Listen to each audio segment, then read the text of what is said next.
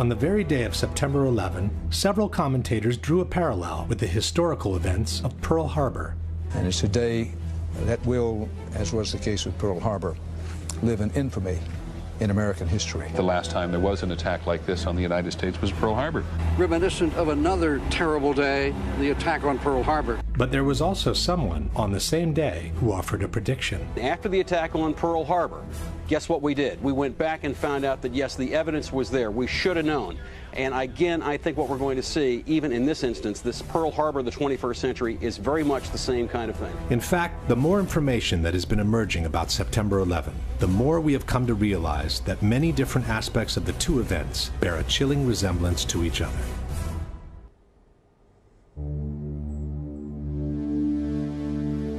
While both events were needed by the U.S. to go to war, in both cases, the ultimate goal was not the one initially stated.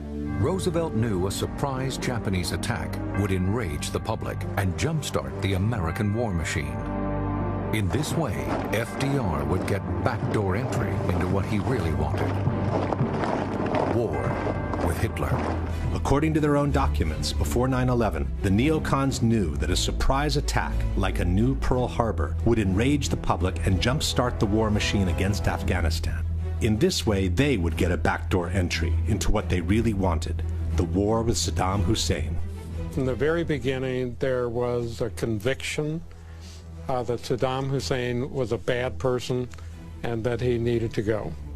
He says that going after Saddam Hussein was topic A 10 days after the inauguration, 8 months before September 11th. Before and during the war, the propaganda machine made a relentless effort to create a direct connection between Hitler and Japan. One poll taken immediately after Pearl Harbor showed that more than 60% of Americans believed that Germany was behind the attack. The Bush-Cheney propaganda machine made an even harder effort to create a direct association between Iraq and Osama bin Laden. By the end of 2003, nearly 70% of Americans believed that Saddam was implicated in the September 11 attacks. Top levels of the Roosevelt administration knew in advance that Pearl Harbor was going to be attacked. General Marshall and Admiral Stark, and indeed FDR, indeed knew that Pearl Harbor was being painted for a bombing run by the Japanese. Secretary of State Cordell Hull even knew the exact day of the attack, a week before it took place. Cordell Hull was Secretary of State, and he called me on Saturday morning and he started to relate that Pearl Harbor would be attacked on December the 7th.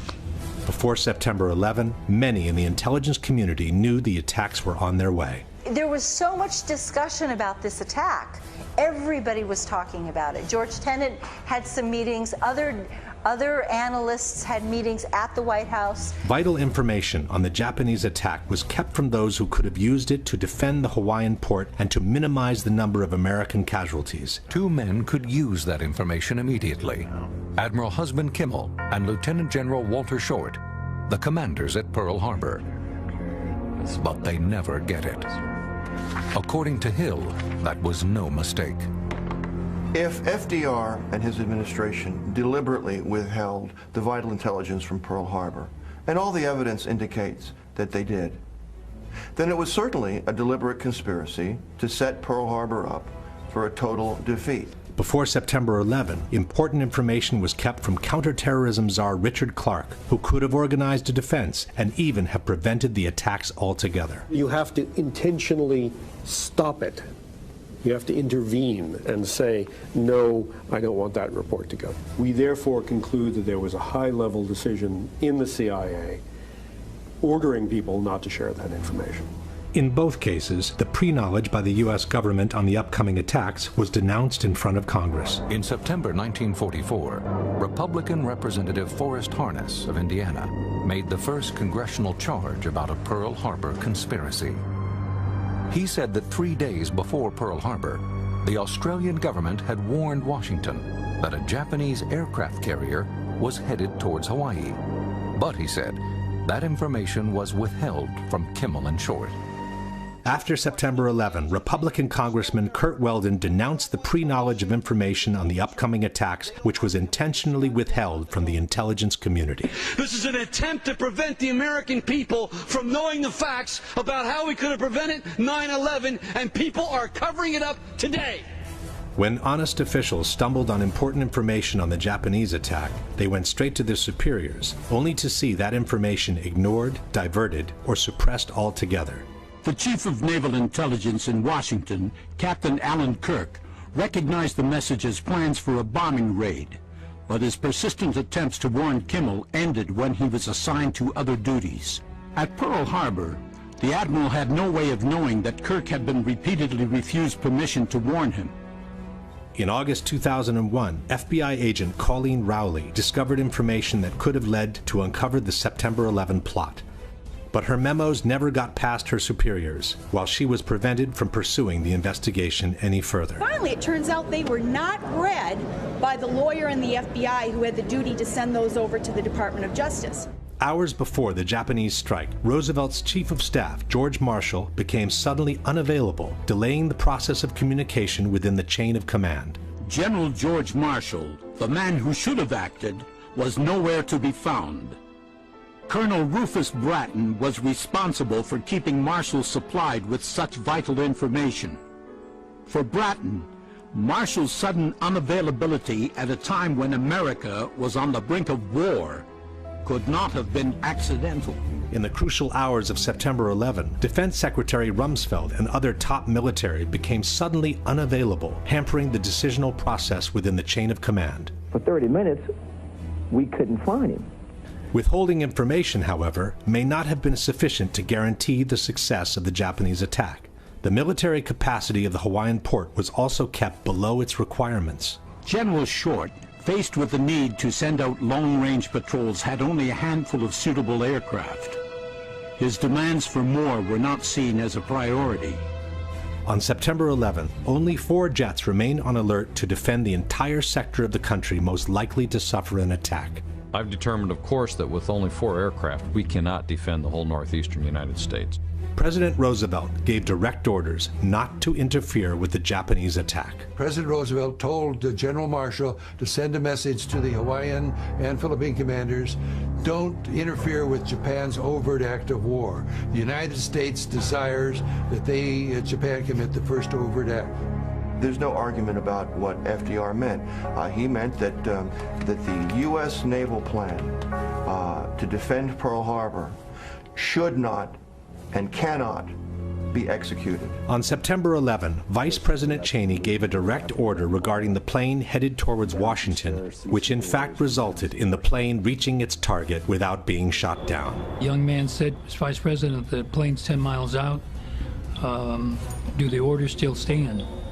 And the Vice President sort of whipped his head around and said, of course they do. It was thanks to the indignation for the 3,000 sailors killed at Pearl Harbor that President Roosevelt could finally enter a war the U.S. had been preparing for months in advance.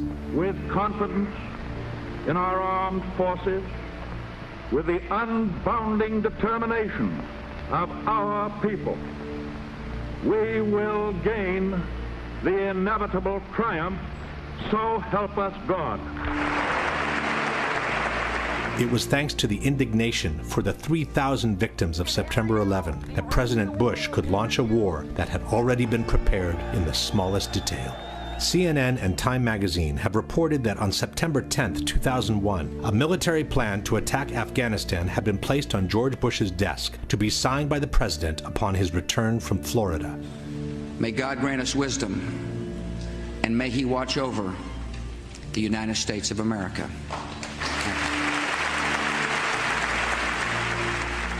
Then came the official commissions, which in both cases were tasked to find out whether there had been a conspiracy by the same authorities that were suspected of having participated in the conspiracy. Just 3 months after VJ Day, Senator Alben Barkley of Kentucky convenes the Joint Congressional Committee on the investigation of the Pearl Harbor attack. The committee lays much of the blame on the commanders at Pearl Harbor and largely exonerates FDR and his top advisors. But its conclusions draw charges of cover-up and cronyism. gross negligence becomes high treason when the motive is discovered or understood. In July 2004, the Commission published its final report. 2.5 million pages of documents. We've interviewed over 1,200 individuals, including experts and officials past and present. However, the Commission report failed to meet many of the family's expectations and concluded that 9/11 was merely a failure of imagination. Published in 2004, the 9/11 Commission report has become the central focus of criticism by the 9/11 Truth Movement, a movement comprised of thousands of individuals and associations from all over the world, all connected through the Internet. The Commission's report is accused of having simply rubber-stamped the government's version of the events by ignoring all the evidence against it, while covering up its most conspicuous holes with a long series of omissions, distortions, and even plain falsehoods. Led by researcher David Ray Griffin, an international panel of 20 experts on 9/11 has compiled a list of the strongest evidence against the official version that has emerged to this day. This evidence is available to the public on their website in 4 different languages. Despite all the evidence that has emerged in the last decades, there are many who still reject the idea of a conspiracy at Pearl Harbor and prefer to reassert the much more simplistic explanation called the official version. There was no conspiracy. FDR did not know. Cordell Hull did not know. The American government did not know that the Japanese were going to attack Pearl Harbor on December 7th, 1941. It was what has been called a failure of imagination. Despite all the evidence presented in the last 10 years by the 9/11 Truth Movement, there are many who openly support the official version by the government and dismiss such evidence as irrelevant. These people are known as debunkers, as their stated intent is to debunk the evidence presented by the 9/11 Truth Movement against the official version. The most authoritative debunker in Italy is Paolo Attivissimo, a member of an organization called CICAP, which has openly declared war on the so-called conspiracy theorists. Attivissimo has held numerous conferences on 9/11 in which he has covered all the most important aspects of the debate. The most prominent champion for the official version in France is Jerome Quirant, who also wrote a book called September 11 and the Conspiracy Theories. Quirant also participated in numerous conferences and television debates on 9/11 in his own country. But the flagship for the debunkers worldwide is certainly the American magazine Popular Mechanics. In 2006, they published a book called Debunking 9/11 Myths, in which the authors purport to have refuted all the major claims against the official version by the 9/11 Truth Movement. Jim Miggs is the editor of Popular Mechanics magazine. In 2005, he and a staff of reporters decided to take on the factual and scientific claims made by members of the 9/11 conspiracy movement. The results were first published in a magazine article, then more fully developed in a book titled Debunking 9/11 Myths: Why Conspiracy Theories Can't Stand Up to the Facts. I think what Popular Mechanics did with the 9/11 conspiracy theory was just about one of the best things ever done in the history of skepticism. That is exactly how it should be done. Here's the claim, here's the answer. Here's the claim, here's the answer. By the end, they got nothing to stand on. Boom, end of story. But is it really so?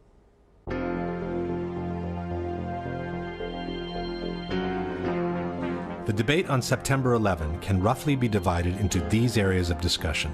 We have the 4 hijackings as the overarching event of the day, and we have the 3 different locations that were hit by the 4 airplanes. One of them hit the Pentagon, another crashed in Shanksville, Pennsylvania. The other 2 hit the Twin Towers in New York. The debate on the hijackings is divided in 3 parts. The first one focuses on the air defense and whether the failure to intercept the hijacked airplanes was accidental or intentional. The second focuses on the hijackers and whether they were actually aboard the airplanes or just the usual patsies. The third part focuses on the aircraft themselves and whether the 4 airplanes used in the attacks were the same ones that took off from the airports that morning or were something that only resembled them from the outside. What initially raised suspicions on the true role of the military on September 11 is the fact that the U.S. air defense, which is arguably the most advanced and sophisticated in the world, was unable to intercept even one of the 4 hijacked airplanes in the course of over 1.5 hours. I remember thinking, where on earth are the interceptors? I'm an old interceptor pilot, and it's absolutely unbelievable that hijacked airliners could fly around for an hour and 40 minutes without being intercepted. As a former Minister of National Defense, why did airplanes fly around for an hour and a half without interceptors being scrambled? Take them, with a quick reaction alert. They should have been in the air in 5 minutes or 10 minutes. If not, as a Minister of National Defense, I would want to say, why not? This astonishing failure to respond was remarked by Senator Mark Dayton in the post-9/11 congressional hearings. But what I find much more shocking and alarming were the repeated and catastrophic failures of the leaders in charge and the other people responsible to do their jobs, to follow established procedures, to follow direct orders from civilian and military commanders.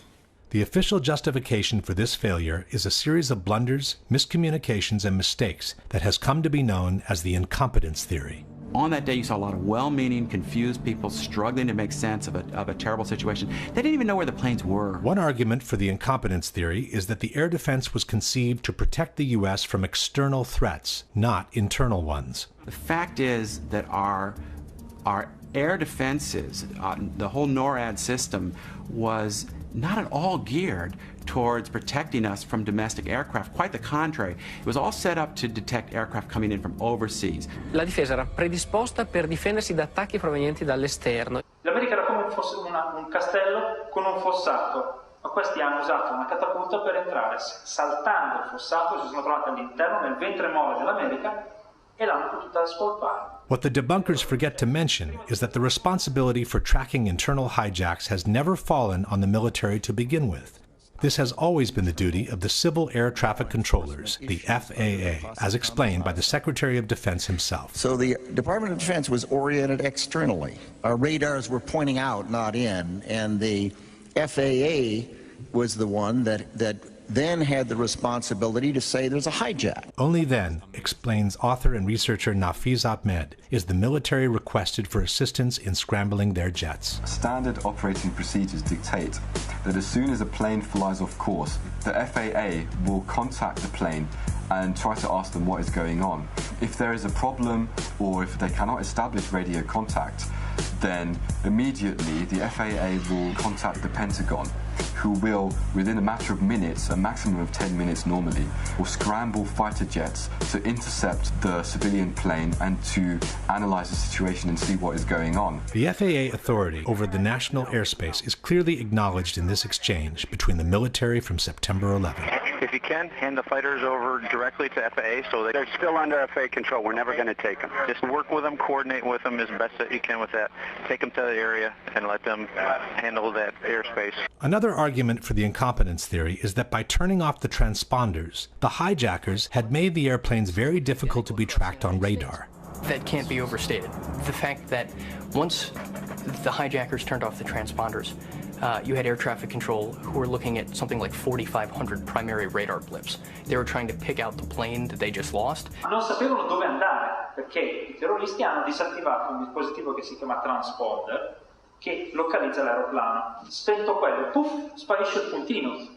E dov'è? Non si sa dove è finito. This is not true. When the transponder is turned off, the controllers lose the information on the altitude, but they can still track the plane as a primary signal. The following example shows how long it took an air traffic controller to find American 11 on his screen after he was told the plane had been hijacked. Good morning, Boston. I got a situation here with American 11. We believe it's a possible hijack. Okay, tell me more. We lost radio communications with him. Then we lost his transponder. And right now the aircraft is just west of Albany going southbound. Okay, I see him. United 175 never turned the transponder off. It just switched codes. United 175 is 50 miles northwest of New York City when its transponder code is suddenly changed. As I look up, I notice that United 175's code has changed. I just turned around and radioed the pilot. My exact words were, United 175, recycle transponder squawk Hijacker Al-Shehhi obviously intended to turn off that transponder, but because he just changed codes and didn't turn it off, he still left the controllers with a very clear indication of the normal return from an aircraft that was squawking, that's what we call it, with the altitude. According to the Secret Service, the plane that hit the Pentagon was tracked for at least 30 minutes before it reached Washington. Nelson Garabito was the Secret Service agent in charge of protecting the White House airspace. First thing I did is I picked up the phone to call my contact, the FAA. He said we have 4 planes outstanding.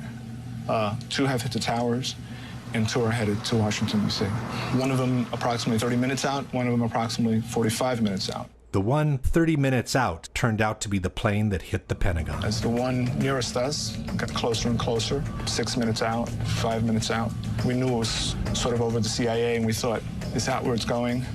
But it kept coming.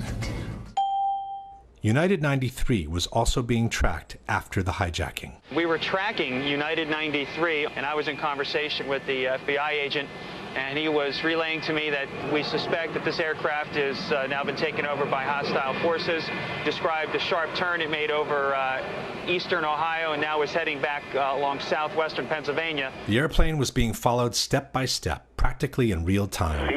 Right now, he is west of Johnstown still, 12 miles. At some point, it even turned the transponder back on, showing not only its position, but also the altitude. It looks like he's still turning. Hey, his transponder just came back on and it was showing 8,000 feet, 200. 8,200 feet? 8,200 feet, and he's on the same code that he was before. Save for some moments of confusion, the 4 airplanes were being tracked by air traffic controllers all along. The real reason for the failure to intercept the 4 aircraft seems to have been the high number of military exercises that were being run by NORAD on September 11 out of their base in Cheyenne Mountain, Colorado. As Webster Tarpley noted in his book 9/11 Synthetic Terror, staff exercises or command exercises are perfect for a rogue network, which is forced to conduct its operations using the same communications and computer systems used by other officers who are not necessarily party to the illegal operation. Interestingly enough, on the evening of September 10th, the security level for the NORAD computer system called Infocon had been dropped to normal, the lowest level. This made it easier for anyone to penetrate or compromise the computer networks of the air defense system. On September 11, between 4 and 10 military exercises had been scheduled, some of them involving false hijacks of commercial airplanes. This unusual number of exercises had 2 major consequences. 1, they moved a large number of fighters out to Canada and Alaska. 2, they created a major confusion in the system as soon as the real hijackings were reported. We have a hijacked aircraft headed towards New York, and we need you guys to, we need someone to scramble some F-16s or something up there to help us out. Is this real world or exercise? No, this is not an exercise, not a test. The process of authorization for scrambles was lengthy and complicated. Hey, I just talked to Otis here, and they said they needed a NIADS authorization. Confusion and pressure kept mounting. I don't know where I'm scrambling these guys to. I need a direction, destination. At times, communications were jammed. If you could do me a favor and have them call us, we cannot call out for some reason. Some in the military quickly realized the simulations were causing a problem. You know, let's get rid of this goddamn sim. Hey, turn the sim switches off. Get rid of that crap. I hope they cancel the exercise because this is ridiculous. But they were not canceled. Even after both towers in New York had been hit, when everyone knew America was under attack, the war games continued. You guys watching the news? Yeah. I wasn't sure. I've been watching it for about 10 minutes. They suspend the exercise now? Not at this time, no. Apparently, someone took advantage of the situation. While the plane headed for the Pentagon was quickly approaching from the west, an unknown source, which was never identified, reported that American 11 was headed towards the Capitol even though the plane had already crashed into the North Tower. I just had a report that American 11 is still in the air and it's heading towards Washington. American 11 is still in the air? This attracted all the attention towards the so-called Phantom plane. He's still airborne, he's still a hijack out there, but we can't get a position on him. The jets from Langley were prepared to intercept it. I don't know if they might want to alert some aircraft down there, though, too. We have Langley on battle stations right now. Okay. Then they were scrambled straight for Washington. Foxy, scramble Langley, head them towards the Washington area. Roger that. But a different command post, called Giant Killer, sent the fighters out to the ocean. Say again where you want him? We want him in the Whiskey 38 86 area. This didn't sit well with the operations center. Freaking giant killer and their wisdom sent them out over the water when we scrambled them to Washington. By the time the plane headed for the Pentagon was circling the Capitol, it was too late for the Langley jets to intercept it. Even after the Pentagon was hit, the war games were not suspended. And again, while United 93 was being hijacked, another false alarm attracted the attention in the opposite direction. Did you get the word? I got a Delta 89er southeast of Toledo. Delta 89, that's a hijack. They think it's possible hijack. Fuck. South of Cleveland, we have a code on it now. Good. Pick it up. Find it. Fuck, another one. Major Nazipany turned to Toledo Air Force Base. I'm sorry to be so brief and quick on this, but there's another possible hijack about 50 miles east of Toledo, and you guys are the closest, and we need somebody airborne. But instead of getting help, his authority was questioned. What authority is this coming from? What authority is this coming from? The DO is the best I can tell you. Nazipany vented his frustration to his superior, Colonel Marr. He's going to tell his commander, the commander's going to call you, because he doesn't believe the authority. Then they tried Duluth Air Force Base. What about Duluth? Okay, Duluth, you got no fighters. Nazipany went all the way to the Western Quadrant looking for help. This is Major Cheney. Who is this? Hey, Kenny, this is Nasty. How you doing? Hey, doing all right. Hey, we're not doing so good right now. What I'd like to do, possibly steal some aircraft out of Fargo from you guys. But here, too, there were no planes ready for scramble. You're going to get 2 aircraft up in about 15 minutes. They tried Syracuse, but 20 minutes was the best they could do. Syracuse 2 airborne in 20 minutes. They tried Alpena, but the planes were just returning from their training. The Alpena thing isn't what we thought. There's 4 guys coming home from the range right now. They started looking for planes that were already up in the air for exercises. So, anybody in training, send them home. These moving missions of Falcon, send them home. But those planes were spent at that point. They got no weapons. They just go around and straight around up to the range. They blew all their load. By the time refueled and armed jets were finally scrambled, the Delta flight turned out to be another false alarm. He was a hijacked aircraft. He is not a hijacked aircraft.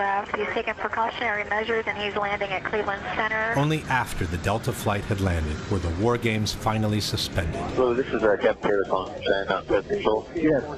What we need you to do right now is to terminate all exercise inputs coming into Cheyenne Mountain. By then, also the 4th hijacked airplane had been turned into a pile of smoking rubble.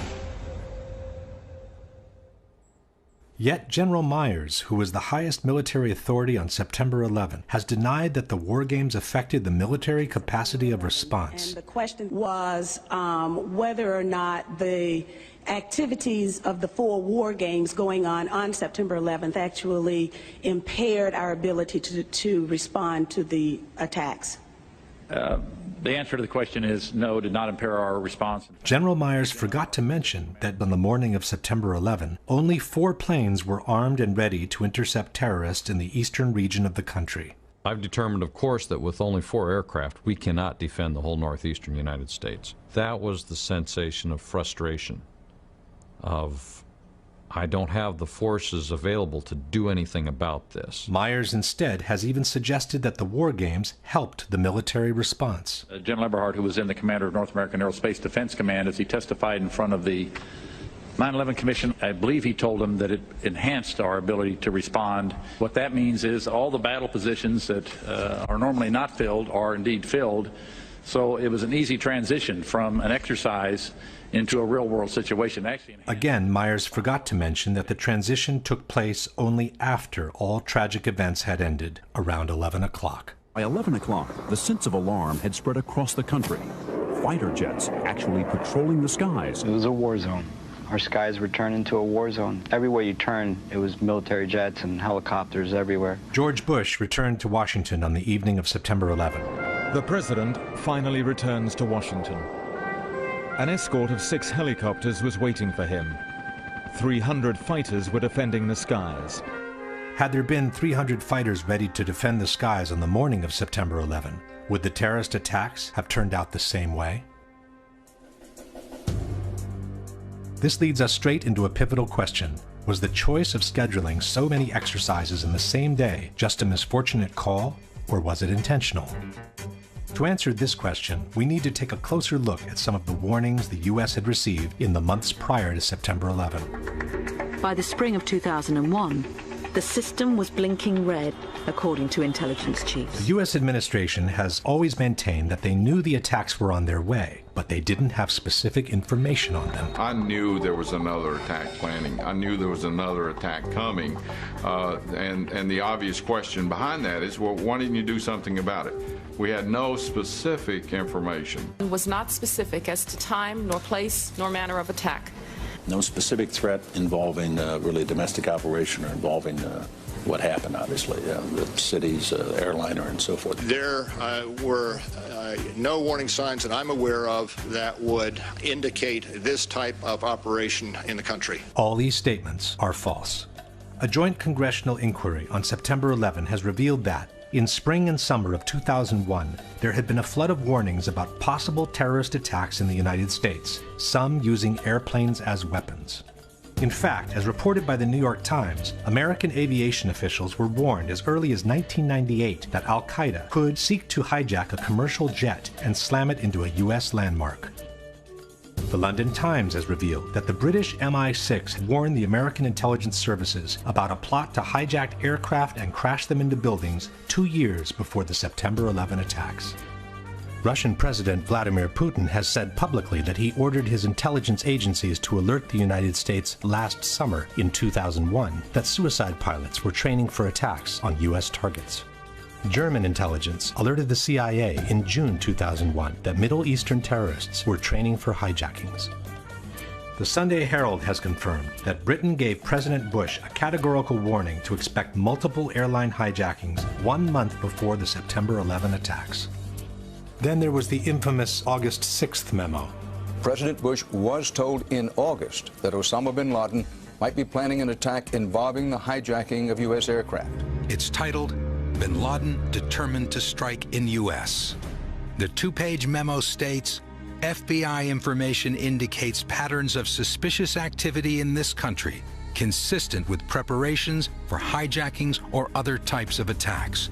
Maybe it's no coincidence that the FBI advised their own boss to stop flying commercial airliners as early as 6 weeks before 9/11. Why is the Attorney General of the United States doing all his air travel by specially chartered jet?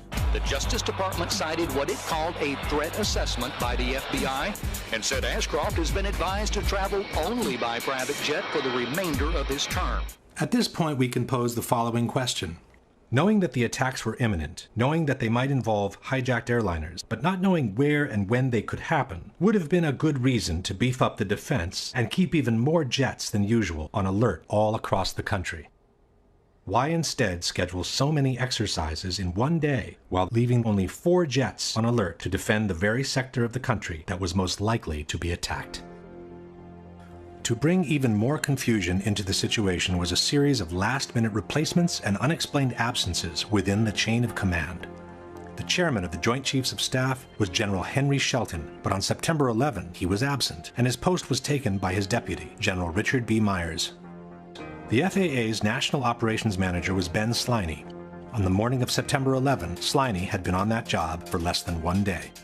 The protocols required for Mr. Sliney to speak directly with the hijack coordinator, Lieutenant General Mike Canavan. But Canavan on that day was in Puerto Rico, and apparently he had forgotten to designate a replacement. In regards to the ensuing confusion, Mr. Sliney has stated, "That's incredible. There is only one person. There must be someone designated or someone who will assume the responsibility of issuing an order." At the head of the National Command Center was General Montague Winfield. But on the evening of September 10th, Winfield instructed Captain Charles Leidig to take his place on the following morning. Leidig had been just recently certified for that post and was also on his first day on the job. At the operation command of NEADS was Colonel Marr. When Marr called his superior, General Arnold, to get authorization to scramble the jets from Otis, he was told that Arnold was in a meeting where he could not be reached by telephone. Marr had to physically send a messenger looking for him. Precious minutes were lost as Marr waited for Arnold to return his call, and when the fighters were finally scrambled, it was too late for them to intercept American 11. The top commander in charge of NORAD was General Ralph Eberhard, who was stationed at Peterson Air Force Base in Colorado. Eberhard told the 9/11 Commission that he was made aware of the first hijacking practically at the same time American 11 slammed into the North Tower. He then went to his office and saw the CNN broadcast of the World Trade Center explosion. After the second impact, writes the commission, it was obvious to Eberhard that there was an ongoing and coordinated terrorist attack. At that point, Eberhard called General Myers to update him on the situation. But even though both generals knew the country was being attacked by hijacked airplanes, neither of them suggested suspending the war games and recalling all the fighters available as soon as possible. Furthermore, instead of getting on the phone and taking control of the situation in the most crucial moment of the day, General Eberhard chose to get in his car and drive from the Peterson base to Cheyenne Mountain. The 30-minute drive put him completely out of the loop, since Eberhard couldn't receive telephone calls, wrote the Denver Post, as senior officials weighed how to respond. General Eberhard was also the person responsible for lowering the security level of the defense computer system on the evening of September 10th. And then there was Donald Rumsfeld. As stated by the 9/11 Commission, procedures called for the hijack coordinator on duty to contact the National Military Command Center and to ask for a military escort aircraft to follow the flight. The NMCC would then seek approval from the Office of the Secretary of Defense to provide military assistance. If approval was given, the order would be transmitted down NORAD's chain of command. But this kind of procedure becomes difficult to follow when the hijack coordinator is in Puerto Rico. No one knows who the replacement is. The military command is in the hands of a total rookie, and the Secretary of Defense is nowhere to be found. Donald Rumsfeld told CNN that he was informed of the Trade Center being hit some 15 minutes before the Pentagon was hit. This places the episode around 9:22 in the morning. And after the Pentagon was hit, rather than go to the command center and take charge of the situation, the Secretary of Defense chose to lend a helping hand on the Pentagon's lawn. It's almost as if Rumsfeld didn't feel the need to be informed about what was happening to his country under attack. The Secretary of Defense is outside the burning building, while inside the Pentagon. For 30 minutes, we couldn't find him. And just as we began to worry, he walked into the door of the National Military Command Center. By the time Rumsfeld walked into that door, all major events had ended. In fact, Rumsfeld told the 9/11 Commission that he was just gaining situational awareness when he spoke with the Vice President at 10:39. That's more than 1.5 hours after the whole world knew that America was under attack. Why would so many rookies be placed in key positions? And why would so many top officials be either absent or unavailable on a day when so many exercises were scheduled is a question that remains to be answered. Question. After having realized that the country was being attacked by hijacked airplanes at 9:03, why didn't Eberhard immediately suspend all the war games and recall all the available jets to their bases? Why didn't Myers order him to do so after having been briefed by Eberhard on the ongoing attack? And why hasn't the 9/11 Commission ever asked either general these most fundamental questions? The final argument against the incompetence theory is offered by researcher Nafiz Ahmed. If we try to explain it by using the incompetence theory, it doesn't make sense. For example, if it was incompetence, we would expect that there would have been a normal inquiry into what went wrong. We would have expected that there would be some kind of reprimands, that certain officials would be downgraded, or they would lose their jobs, or something would have happened to correct the situation. But we find that there has been no such reprimands at all. Not only that didn't happen, but the opposite took place. After 9/11, most of the high-ranking people involved in this catastrophic failure were either confirmed to their posts or promoted to higher levels. Condoleezza Rice, who had misrepresented the information the government had on the attacks in a sworn testimony, kept her post as National Security Advisor and went on to become Secretary of State in the following Bush administration. General Eberhard, the NORAD commander who didn't think of recalling the war games as soon as he knew his country was under attack, was chosen to lead the newly created U.S. Northern Command, which the Department of Defense has termed the nation's premier military homeland defense organization. Donald Rumsfeld, who acted more like an estranged passerby than the Secretary of Defense, kept his post at the Pentagon and began enjoying the largest increase in military spending after the Vietnam War. Richard B. Myers, despite the total breakdown under his leadership, was promoted to chairman of the Joint Chiefs of Staff, the highest military post in the country. On September 13, confirmation hearings were held for General Myers as if nothing ever happened, while people were still being pulled alive from the rubble at Ground Zero. While at the Pentagon, the military appeared completely aloof from the events unfolding. At the White House, the coordination activities seemed to be concentrating under the firm authority of Vice President Cheney. In fact, the so-called NORAD tapes have revealed that the White House had ground-to-air missiles of their own. Hello there, Washington approach. Make sure that the center does not have anything above our airspace also. The Secret Service is going to start shooting at anything in the air. I just got a call from Washington. They said that if there's anything above their airspace, the Secret Service is going to free fire. This exchange, which took place around 10 a.m., sheds a whole new light on one of the most controversial issues of 9/11. The sworn testimony by Secretary of Transportation Norman Mineta to the 9/11 Commission on May 2003. Mineta was being questioned about the events that took place in the PIOC, the underground bunker in the White House, from where Dick Cheney took charge of the situation after convincing President Bush to stay away from Washington for safety reasons. To fully understand the implications of this case, two things must be kept in mind. One is that according to the official version, Flight 77 crashed into the Pentagon at 9:37, while Flight United 93 crashed in Pennsylvania at 10:03. It's on this 26-minute window that hinges the whole credibility of the Vice President on his true role in the September 11 attacks. The second thing to keep in mind is that the order to shoot down civilian airliners came from the President through the Vice President only after the Pentagon had been hit. When the third plane hit the Pentagon, the magnitude of the attacks grew dramatically.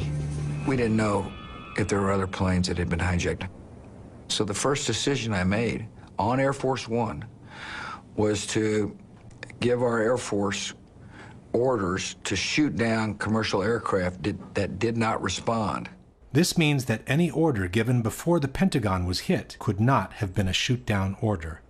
However, as Chairman Hamilton was inquiring about the shoot-down order, something unexpected emerged from Mineta on the plane that hit the Pentagon. And we had that order given, I think it was by the President, that authorized the shooting down of commercial aircraft that were suspected to be controlled by terrorists. Were you there when that order was given? No, I was not. I was made aware of it during the time that the airplane coming in to the Pentagon. There was a young man who would come in and say to the Vice President, the plane is 50 miles out. The plane is 30 miles out. And when it got down to the plane is 10 miles out, the young man also said to the Vice President, do the orders still stand? And the Vice President turned and whipped his neck around and said, of course the orders still stand. Have you heard anything to the contrary? Well, at the time I didn't know what all that meant. And the flight you're referring to is the flight that came into the Pentagon. Yeah. Mineta's deposition posed a major problem. Since the shoot-down order was given only after the Pentagon was hit, Cheney's order sounded very much like one not to shoot down the plane. Hamilton immediately suggested that what Mineta had witnessed was also a shoot-down order. Let me see if I understand. The plane that was headed toward the Pentagon and was some miles away, there was an order to shoot that plane down. Well, I don't know that specifically. Commissioner Romer picked up where Hamilton left off. You said, if I understood you correctly, that you were not in the room when the decision was made to what you inferred was a decision made to attempt to shoot down Flight 77 before it crashed into the Pentagon. Is that correct? I didn't know about the shooting, the order to shoot down. Commissioner Romer then tried to suggest a different solution. Was there another line of communication between the Vice President and you said you saw Mr. Richard Clark on your way in? Was Clark running an operations center as well on that day? Dick was in the Situation Room. So there was a Situation Room making decisions about what was going to happen on shoot-downs as well as the PIOC? I don't believe they were making any decisions. I think they were more information gathering from various agencies. Could it have been in the Situation Room where somebody in the Situation Room recommended to shoot down and the Vice President agreed to that? Commissioner Romer, I would assume that a decision of that nature would have had to be made at a much higher level than the people who were in the Situation Room. Unable to resolve the discrepancy, the 9/11 Commission took a series of dramatic steps. Firstly, they simply excluded Minetta's testimony from the final report. In the 560 pages of the report, Norman Mineta is mentioned only once, in an unrelated circumstance. His presence in the PEOC is never even acknowledged, and the video segment you have just seen has been removed from the Commission's official website, and it's no longer available. Secondly, the 9/11 Commission moved Dick Cheney's arrival in the PEOC to after the Pentagon had been hit. From the final report we read, the Vice President entered the underground tunnel leading to the shelter at 9:37, which is the same time the Pentagon was hit. The Commission stated that Dick Cheney remained in the tunnel for more than 20 minutes trying to complete a call to the President, and that he only entered the PEOC at 9:58. Why would the Vice President spend more than 20 minutes in a tunnel trying to make a phone call when the PEOC is fully equipped with all kinds of telephones has never been explained. As a third step, the Commission moved the exchange with the young man to after 10 o'clock and rewrote it in order to reconcile it with the official version. From the final report we read, at some time between 10:10 and 10:15, a military aide told the Vice President and others that the aircraft was 80 miles out. Vice President Cheney was asked for authority to engage the aircraft.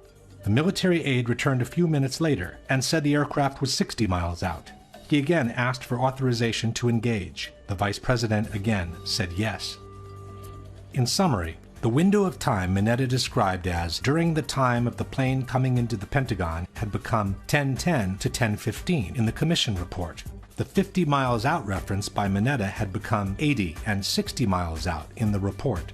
The 30 miles out and 10 miles out mentions by Mineta were removed, and the unspecified order by Dick Cheney to the young man had become a straightforward shoot-down order. And now that the episode had been moved to after 10 o'clock, the Commission could maintain that the exchange Mineta had witnessed was referring to Flight 93 when the shoot-down order was already in place, and not to the flight that hit the Pentagon.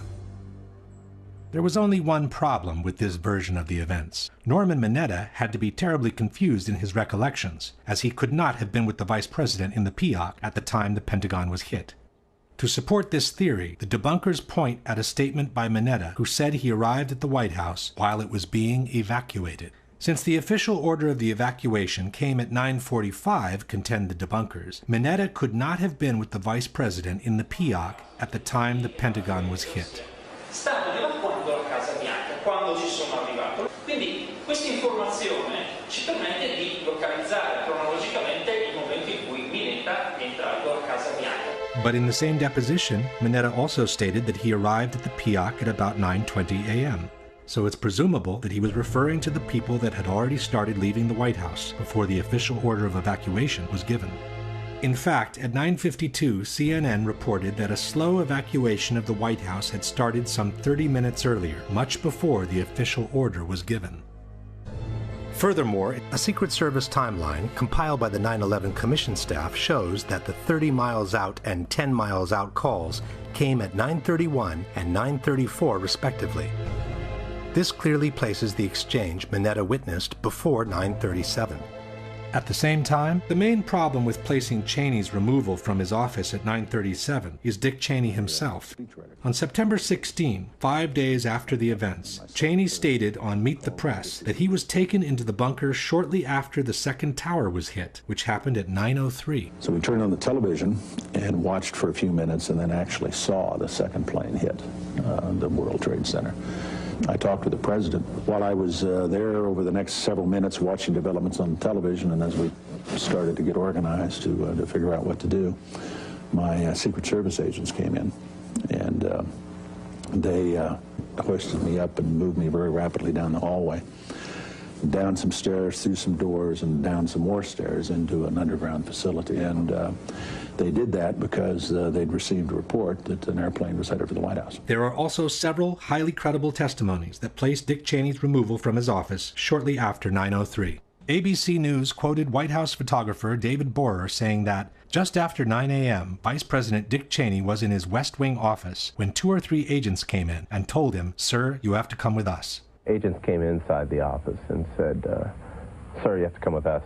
The New York Times reported the same story. At 9:03 a.m., as Vice President Cheney was staring at the TV screen, the second hijacked airliner exploded against the Twin Towers. At that moment, the Secret Service grabbed him and hurried him down to Peoc. Richard Clarke, in his book Against All Enemies, wrote that soon after the second tower was hit, Cheney began to gather up his papers. As I left, I counted 8 Secret Service agents ready to move to the Peoc. President Bush's secretary, Ashley Estes, stated, "As the second plane hit, it didn't really click exactly what happened.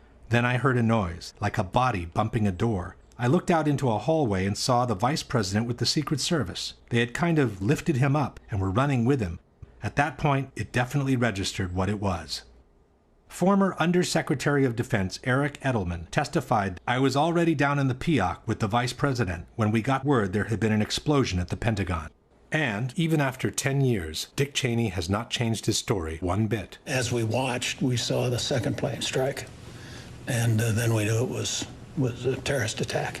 Then my Secret Service agent, lead agent, came bursting through the door of my office and said, "Sir, we have to leave now." While all these testimonies clearly placed Dick Cheney in the Peoc by the time the Pentagon was hit, the 9/11 Commission has admitted that the 9:37 entry time by Dick Cheney in the tunnel was based on alarm data which is no longer retrievable.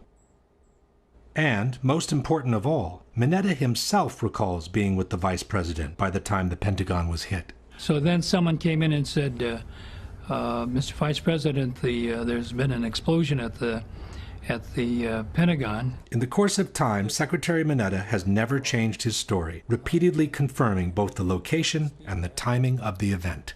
And then all of a sudden, as I was talking to him, he said, I lost the bogey, lost the target. I said, well, where is it? He said, well, somewhere between Roslyn and National Airport. And about that time, someone broke into the conversation. Said, Mr. Secretary, we just had a confirmation from a Arlington County police officer saying that he saw an American Airlines plane go into the Pentagon. That the exchange Mineta witnessed was referring to the plane that hit the Pentagon should be beyond doubt at this point. But we still don't know what was the order given by Dick Cheney to the young military, whose name turned out to be Douglas Cochran.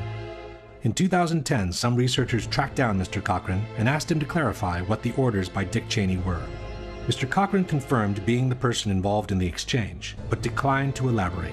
He simply stated that everything that happened on that day has been well documented. The 9/11 Commission report is the authoritative narrative on the events of 9/11. I have nothing to add. In fact, it turns out that in 2004, the 9/11 Commission did interview Douglas Cochran, military aide to the Vice President, on the inbound aircraft and on the shoot-down language used. But his interview has been withdrawn from public access, and to this day, it remains classified. While we wait for that document to be declassified, we can piece together the information we already have. 1. The sky over Washington is Class Bravo, restricted airspace. It's called Prohibited Area 56. In order to enter it, an airplane must have clearance from air traffic controllers, active two-way radio communications, and its transponder must be on. Otherwise, it's to be considered hostile and it could be shot down. 2.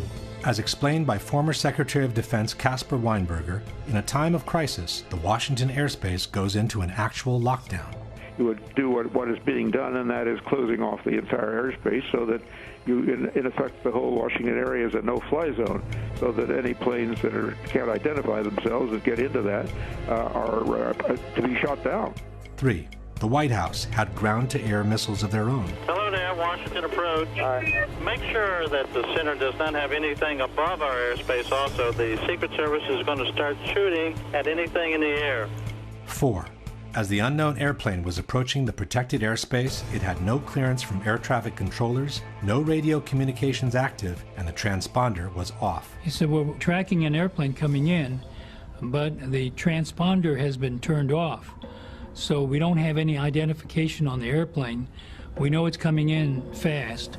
A representation of the FAA radar scope based on information obtained by 2020 shows the plane headed straight for what is known as P-56, Prohibited Airspace 56, which covers the White House and the Capitol, at a speed of about 500 miles an hour, with no radio contact whatsoever.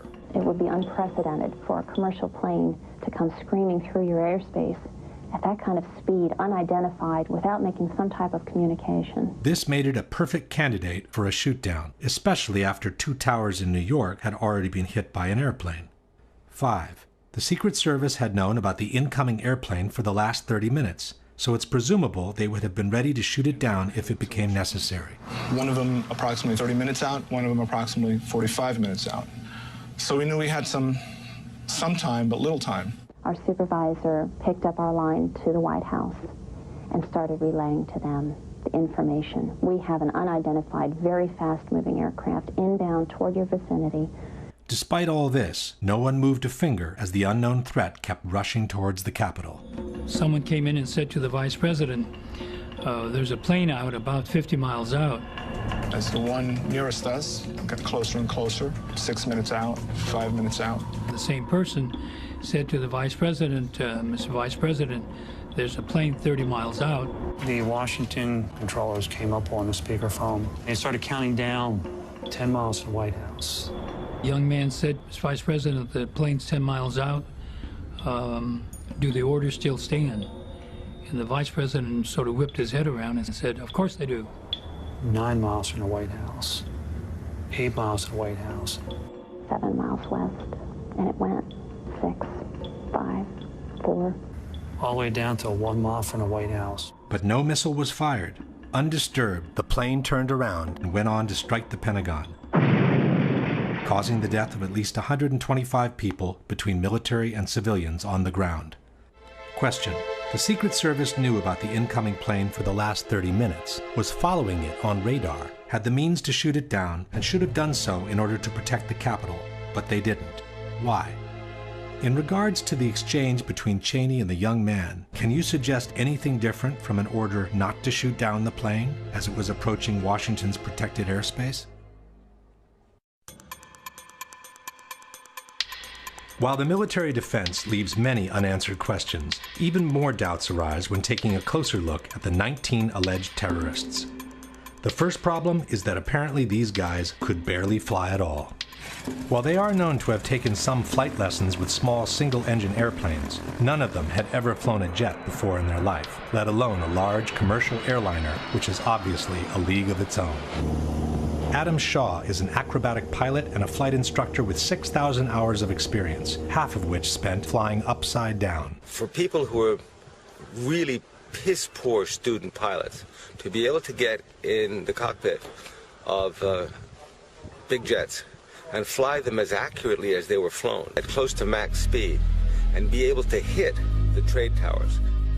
The idea that someone could make the transition from a small single-engine plane traveling at 100 miles an hour to a commercial airliner traveling at 500 miles an hour without a long, exhaustive training is very hard to believe. People don't realize that to hand fly an airliner at those speeds is extremely difficult, and particularly if you're a novice, because a novice that's learned in little airplanes, they over-control everything. To justify this apparently impossible transition, the debunkers maintain that the terrorist had spent some time in flight simulators, and that the equipment they encountered in the Boeing cockpits on September 11 was similar to the simulators they had trained on. But this is false. For example, the only simulator Hani Hanjour is known to have ever trained in is the Boeing 737, an airplane designed in the 70s, with a totally different cockpit from the 757 he is alleged to have hijacked on September 11. If anything, his training would have confused him, not helped him in any way. Another argument by the debunkers is that all the hijackers really had to do once in the cockpits was to set the automatic pilot in order to reach their targets. Perché è una banalità sconcertante, me lo sono fatto spiegare, è come fare un SMS sul telefonino. E l'aereo va automaticamente a raggiungere la destinazione richiesta. Quindi io faccio, non so, JFK e lui mi porta all'aeroporto Kennedy. Appena io sono in vista dell'aeroporto Kennedy, prendo in mano i comandi e mi schianto contro le torri. But this is hardly what happened on September 11. Dave Bottiglia is the air traffic controller who followed the hijacking of United 175. Now, as I'm watching, United 175 makes a hard left-hand turn and starts climbing. Not only did he make a sharp turn, but he also climbed 3,000 feet in a matter of approximately 1 minute, which is a very fast rate of climb. This is something that we have never seen before. After the sudden ascent, the plane started a breathtaking descent toward the ground. We were counting down the altitudes, and they were descending right at the end at 10,000 feet per minute. That is absolutely unheard of for a commercial jet. This is certainly not the way the automatic pilot would have taken you to Kennedy Airport. It is unbelievable for the passengers in the back to withstand that type of force as they're descending. They're actually nosing the airplane down and doing it what I would call a power dive. At 9:01 a.m., United 175 is hurtling at more than 400 miles per hour toward the Statue of Liberty and New York Harbor. One of the controllers started counting out the altitudes, and he says, my God, he's going down at 8,000 feet a minute. Now it's 10,000 feet a minute. And he counted off 8, 6, 4, and he says, my God, he's in the ground on the next hit. But he was not. According to the official version, Marwan Al-Sheikhi, a 23-year-old who has never flown a jet before in his life, levels the course, visually identifies the target, and performs a spectacular banking maneuver that brings the 767 to hit the South Tower under the world's astonished eyes.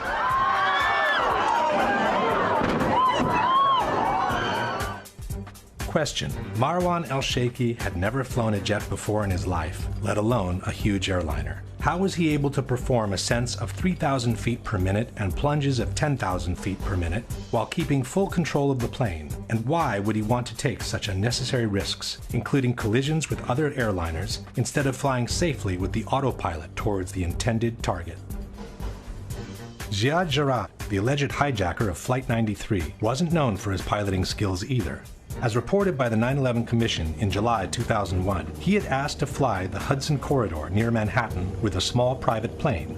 But because Hortman Flight School deemed Jarrah unfit to fly solo, he could fly this route only accompanied by an instructor. Yet we are asked to believe that only 2 months later, the same person was able to fully control a 100-ton airliner and perform some extreme descending maneuvers observed by Cleveland's air traffic controllers. I see this plane climbed up from his assigned altitude to 35,000 feet to 41,000 feet, turned around and aimed right back at where we were, and descended rapidly. And when a plane descends too fast, the computer can't keep up with it. Ziad Jarrah had never flown a jet before in his life, let alone a large airliner, and even his experience with small airplanes was rather poor. How could he perform a descent so fast that the computer can't keep up with it while maintaining full control of the plane, and why would he need to take such an unnecessary risk, including collisions with other airplanes, instead of safely flying with the autopilot towards the intended target?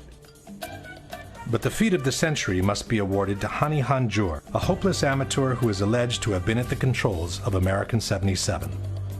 As he finally reached Washington and had the Pentagon in sight, Hani Hanjour did not make the easy choice and just plunge the plane onto the roofs of the building. He instead disconnected the autopilot and performed a hand-flown, high-speed descending maneuver of 330 degrees that brought him to lose sight of the target again while forcing him to a much more difficult approach close to the ground.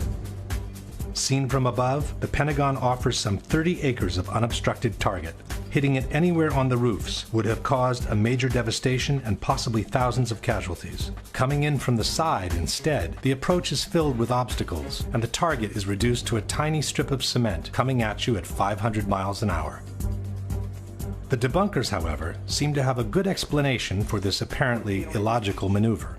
Normalmente l'aereo dovrebbe scendere in picchiata.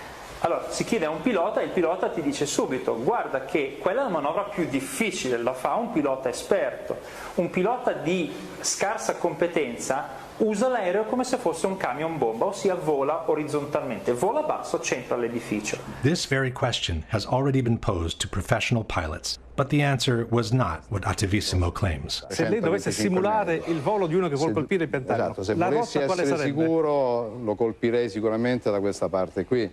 Cioè, per essere sicuro arriverebbe dall'alto così? Arrivando qui perché o si colpiscono questi edifici, diciamo i primi che vengono, oppure si colpiscono gli edifici che sono subito dopo e quindi si crea comunque un elevato danno. Flying a jet near the ground instead does require some major skills, even for the most seasoned pilot. Lei, che ha tante ore di esperienza di volo, riuscirebbe a portare questo aereo negli ultimi 500 metri, da qui a 850 km all'ora? E dovrei metterci veramente tanto impegno. La prima difficoltà sarebbe quella di volare attaccato a terra. Lo so per esperienza diretta, avendo fatto volo militare a bassa quota. Perché il terreno corre via. Certo, corre a una velocità incredibile. Quindi credo che chi ha fatto questa attività possa capire cosa vuol dire stare a 10 metri da terra, 5 metri da terra con un aeroplano che pesa 110-120 tonnellate lanciato a 900 km all'ora. Basta toccare la close e schizza via. Come si fa a pilotare un aereo a 530 miglia all'ora a rasoterra? È possibile? Come diceva il collega, è estremamente difficile, è complesso, anche perché un piccolissimo intervento sul piano verticale fa salire o scendere l'aeroplano, per cui anche un pilota abbastanza allenato avrebbe delle grosse difficoltà. The debunkers insist that the maneuver would have been doable even by an amateur like Hani Hanjour. La manovra è tutt'altro che acrobatica, è una virata molto ampia. Il y a des journalistes aux Pays-Bas qui ont dit on va voir, on va faire le test. To prove their point, the debunkers refer to a documentary by Dutch television in which the Pentagon attack is replicated in a flight simulator.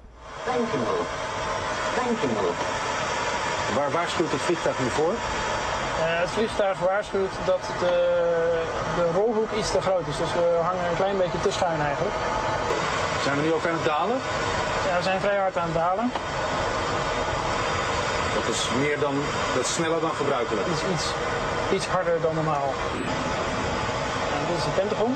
Even hem vol gas. Nu gaan we crashen. En dan moet hij hier, of weer aan deze vleugel moet hij erin gecrashed. But this simulation doesn't seem very accurate. First of all, the approach is made from a much higher angle, while the real plane came in so low that it clipped some of the light poles as it was flying at ground level. Secondly, the documentary doesn't offer precise indications on the speeds used during the simulation. In a more accurate simulation, done with a pilot with an experience similar to Hani Hanjour, the results were quite different. Okay, you're 311 knots. You want to go all the way around? Yeah, because I want to get back towards the city here. You can feel it right now. You feel the G-forces? Yeah. Oh, yeah.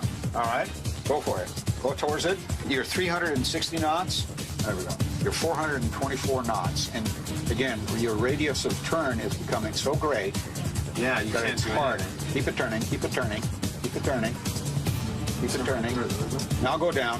Dive for it. Yeah. There's 500 knots. Keep it going. It's very touchy. I can understand. Now you're going on your back.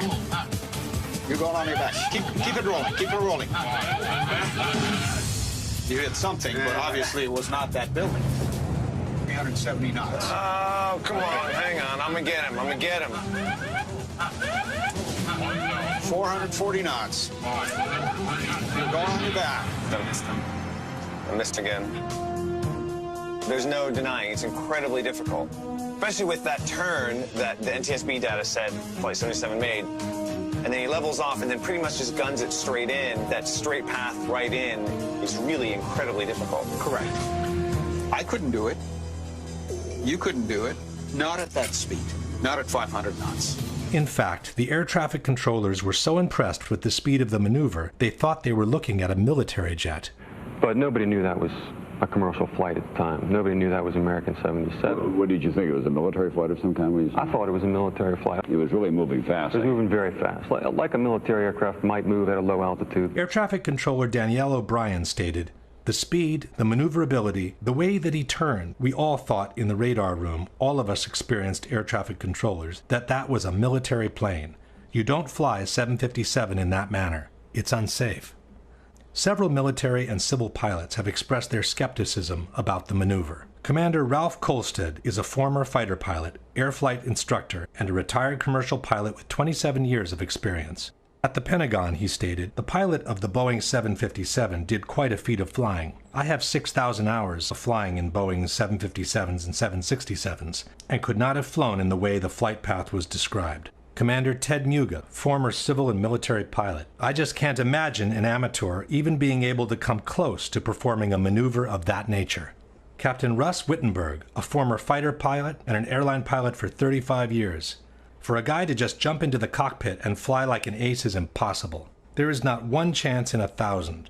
To expect the alleged airplane to run these maneuvers with a total amateur at the controls is simply ludicrous. To be able to fly that curving, descending, high airspeed trajectory into a very low building, you have to be Chuck Yeager to fly that trajectory.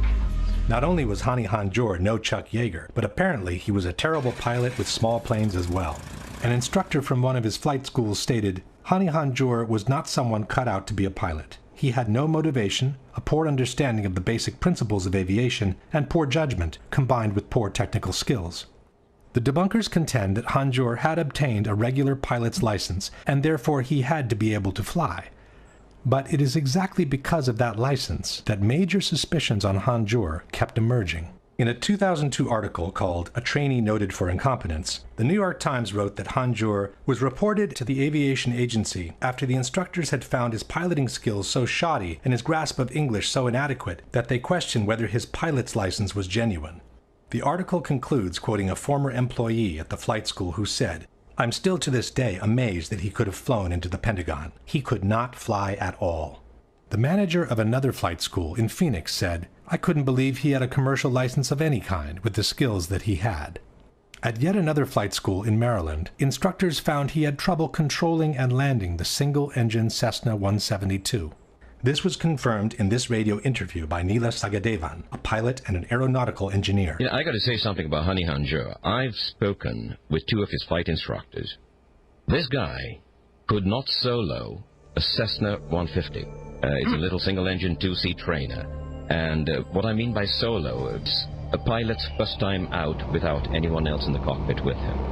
It's the most simple, most fundamental flying exercise one can engage in. You're seated inside the aircraft, you hit the power, you take off, make a couple of 90-degree turns, maximum altitude of around 900 to 1,000 feet, come back and land. You're saying this alleged hijacker, Hani Hanjour, could not solo a 150? He could not solo. In fact, one of his flight instructors, and I quote him, he said, the man could not fly at all.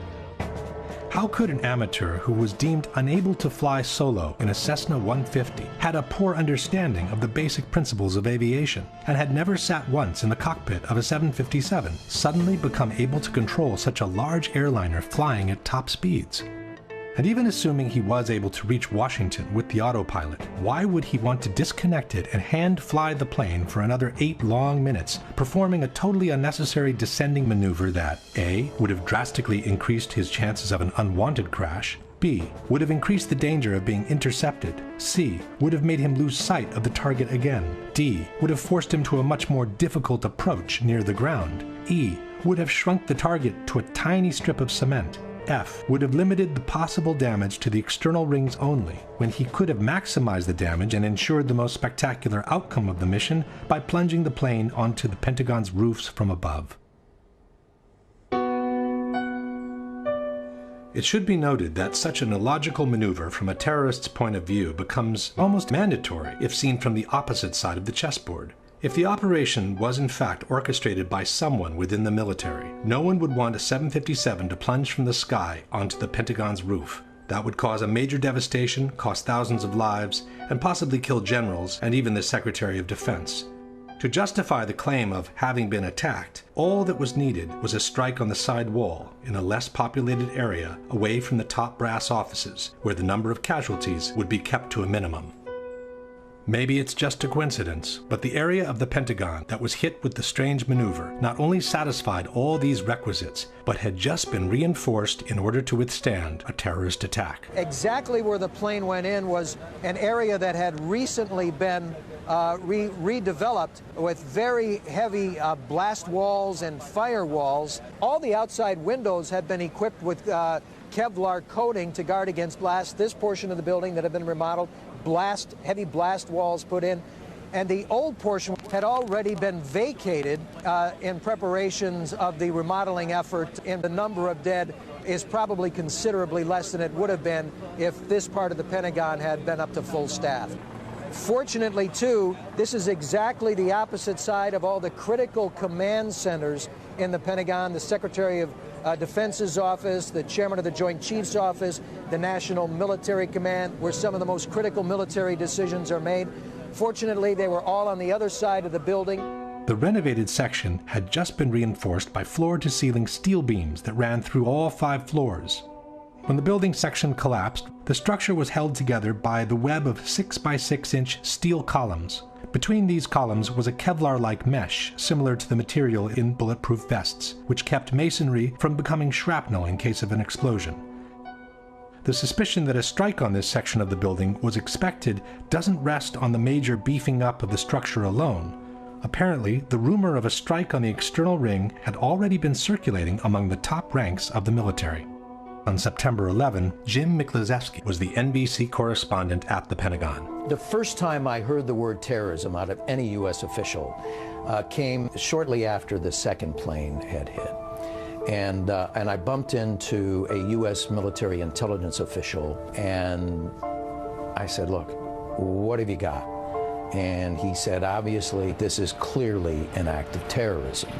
And then he got very close to me and almost silent for a few seconds, and he leaned in and he said, this attack was so well coordinated that if I were you, I would stay off the E-ring where our NBC office was, the outer ring of the Pentagon, the rest of the day, because we're next.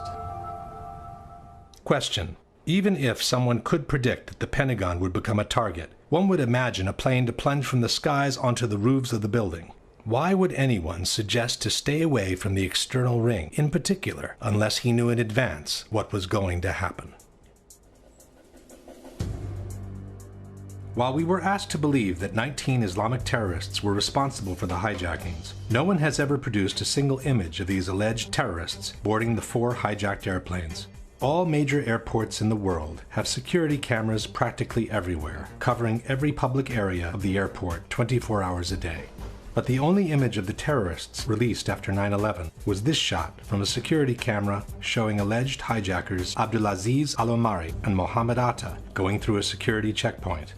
The 2 men, however, are not boarding Flight American 11 from Boston to Los Angeles, but a previous connecting flight from Portland, Maine to Boston in the early hours of September 11. Only in 2005 were some images of the terrorists in one of the 3 airports released. They showed the group that allegedly hijacked Flight 77 passing through security checks at Washington Dulles. But the timestamp, which is always embedded in security camera recordings, was either cropped out or absent altogether. This means that the video could have been shot at any time prior to 9/11, possibly during a dry run the terrorists did along the same routes.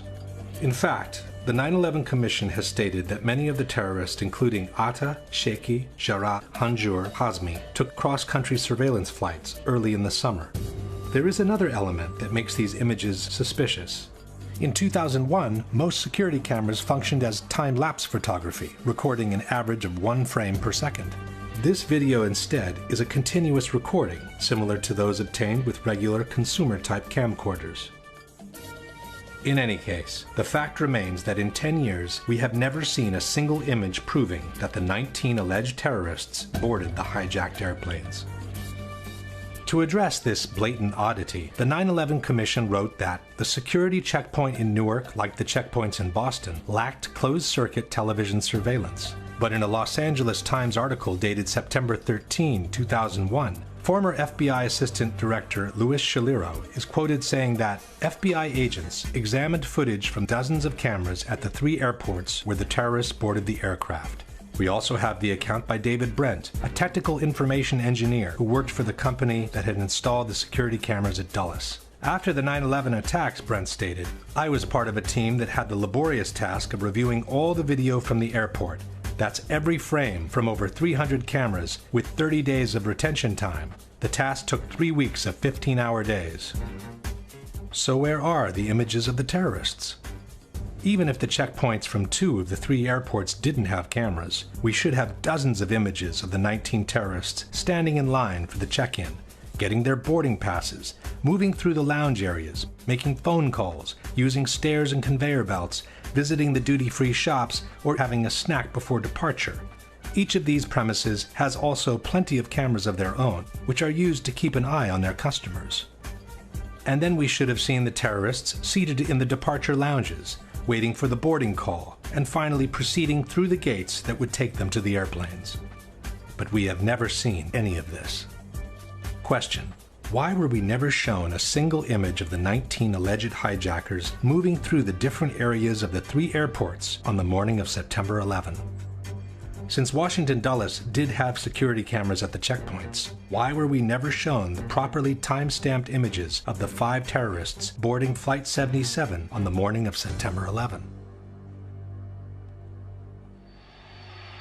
Not only do we not have a single image of the 19 hijackers at the 3 airports on September 11, but we also don't have a single soundbite of their voices from the 4 cockpit voice recorders. With 4 hijackings that lasted between 18 and 41 minutes each, we should have some 2 hours of continuous recordings of what happened in the cockpits of the 4 airplanes. We should have heard the struggles of the terrorists storming in and overcoming the pilots, and then we should have heard their conversations in Arabic as they try to figure out where they are and how to get from there to their designated targets. But we never heard any of that. For American 11, the plane that hit the first tower, we were told that the cockpit voice recorder was never found. For United 175, the plane that hit the second tower, we were also told that the cockpit voice recorder was never found. For the flight that hit the Pentagon, we were told that the voice recorder was found, but it was damaged to the point that the contents were unusable. This is very curious, as black boxes are built specifically to withstand extremely high temperatures and the most violent of impacts. Planes have 2 so-called black boxes, actually painted orange to make them more visible. They're kept at the back of the plane. 2 shells of stainless steel and a heat-protective material shield the flight data recorder and the cockpit voice recorder. They can withstand pressure down to 6,000 meters and heat of 1,100 degrees centigrade. For United 93, the voice recorder was found, we were told, and was in good condition. But, for unknown reasons, the recording was never made public. In December 2001, members of the victims' families formally asked the FBI to release the voice recordings from the cockpit of Flight 93. But the FBI replied, "While we empathize with the grieving families, we do not believe that the horror captured on the cockpit voice recording will console them in any way." At the end of the day, the only sound bites from the alleged hijackers we ever heard are a couple of clips recorded by air traffic controllers on the ground as the terrorists apparently punched the wrong keys talking to their passengers. Going back to the airport. Don't try to make any stupid moves. Curiously, the hijacker from another flight made the exact same mistake. Here's the captain. I would like to order to remain seated. All aboard and going back to the airport and hand over demand. So please remain quiet. But these recordings could have been transmitted by anyone and from anywhere. They don't prove that the terrorists were actually aboard the planes. In fact, the opposite suspicion arises in this case. Just as the Portland images seem to be the perfect substitute for the complete lack of images of the 19 terrorists at the 3 airports, these short sound bites, apparently generated by mistake, seem to be the perfect substitute for the complete lack of conversations from the 4 cockpit voice recorders. The situation becomes even more implausible if we look at the actual flight data recorders, the devices that store the technical information from the plane during the flight. For the 2 airplanes that hit the towers, again, we are told that the flight data recorders were never found. In the months following the destruction of the Twin Towers, every ounce of rubble that left Ground Zero was meticulously combed through in the effort to recover every possible human remain. That's when we decided the very least that we can do. If we can't bring them home to their families alive, then we'll stick it out and bring them home to their families. There wasn't a piece of rubble that left that pit that wasn't gone over with a fine-tooth comb. This practice went on until the end of the removal operations. The big pile that you see in the background there is what remains of one of the towers. A tractor basically comes in, takes a shovel full of it, and then he feathers it out across the field out there. The guys take rakes, and they rake through it. It's very tedious, but we find bones constantly. As if that weren't enough, the same search was repeated at the Fresh Kills landfill in New Jersey. Every single piece of debris, having already been combed through at Ground Zero, went through 3 more passes under the careful eyes of officers and agents of the FBI and the NYPD. Yet we are asked to believe that not 1, but 4 bright orange, practically indestructible voice and data recorders eluded a search so meticulous that it was able to recover dozens of watches, banknotes, personal documents, and even buckets of coins. For the other 2 flights, the one that hit the Pentagon and the one that crashed in Pennsylvania, the flight data recorders were found, we were told, and were in good condition.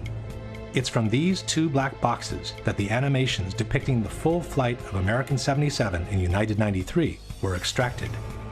These 2 black boxes, however, pose a big problem. Every flight data recorder carries a metal plaque indicating the exact model and serial number of that device.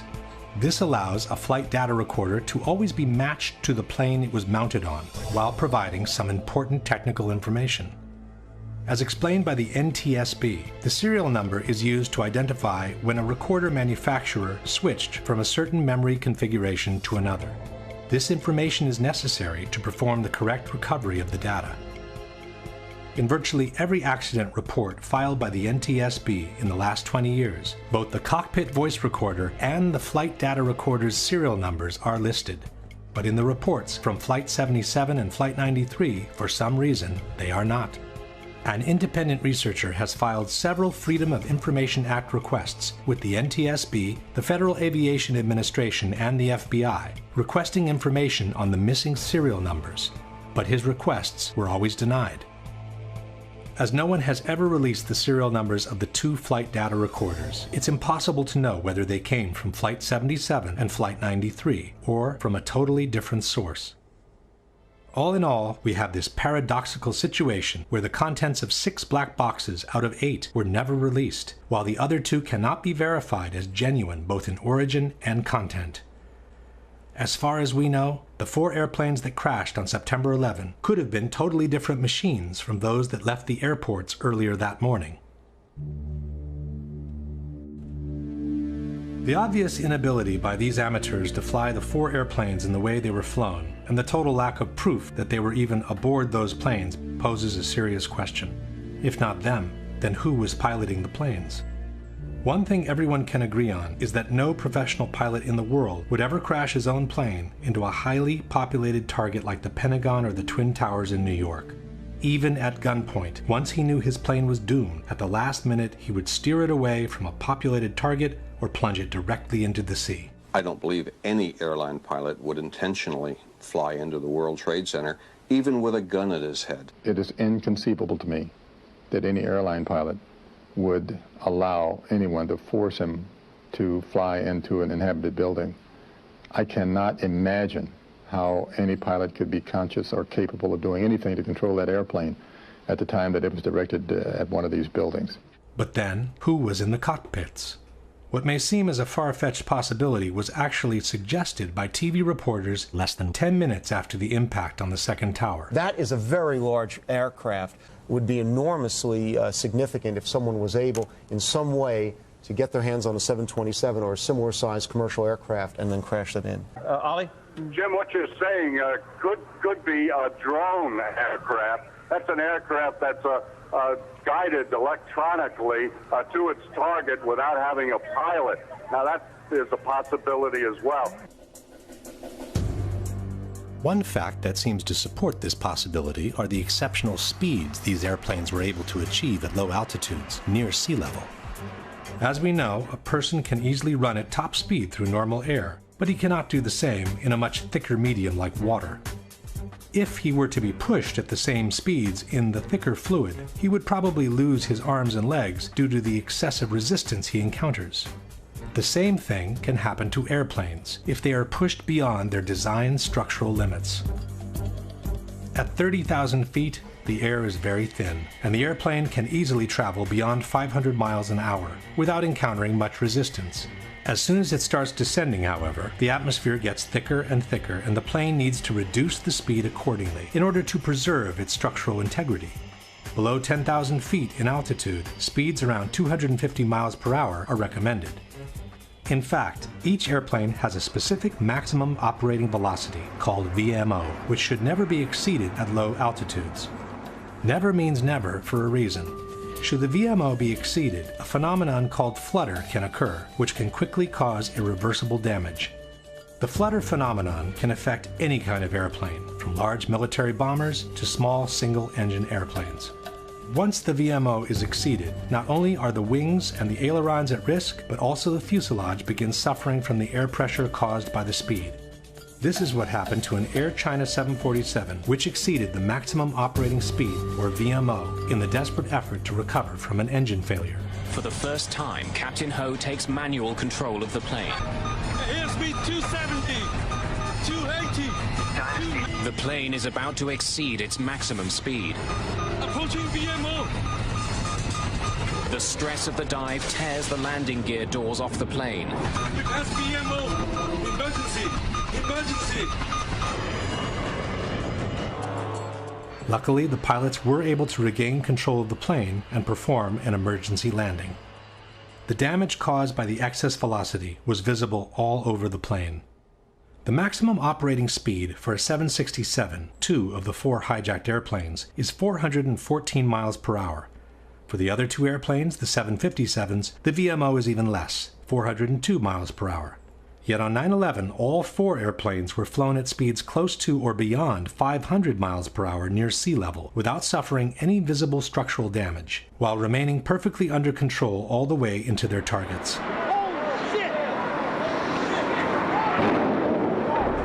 American 11 hit high up in the North Tower, around the 93rd floor, going a pretty astonishing rate of speed, almost 500 miles an hour. Here comes a very large target, descending rapidly, very fast. Diving very steeply and very fast. He's really moving. He was moving fast. United Flight 175, streaking through the skies over New York at more than 600 miles an hour, barely missed colliding with another commercial flight. The back of my neck stands up when we talk about the hijacking. We watched the speed, very high rate of speed. I believe it was about 600 knots southbound, which was extremely unusual for an air carrier. According to the NTSB, during the descent from 12,000 to 6,000 feet, the aircraft ground speed remained between 500 and 520 knots. It then impacted World Trade Center Tower 2 at approximately 510 knots ground speed. 510 knots is 586 miles per hour. That's almost 200 miles per hour beyond the maximum operating velocity of a 767. American 77 also impressed the air traffic controllers for the speed in approaching Washington. It was an unidentified plane to the southwest of Dulles, moving at a very high rate of speed. I slid over to the controller on my left, and I asked him, "Do you see an unidentified plane there southwest of Dulles?" And his response was, "Yes." "Oh my gosh, yes. Look how fast he is." Full throttle. Full out. The plane made its circular descent at about 350 miles an hour. Then it kept accelerating until it crashed into the Pentagon, says the commission report, traveling at approximately 530 miles per hour. While flying at 5,000 feet of altitude, United 93 began performing a series of hard left and right maneuvers at 350 miles per hour. This was followed by a series of similar up and down maneuvers while flying near 400 miles per hour. Yet Zihad Jarrad, the amateur who wasn't allowed to fly solo on a single-engine airplane, braved the roller coaster without ever losing control. As the plane was descending, he even kept accelerating until the aircraft plowed into an empty field in Shanksville, Pennsylvania at 580 miles per hour. These exceptional speeds, achieved at low altitudes, have raised more than an eyebrow among aeronautical experts and pilots alike, especially those who had flown the actual airplanes involved in 9/11. I flew the 2 actual aircraft which were involved in 9/11, the flight number 175 and flight 93, the 757 that allegedly went down at Shanksville, and flight 175 is the aircraft that's alleged to have hit the South Tower. I don't believe it's possible for a terrorist, a so-called terrorist, to train on a 172 and then jump in the cockpit of a 757, 767 glass cockpit and vertical navigate the aircraft, lateral navigate the aircraft, and fly the airplane at speeds exceeding its design limit speed by well over 100 knots, make high-speed, high-bank turns, pulling probably 5, 6, 7 Gs, and the aircraft would literally fall out of the sky. I couldn't do it, and I'm absolutely positive they couldn't do it. How do you feel about United 175 reaching 510 knots? Physically impossible. To have a clocked airspeed of 510 knots with a commercial airliner at sea level is physically impossible. Flight 175 that hit the second tower, they said it was going at roughly 560 miles an hour at sea level. No, that's impossible. You need so much power to push yourself through that air. So the engines have the right amount of horsepower for cruising at 30,000 feet at 500 plus miles an hour. To do that at ground level, you need 6 times that amount of power. Those engines can't put out 6 times more power. If you changed out the motors so they were motors that had 6 times the thrust, then theoretically you could, but then the structure is not strong enough. Under all circumstances, I'd say an absolute resounding no. To me, it's impossible. Any pilot that has been in a commercial jet would probably laugh at if you said 510 knots. Is it possible to fly over 500 miles an hour at sea level? No.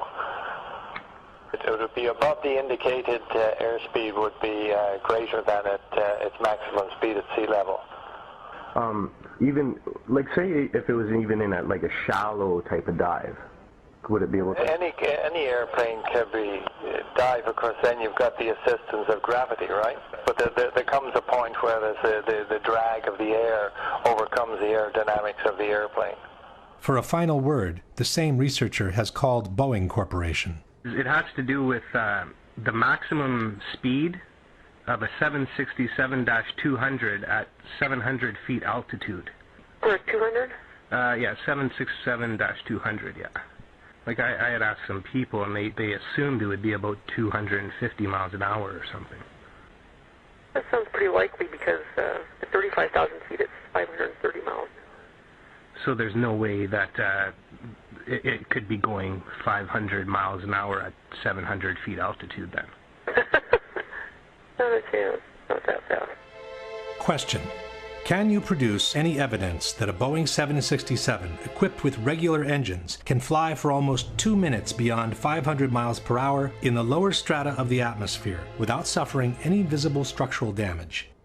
Can you explain how amateur pilots who had never flown a jet before in their life could maintain full control of an airliner that has exceeded the VMO by almost 200 miles per hour? And why would some terrorists who have been lucky enough to get within reach of their target want to risk the entire operation by imposing such a stress on the airplane that it would almost certainly cause them to crash before they complete their mission? One question becomes inevitable at this point. If those were military drones and not regular airliners, what happened to the passengers? With certainty, no one can answer this question. One thing we do know, however, the CIA has been developing plans for covert operations that involve the in-flight swapping of commercial airliners with military drones since the 1960s. One such plan was called Operation Northwoods, and it detailed how to replace a civil airliner with a military drone in mid-air, unbeknownst to the air traffic controllers. After the swap, the airliner would be landed in a military base. The drone would continue to fly, appearing on radar as the original plane, and would be remotely guided all the way into the target. We don't know whether this is the actual end the passengers met, but one thing we can say for sure: those who called their relatives from their cell phones could not have placed those calls from the airplanes in flight. Minutes after the fourth plane had crashed in Pennsylvania, news was already circulating that several passengers had made calls with their cell phones from the hijacked airplanes. "We are being hijacked. We are being hijacked." Those frightening words were uttered by a passenger aboard United Flight 93 who was able to call emergency personnel on his cell phone before the plane crashed in western Pennsylvania. And tonight we're getting reports of cell phone calls from at least 3 of those 4 flights.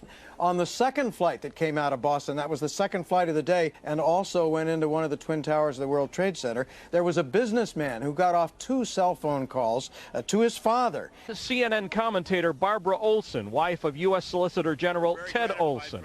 She reportedly called her husband twice on a mobile phone to tell him her plane was being hijacked. The problem is that in 2001, it was practically impossible to make a call with a cell phone from an airplane at cruising altitudes. The whole idea behind cellular phones is that they use low-power transmitters, both to keep the cost of the units down and to preserve battery life. It is up to the receiving towers on the ground to pick up and boost their signal before they route it through the system. It is commonly thought that beyond 10,000 feet in altitude, most cell phones become useless. Passenger planes normally cruise at 30,000 feet and beyond. The editors of Popular Mechanics, however, maintain that cell phones do work from cruising airplanes, even at maximum altitudes. David Dunbar. With regard to the cell phones, we did what any reporter would do. We talked to experts in the field, and in fact, cell phones do work at that altitude, up to 35,000 feet and higher. And in 2001? In 2001, and it might be instructive for you to talk to some of the cell phone experts. Instead of talking to experts, Japanese television decided to take matters into their own hands. In 2003, they conducted an on-camera experiment near Ontario, Canada, to verify the actual reach of cell phones from different altitudes. The cellular phone system used in the experiment in Canada is the one used in the United States. 3 cell phones, each from different telephone companies, were used. The experiment begins at 1,000 feet. Hello? Hello, I'm calling from cell phone A. 1,000 feet, quite a happy trading sounds okay? The results were the same with the other 2. Next we went up to 4,000 feet. Then... No, not on me. Company B's phone stopped working at 4,000 feet. And when the aircraft rose to 6,000 feet, Company A's phone also became useless. At 8,000 feet, none of the 3 cell phones worked anymore. No service on A, no service on B, no service on C. In other words, at an altitude of 35,000 feet, cell phones would have been totally useless. There is another problem besides altitude that makes calling from a cell phone unthinkable from a cruising airplane, and that is speed. Calling from an aircraft with a cell phone would be like calling from a car traveling at 500 miles per hour. The connection would continuously need to be transferred from one receiving station to the next, and then to the next, and again to the next. The transfer procedure between 2 receiving stations is called handoff, and it relies on continuous triangulations between the receiving towers in order to establish the exact position of the caller. As the mobile unit approaches the handoff zone, the first tower senses the weakening of the signal and prepares to transfer the call to the second. When the second tower senses the signal is strong enough to take over, the handoff procedure is initiated. If everything goes well, the call is rerouted into the system by the new receiving station. But the speed by which an airplane approaches and crosses over the handoff zone is so high that the towers wouldn't have the time to complete the handoff procedure. The call would be dropped, and the person would need to dial the number from scratch. If one considers the altitude and the speed problems combined, it should be clear that the chances of having an actual conversation with a cell phone from a cruising airplane are practically nil. Even after 2001, both altitude and speed problems remain. In 2005, the Washington Post wrote, "Most cell phones can't reach a station from beyond 10,000 feet. Another technical hurdle is to find a way that cell phone calls would be handed off from one cell tower to another on the ground when an aircraft is traveling at 500 miles an hour." And even 10 years after 9/11, people who try to use their cell phone from cruising altitudes are bound to get the same results. Once it became clear that the passengers could not have placed their calls from the cell phones on the airplanes, the official narrative on this issue became more and more ambiguous and non-committal.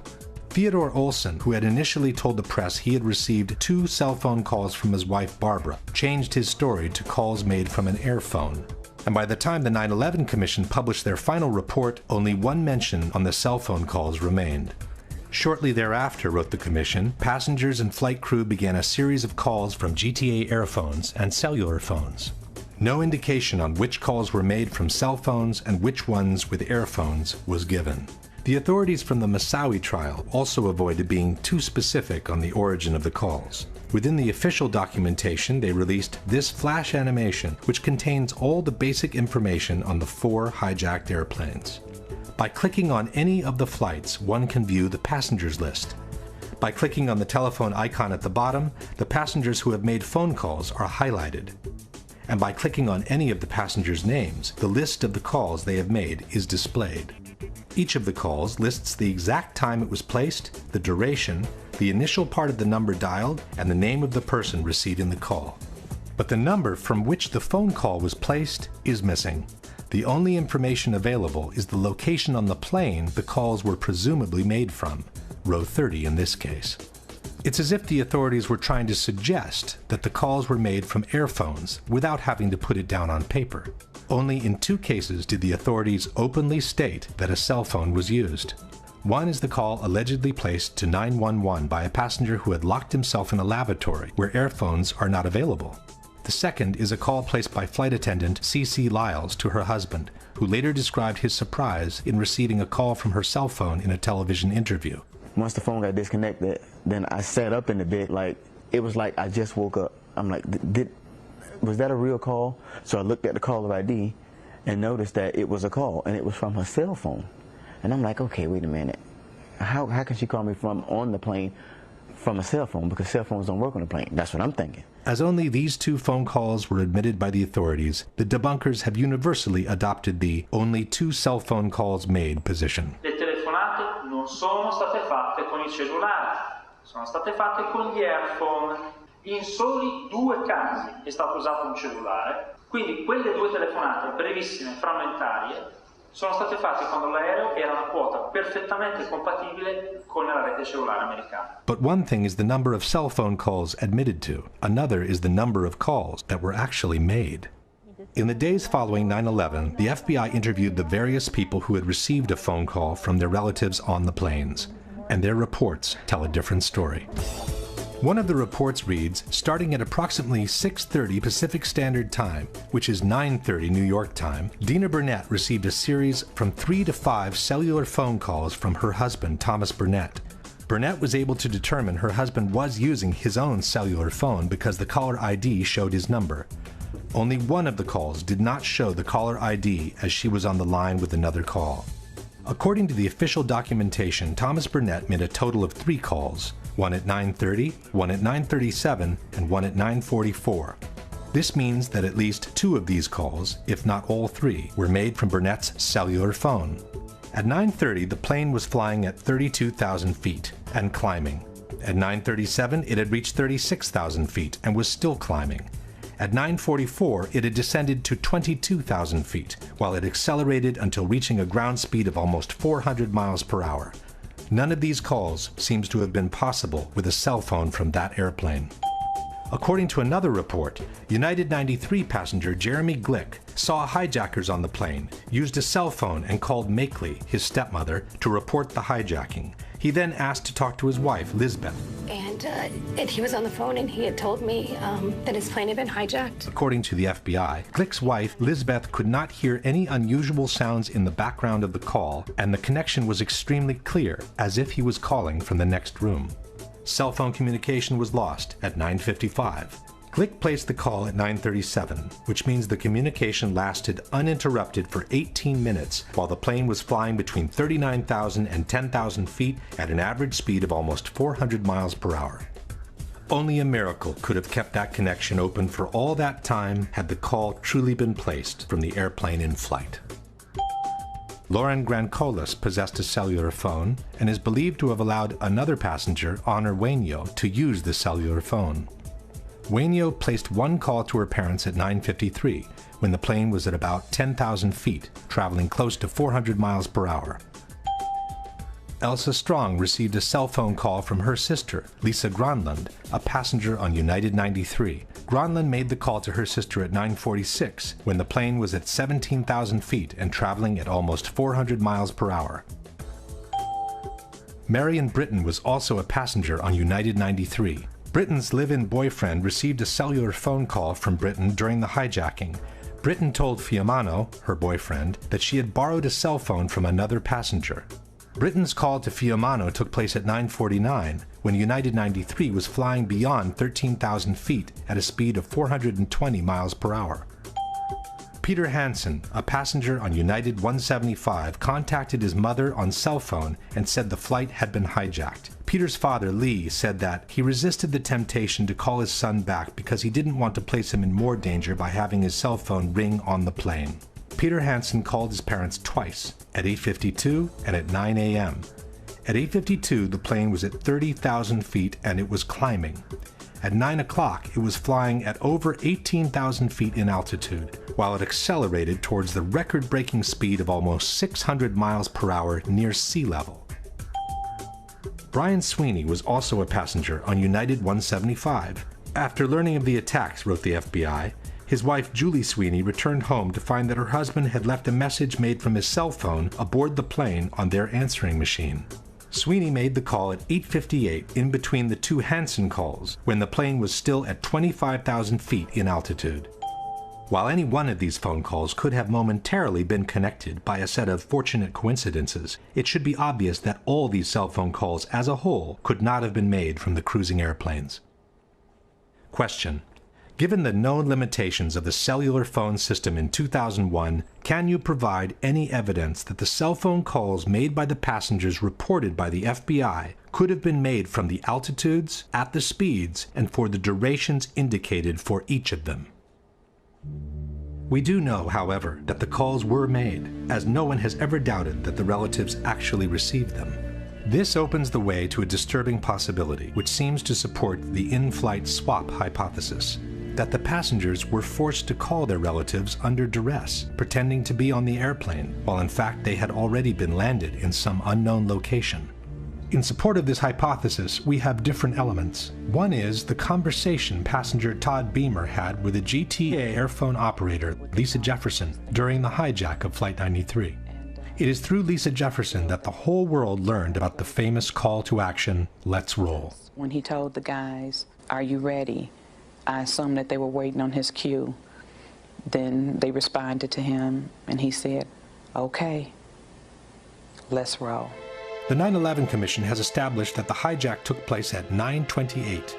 Todd Beamer was connected to Lisa Jefferson at 9:43, some 15 minutes into the hijacking. The FBI report confirms that Jefferson received the call from Beamer at approximately 8:45 Central Time, which is 9:45 Eastern. But the contents of the conversation are strikingly at odds with the official narrative. According to Jefferson, Beamer called to state that the plane was about to be hijacked. He stated that 3 individuals, 2 wielding knives, the third with a bomb strapped to his waist with a red belt, were preparing to take control of the flight.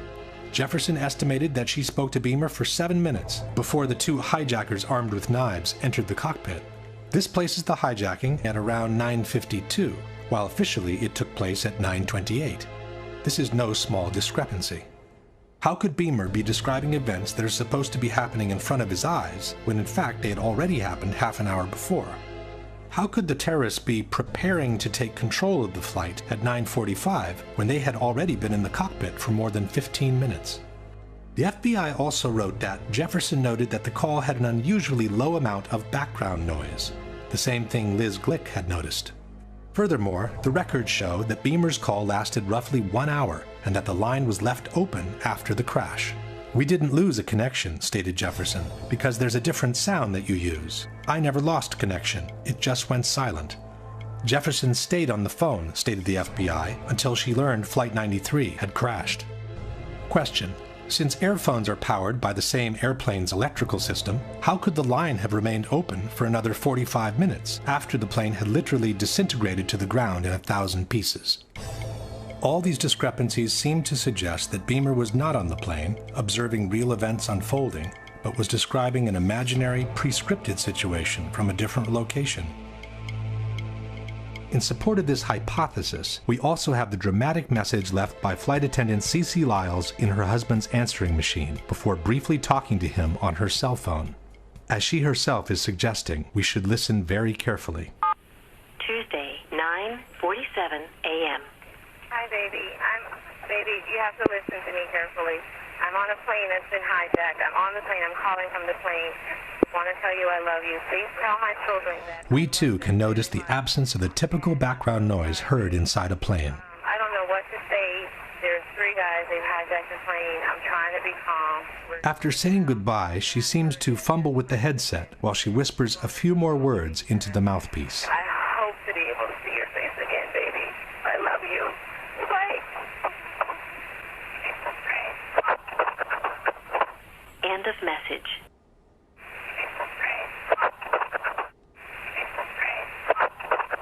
Even by playing the segment several times, it remains difficult to hear anything different from the words, "It's a frame." In any case, the problem with the phone calls does not change. The cell phone calls confirmed by the FBI in their reports cannot have been made from the cruising airplanes. Someone has to explain where they came from.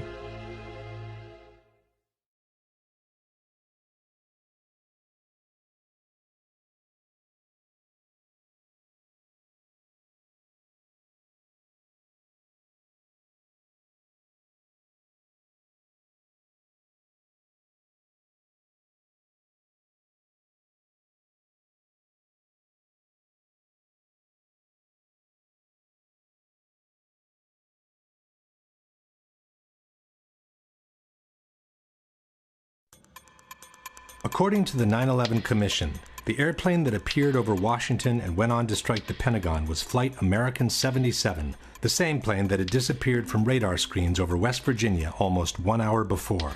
But they never provided any evidence of that. As we have seen, the flight data recorder's serial number that could have identified the airplane was never released. All the debunkers have to show for Flight 77 is a small piece of wreckage carrying an American Airlines serial number. But this piece could have been placed by anyone onto the grass after the impact. In fact, unidentified men in suits were seen meddling with the debris right after the impact, in direct violation of the rules of a crime scene.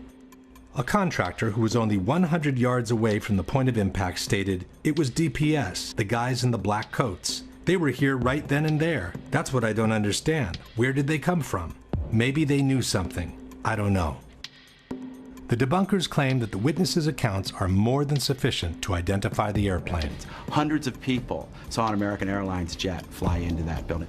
But it's presumable that if anyone wanted a different airplane to look like an American Airlines aircraft, they would have at least thought of painting the fuselage with the same colors. The majority of witnesses recall seeing a large airliner, but there are also witnesses who describe a much smaller, executive-like airplane. I was just casually looking out the corner, out of the window. In the corner of my eye, I saw what looked to be maybe a 20-passenger corporate jet, no markings on the side. From my office, I was able to see a white jet, like a Gulfstream type commuter jet, I guess. Omar, you say this was a smaller plane, 10 to 15 passengers maybe? No es muy grande. No es muy grande. It's not like too big, it's just... ¿Tú sabes los aviones comerciales? It's like business airplane. Like a business jet. Yeah. It looked like a commuter plane, 2-engine, come down from the south, real low, proceed right on and crashed right into the Pentagon. And are you fairly sure that it was what we sometimes describe and recognize as a small commuter plane? Yes, it was. By the witnesses' accounts alone, it's impossible to establish what kind of airplane it was. As the plane clipped 5 light poles before striking the Pentagon, the debunkers maintain that the distance between the light poles indicates a corridor wide enough that only a large airliner could have created it. Ce qu'on peut voir justement, c'est que l'avion en arrivant a tombé 5 pylônes qui étaient sur sa trajectoire, et ces pylônes étaient espacés de 25 mètres. Troviamo alcuni lampioni abbattuti, 5 lampioni. Tutti insieme fanno una fascia larga 26 metri. Facciamo finta di ipotizzare che non sappiamo che si tratti di un aereo. Sappiamo che c'è qualche cosa largo 26 metri che è passato di lì. 26 meters is roughly 85 feet, but the wingspan of a 757 is 124 feet, which means any airplane with an 85-foot wingspan could have downed those light poles. It didn't need to be a 757. In fact, with a 100-ton airliner hitting a reinforced concrete building like the Pentagon, one would expect to find a situation similar to this. What immediately stood out instead was the absence of large, identifiable pieces of debris which are usually found after the crash of an airliner. Bob Pugh was the first professional cinematographer to arrive on site. No one was in control of the area. I had free reign. And there's a lot of debris in the foreground of those videos. Again, very small pieces. I mean, I'm standing on pieces, a dinner plate or smaller in size. All the while, I'm looking for wreckage, and I can't find a piece of anything that I recognize. I can't see the tail, I can't see the wheels, I can't see the engines, there's no chairs, there's no luggage. According to the debunkers, there are no large pieces of debris on the lawn because most of the airplane ended up inside the building. Quindi, gran parte dei frammenti dell'aereo non sono fuori perché l'aereo è entrato nell'edificio. Purdue University has produced a detailed computer animation illustrating the official version of the event. We had the plans for the Pentagon, all the details, right down to the last reinforcing bar. The speed of the airplane and the direction from which came was given to us by the Transport Safety Institute. According to the official version, the plane approached in a low trajectory, clipping 5 light poles from the nearby intersection. Slightly tilted to the left, it hit a trailer parked outside the building with the bottom of the right wing, and then impacted the facade at an angle of 42 degrees. Most of the plane penetrated the facade and proceeded inside the building on a diagonal course, causing destruction as it was being destroyed. The fuselage pierced through the outer wall of the C-ring, producing this round-shaped exit hole 10 to 12 feet wide. There are, however, many problems with this version of the events. The first one is the actual wingspan of a Boeing 757. Most of us remember the facade of the Pentagon after it had collapsed. But before it collapsed, right after the impact, this is what the building looked like. This series of pictures was taken by a Navy photographer shortly after the impact. There doesn't seem to be enough damage for a Boeing 757 to have penetrated the building almost in full.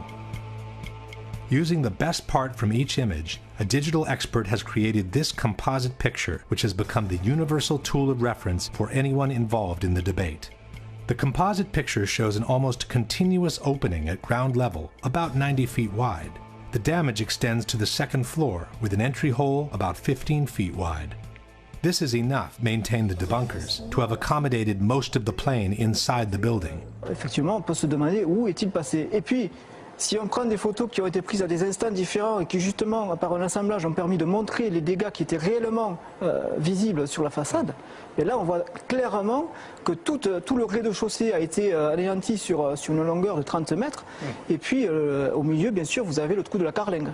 That gash in the E-ring was about 90 feet across. The wingspan of the plane was about 124 and change. That punched the hole into the building.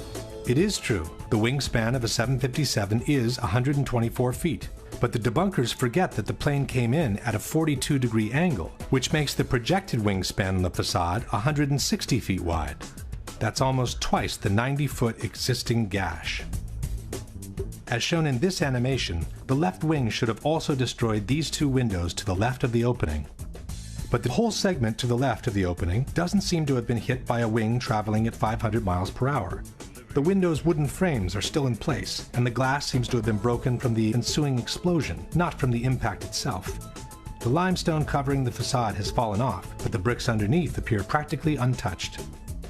By the same projected angle, the right wing should have impacted the facade all the way to this column on the second floor. In fact, there is a diagonal cut on the second floor wall that could have resulted from the wing's impact. But this puts most of the wing above the second floor slab, which means it never penetrated the facade to begin with. So where did it go?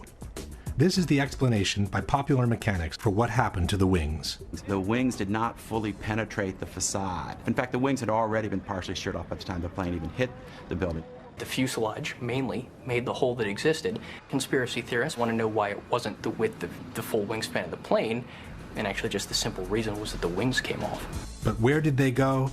Popular Mechanics doesn't say. A similar problem is posed by the horizontal stabilizers, which extend some 50 feet in width. As they are mounted 3 feet higher than the wings, they should have impacted the facade approximately here and here. But there are no visible marks from their impact on the facade, nor is any recognizable piece of the stabilizers visible on the lawn. Same story for the tail, which raises 24 feet above the fuselage. At the time of impact, the tail should have hit as high as the windows on the 4th floor. The Purdue animation shows the tail entering the building in full, as if it were cutting through butter. But the facade above the entry hole doesn't show any significant damage, and the glass from the windows around the hole isn't even broken. For the missing tail and stabilizers, Popular Mechanics offers this generic explanation. A plane flying 500 miles an hour hitting a concrete wall that is extremely reinforced, there's not going to be much left of it. You're not going to see it sitting on the lawn of the Pentagon in 1 or 2 or 3 pieces. But here is the problem. If part of the wings, the stabilizers, and the tail disintegrated against the facade, how could the fuselage penetrate it almost entirely? The fuselage is by far the weakest part of the plane, as it basically consists of an empty cylinder meant to carry the passengers and their belongings. How fragile the fuselage is compared to the wings is explained by aviation expert Jacques Rolland. Jacques Rolland, ancien général de l'armée de l'air, est aujourd'hui le meilleur expert en crash aérien auprès des tribunaux. Il n'est pas du tout évident de comprendre qu'effectivement, dès que vous avez un choc à l'avant, l'ensemble s'enfonce à la vitesse de pénétration en fait. Et le premier point dur se trouve ici. Tant que vous n'arrivez pas là, l'avion, c'est du papier. Question. How could the fuselage, which is the weakest part of the plane, penetrate the facade almost entirely, while part of the wings, the stabilizers, and the tail, which are relatively stronger, were unable to do so and were shattered in 1,000 pieces instead?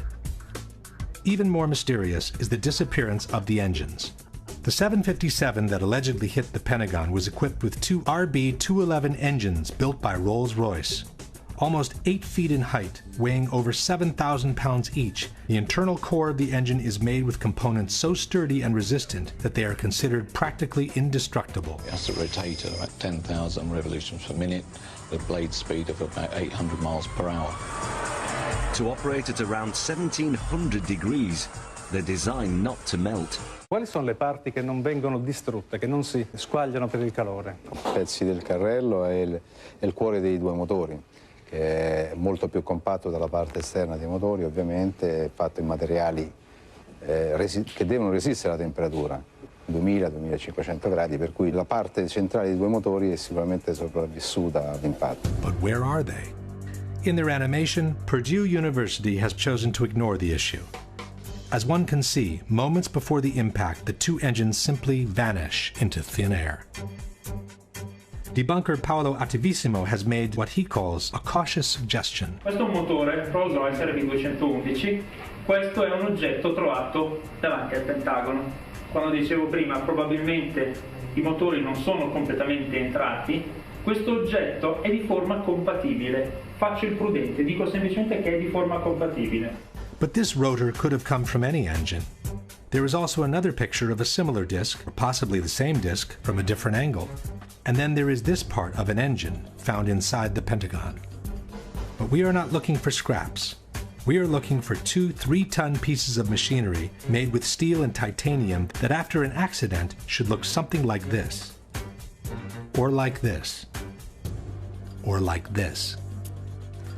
In fact, had the Pentagon been hit by a 757, the 2 engines would have impacted the facade around these 2 points just below the wings. This means they would have proceeded inside the building on a path somewhat parallel to the fuselage, carving a trail of destruction much more devastating than any other part of the plane. È un proiettile simile il motore? Sì, sicuramente sì. Può essere tranquillamente un proiettile. Lanciato quello a 800 km all'ora, la struttura viaggia e non si ferma a un minimo ostacolo. But there are no engines visible outside the exit hole, nor are there any other holes in the wall that could have been caused by an engine. Question. Can you explain what happened to the core of the 2 engines, which is built with components so strong and resistant to be considered practically indestructible? Now for the biggest mystery of all, the exit hole.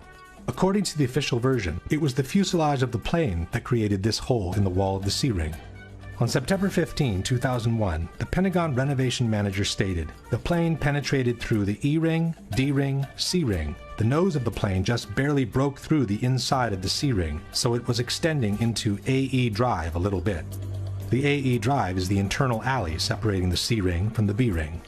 But how could the fuselage have made it all the way through the wall of the C-ring? Un aereo che pesa 120 tonnellate, lanciato a 800 km/h, impatta una facciata, la trapassa. Nel trapassarla viene tritato dalle colonne che ci sono in mezzo, a mo' di grattugia, se volete, passate questo termine, e alla fine quel che rimane sono solo frammenti molto piccoli. Quel poco che rimane in fondo arriva dall'altra parte. If the fuselage is only a cylinder and it gets cut and ground by the columns in 1,000 pieces, how can it retain the circular shape needed to punch this almost perfectly round hole in the wall? This is where the explanations by the debunkers become absolutely fascinating. The mass of the plane penetrated the building with enormous energy and continued into the building in a state almost more like a liquid than a solid.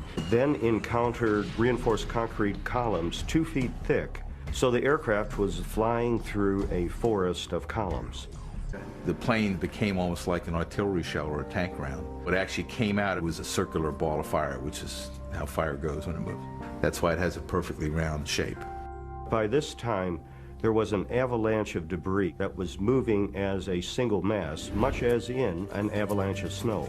Whether it was a liquid mass, a ball of fire, or an avalanche of snow, all these hypotheses are flatly contradicted by the Pentagon Building Performance Report, a document published in 2003 by the American Society of Civil Engineers.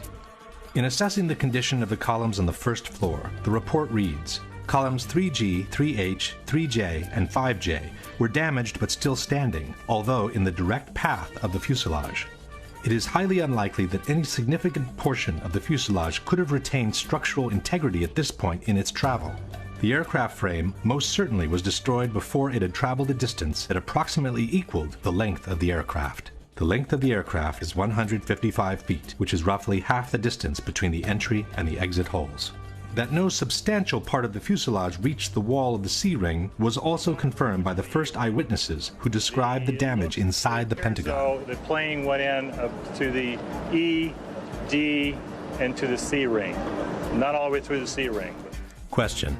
Given that, according to the Pentagon Building Performance Report, the aircraft frame most certainly was destroyed before it had traveled a distance that approximately equaled the length of the aircraft, and that it is highly unlikely that any significant portion of the fuselage could have retained structural integrity from that point on, can you explain what caused the almost perfectly round exit hole in the outer wall of the C-ring?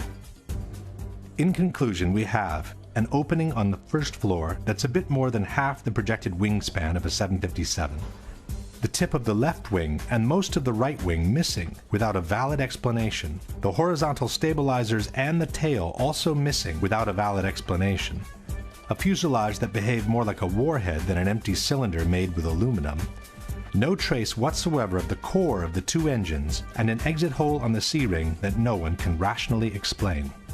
Given all these facts, we must conclude that the damage observed at the Pentagon is not compatible with and must have been created by something other than a Boeing 757.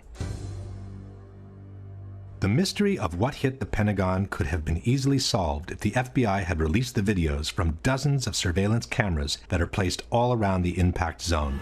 Yeah, there were a lot of cameras around the Pentagon. If you look at the Pentagon, you can see that there's cameras on each corner. There's cameras at some of the businesses around the Pentagon. And we know in those cases, the tapes were confiscated immediately by the FBI within hours of the event. When a Freedom of Information Act requesting all the videos covering the impact zone was filed, the FBI agent in charge of the tapes responded, "The FBI possessed 85 videotapes that might be potentially responsive to plaintiff's FOIA request. But," concluded the agent, "I determined that only one videotape showed the impact of Flight 77 into the Pentagon on September 11, 2001. This is the tape we have all seen many, many times." The FBI could have released all the videos anyway, just to allow the public to see by themselves what was actually shown in each of them. but for some reason, they preferred to keep them under wraps. I've filmed before down at the Pentagon before 9/11. There's got to be at least 100 video cameras ringing that building, in the trees, everywhere. They've got that plane coming in with 100 angles. I want to see the video. I want to see 100 videos that exist of this. Why don't they want us to see that plane coming into the building? Not only has this question never been answered, but an in-depth analysis of the only footage of the impact ever released contains a dramatic surprise. Initially, the DoD released these 5 frames taken from a Pentagon parking security camera. Later on, in 2006, the DoD released the entire sequence from which the 5 frames had been extracted. The time-lapse sequence runs at approximately 1 frame per second, and it shows the moments leading up to the impact, the large explosion, and a billowing fire that ensued. Unfortunately, the video does not show the airplane in transit. All we can see in the frame preceding the explosion is what appears to be the tail of an airplane followed by a trail of white smoke. But the body of the plane remains covered by this concrete column standing in the foreground. The Department of Defense also released a second video, taken by a different camera from the same parking lot. The second camera was actually located in the very column that obscured the view of the plane in the first video. This aerial shot of the Pentagon shows the actual location of the 2 cameras. The second camera faces in the same direction as the first, and it offers a clear, unobstructed view of the same field of action. By using the moment of the explosion, we can synchronize the 2 cameras with absolute frame-by-frame accuracy. By synchronizing the 2 cameras, we notice that the second video begins earlier than the first, while the first lasts longer than the second. This leaves us with a middle, common section of about 100 frames, which are perfectly synchronized with each other. From the moment the police car moves on, the action proceeds in an identical manner both in the frames preceding the explosion and in those following the explosion. Especially in the second part of the videos, after the explosion, we can verify how each couple of frames depicts exactly the same action by looking at the shape of the billowing smoke. This confirms that the 2 cameras were operating in perfect synchronization. This is only to be expected. After all, the 2 cameras were controlled by a centralized recording system called multiplexer, or TLR. There is, however, one pair of frames from the 2 videos that shows a completely different action from one another. They happen to be the 2 frames in which the plane travels across the lawn. It's frame 23 in the relative count. As the first video showed the tail and the trail of smoke, we would expect the second camera placed in this concrete column to show the entire body of the plane in the same position. It does not. In the corresponding frame, camera 2 shows only the tip of the plane entering frame from the right-hand corner. But how can the nose of the plane be behind the tail at the same moment in time? The synchronization system allows for a maximum fluctuation between the 2 cameras, or margin of error, of 1/30th of a second. Given that the plane is traveling at 750 feet per second, the maximum possible fluctuation between the 2 cameras would translate into a difference of a mere 25 feet in the position of the plane. A 757 is 155 feet long. Even calculating the perspective due to the diagonal path, this is far from sufficient to explain the large discrepancy between the 2 images. Furthermore, after this moment, the 2 videos resume their perfect synchronization, which is maintained all the way to the end.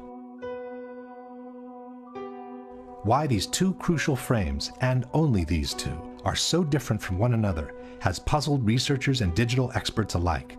The same digital expert who had prepared the universal image from the Pentagon has also conducted an in-depth technical analysis of the 2 videos released by the Department of Defense. After confirming that the 2 cameras were synchronized by the same multiplexer system, this expert has compiled a table comparing the contents of each pair of frames. As one can see, frame 23 is the only one showing a strong inconsistency between the 2 images. The expert has then proceeded to analyze the 2 frames with the most sophisticated digital tools and has obtained some astonishing results.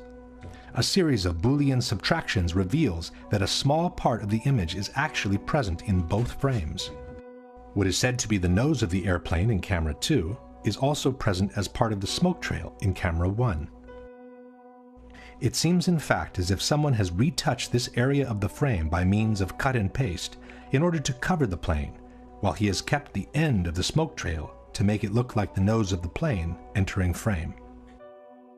Question: given that the maximum fluctuation between the two cameras would translate in a difference of 25 feet in the position of the plane, can you provide a valid explanation for the large discrepancy between the two corresponding frames?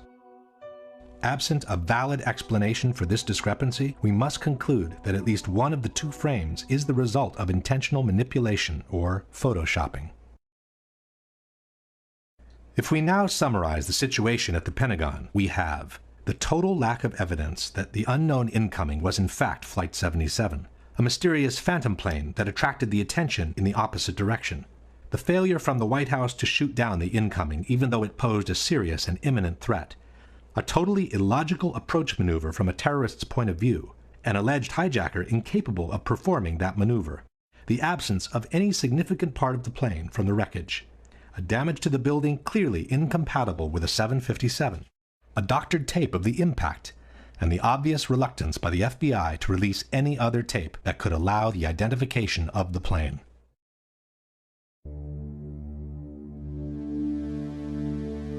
The whole issue of Flight 93 basically boils down to one question. If you just happened to drive by and someone told you that a Boeing 757 has just crashed into this hole and most of the 100-ton airliner is now buried under the ground, would you believe it or not? This is the kind of puzzlement the people from Shanksville experienced when they arrived on the crash site of Flight 93. We drove back that road, and where the road ended, that's where the plane was. And I mean, you know, the only thing I could tell, you know, I get out, you know, like I said, I heard this thing, you know, I felt the explosion, saw the fireball, and I get up there and I'm thinking, where is it, you know? Just debris, pieces, small pieces of debris, and you know, the trees were singed and burning, it was just smoldering. Nothing. It was just little pieces. There was nothing to actually, like a door or window or anything. You couldn't really, it was just little pieces of shrapnel everywhere. What's that right there? Over in here. TV reporters were also at a loss when faced with the idea that an actual plane had just crashed on that site. You know, at first I wasn't even sure that this was, that these were pieces of the plane. They're so small, and it's indistinguishable. You can't tell whether it's a piece of the fuselage or a piece of the seats. You don't know what it is. Chris Kanicki, he's a photographer. He was back there just a couple of minutes ago, and Chris, I've seen the pictures. It looks like there's nothing there except for a hole in the ground. Basically, that's right. From where we could see, there wasn't much left. Any large pieces of debris at all? No, there was nothing that you could distinguish that a plane had crashed there. It's really all you see is a large crater in the ground and just tiny, tiny bits of debris. Alert also went out to Somerset County Coroner Wallace Miller. He hurried to the scene, an abandoned strip mine. When he arrived, he couldn't believe his eyes. It looked like someone had gouged about a 10-foot wide, 10-foot deep trough through the strip mine area. But when you looked in, it was just covered with dirt. There was nothing there that you could really say was an airplane. Dennis Roddy was the editor-in-chief of the Pittsburgh Gazette. Airplane debris? Nothing I could identify. Possibly the most disconcerted of all was the mayor of Shanksville, Ernie Stuhl. Ja, mein Schwager und ein guter Freund von mir waren die Ersten hier. Sie haben in Shanksville an einer Straßenecke gestanden und sich unterhalten. Ihr Wagen stand gleich in der Nähe und so waren sie die Ersten hier. Dann kam erst die Feuerwehr. Alle waren wie vor den Kopf gestoßen, weil sie zu einem Flugzeugabsturz gerufen wurden. Aber da war kein Flugzeug. Kein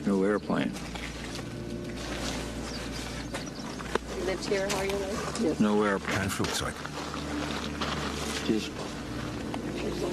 Sie wurden hier zu der Unfallstelle geschickt und da war kein Flugzeug?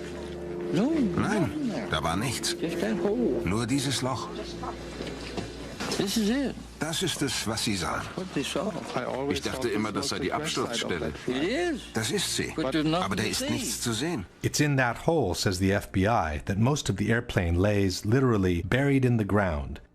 Much of the plane and its contents were found beneath the soft dirt, states the FBI's website. Evidence technicians found the flight data recorder about 12 feet below the surface and the cockpit voice recorder about 25 feet deep.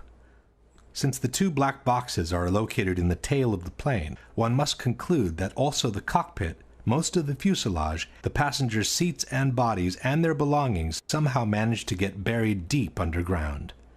The only ones who don't seem to have a problem with this explanation are the debunkers. We have this idea that when planes crash, they crack in half and there's this dramatic burned wreckage. That's what happens when planes crash at very low speeds, usually on approach or takeoff from an airport.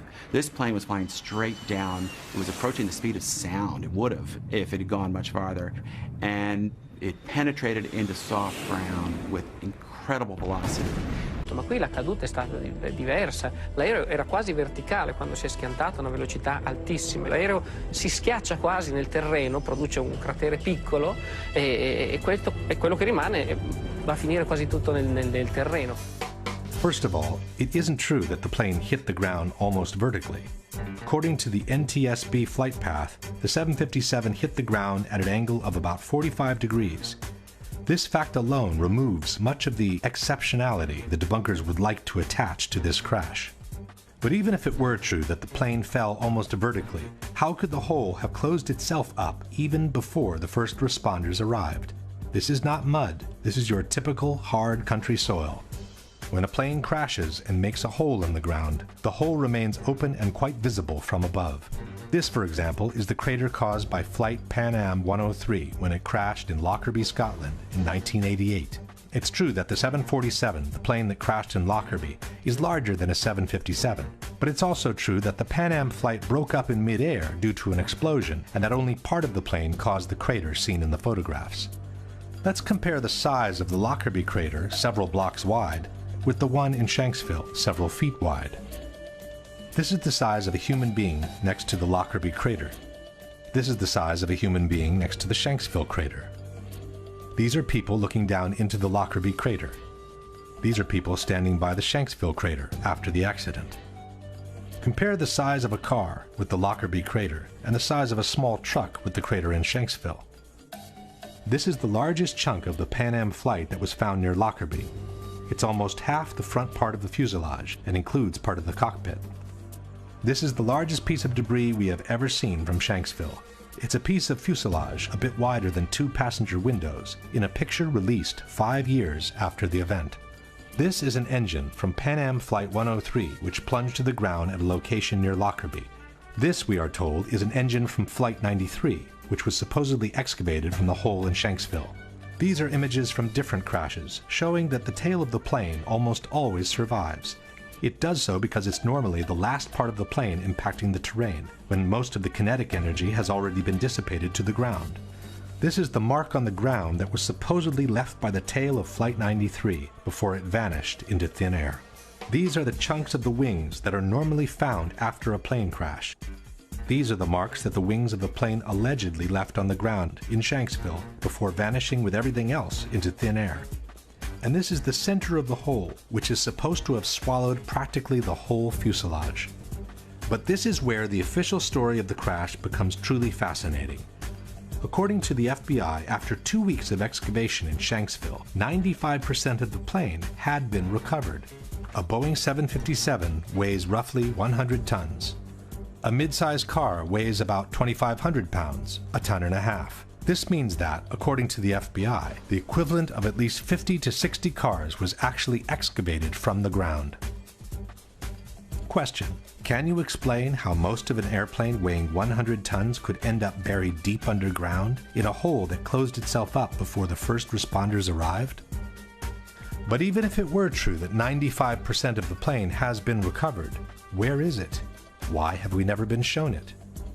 When a controversial accident happens, all efforts are made to recover as many pieces of the plane as possible. These, for example, are the remains of the flight from Lockerbie, which have been pieced together in a hangar. These are the remains of TWA 800, the flight that crashed in the ocean near Long Island in July 1996. These are the remains of flight Itavia 870, which crashed in unclear circumstances near Ustica, Italy in 1980. Why wasn't the same thing done with United 93? Given the controversy on the absence of debris, coupled with the rumors of a possible shoot-down, it would have been the perfect way to put all the conspiracy theories to rest. Instead, we are told, all the recovered parts of the plane have been sequestered by the FBI, and no one has ever been able to see them. As far as we know, Flight 93 might have never crashed in Shanksville to begin with. There is another problem for those who support the official version. When an airplane crashes to the ground, normally a plume of thick black smoke rises to the sky and continues to burn until all the fuel is consumed. But instead of being faced by something like that, this is what the people in Shanksville saw. This is what we saw. Das ist das, was wir gesehen haben. Sieht fast aus wie ein Pilz. It looked like a mushroom cloud, he said, but under the cloud there is no plume of black smoke rising to the sky. And the mushroom shape is the classic result of a bomb explosion.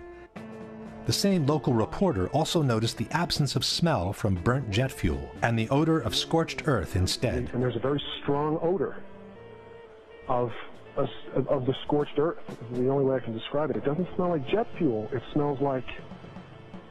Kendall, how do you describe it? Just burned earth. Burned earth. It smells like burned earth. The grass next to the hole also indicates there was no fire after the explosion, as it appears perfectly dry and untouched all around.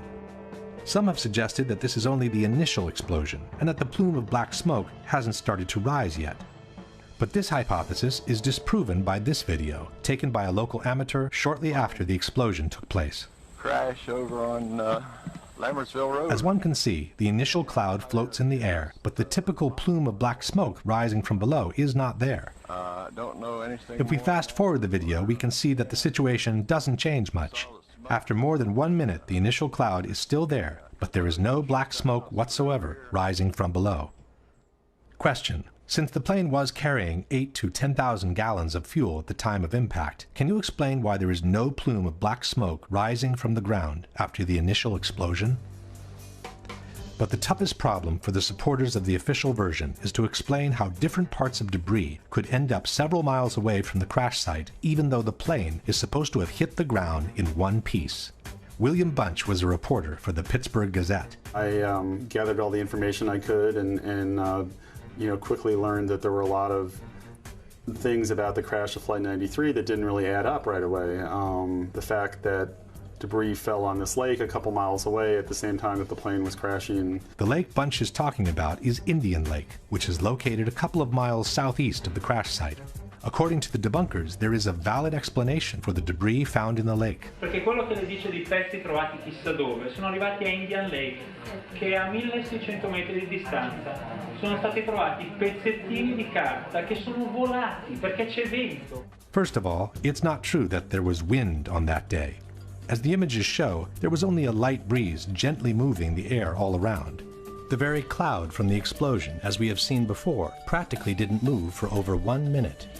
Secondly, it wasn't just small pieces of paper that were found. From the Pittsburgh Tribune we read, by Wednesday morning, crash debris began washing ashore at the marina. Witness John Flegel said there was something that looked like a rib bone amid pieces of seats, small chunks of melted plastic, and checks. In any case, the problem is not limited to Indian Lake, which is 2 miles away from the crash site. Debris from the plane was found as far as 8 miles away, near New Baltimore. This is the map of the debris field published by the Pittsburgh Tribune. CNN also reported the secondary field, confirming that the debris belonged to Flight 93. Well, Darren, in the last hour or so, the FBI and the state police here have confirmed that they have cordoned off a second area about 6 to 8 miles away from the crater here where this plane went down. This is apparently another debris site, which raises a number of questions. Why would debris from the plane, and they identified it specifically as being from this plane, why would debris be located 6 miles away? Could it have blown that far away? Seems highly unlikely. And as to whether it broke up on the way, we don't know that. FBI is being very tight-lipped about that. But again, it leads to that possibility. It certainly leads to a number of questions. Since the plane is supposed to have hit the ground in one piece, can you explain how it was possible for debris to be found 6 to 8 miles from the crash site on a day when only a light breeze was blowing? The extension of the debris field is not the only fact suggesting a shoot-down. There are other elements that seem to confirm it. Standing there watching on TV and the lights flickered in the building. About that time we heard the engines roar, and we took off out of the building. As we were coming out from the office out through the building, the ground shook and we heard a big boom. Looked over and saw the big ball of fire Flegel later told other people about the lights flickering. I was in Atlanta, and I was sitting there talking to another guy, and I was explaining to him about whenever we were standing in the office and the lights flickered and everything. And as soon as he heard me say that, he immediately stopped me and he said, well, I'm retired from the Air Force. He said, that plane was shot down. And I said, why? And he said, because whenever the lights flickered, they zapped the radar frequency on everything before they shoot. The mayor of Indian Lake also remembers the power going off just before the crash. Our power had gone off, and then we felt a tremor. It sounded like a missile came across our house. I mean, they were going that fast. The mayor of Shanksville had something interesting to say. I know of two people, I will not mention names, that heard a missile, Stuhl said. They both live very close, within a couple of 100 yards. This one fellow served in Vietnam, and he says he's heard them, and he heard one that day. But who could have possibly shot the plane down? As far as we know, there are no witnesses who saw fighter jets near Flight 93 at the time of the crash. There are, however, some witnesses who saw a small, unmarked white plane which flew over the area just before the crash. I was just driving along here. It was a beautiful day. Had my window open, had the stereo on, and when I got up here almost to the stop sign, this small white plane, at the time, that's what I thought it was, went over top of me. It was so smooth, and it just glided right over me, just like that. And then I ducked, and when I looked up again, then it just banked to the right and went over and went down behind those trees. Something caught my eye, and here was a white plane, and it was coming from the crash site area. The debunkers maintain that there is no mystery behind the white plane. It was a corporate jet, they say, which air traffic controllers had asked to take a look on the ground after they realized they had lost Flight 93. There was, in fact, a little white jet that was seen in the area after Flight 93 crashed. A number of witnesses saw it. It was a little Dassault Falcon corporate jet that was flying to a nearby airport. And what happened is once air traffic control knew they had lost Flight 93, they asked the nearest aircraft to go over the area and actually radio back exact coordinates for the crash site. No. Susan McElwain, however, remembers seeing the white plane before the crash, not after. About 11:30 that night, the FBI came, wanted to talk to me. They kept asking me how big the plane was. I said the plane, you know, it was small, wasn't much bigger than my van that I saw, and that it went over top of me. And I said, you want to make sure maybe it was ours and not somebody else's. And then that's when he did seem to get a little nicer. Told me that it was a white Learjet, someone was taking pictures. I said, before the crash? And he says, well, we got to go. John Flegel also saw the mysterious plane. Since Flegel arrived on the spot within a minute from the crash, the corporate jet sent by the air traffic controllers would not have had time to descend over the area yet, while the mystery plane was already getting away from the spot into the blue sky. We got there, like I said, probably within 45 seconds or a minute of impact. We were there. We were there before any firemen, any paramedics, or anybody. We were on site. When we got there, there was a plane flying up above. And he was smart. He flew straight for the sun. So you couldn't look at it and see exactly what type of plane or if it was a fighter or what it was. But, you know, we caught a glimpse of it, and as he was swinging, he was basically traveling in the same direction as the plane. If the plane was actually shot down, one big question arises. What are we to make of the heroic gesture by the passengers who chose to force the plane to the ground, we are told, in order to save the lives of other fellow countrymen? In truth, this heroic gesture by the passengers has been refuted by the 9/11 Commission itself. It was the hijackers, wrote the commission, and not the passengers, who chose to intentionally crash the plane in Shanksville. The passengers never even made it into the cockpit. From the final report we read, at 9:57, the passenger assault began. But for more than 5 minutes, writes the commission, the passengers were unable to break into the cockpit. After a while, as the outside attack continued, Jarrah asked, "Is that it? Shall we finish it off?" A hijacker responded, "No, not yet. When they all come, we finish it off." It should be noted that this dialogue was allegedly extracted from the cockpit voice recorder of Flight 93, but the actual recording, as we have said before, was never played in public. At 10:02, a hijacker said, "Pull it down, pull it down." The hijackers remained at the controls, but must have judged that the passengers were only seconds from overcoming them. The airplane headed down, the control wheel was turned hard to the right. The airplane rolled onto its back, and one of the hijackers began shouting, "Allah is the greatest, Allah is the greatest." With the sound of the passenger counterattack continuing, the aircraft plowed into an empty field in Shanksville, Pennsylvania at 580 miles per hour, about 20 minutes flight time from Washington, D.C. Jarrah's objective, concludes the commission, was to crash the airliner into symbols of the American Republic, the Capitol, or the White House. Question: given that they were only 20 minutes away from Washington, and for almost 6 minutes the passengers had been unable to enter the cockpit, why didn't the hijackers continue flying towards the Capitol?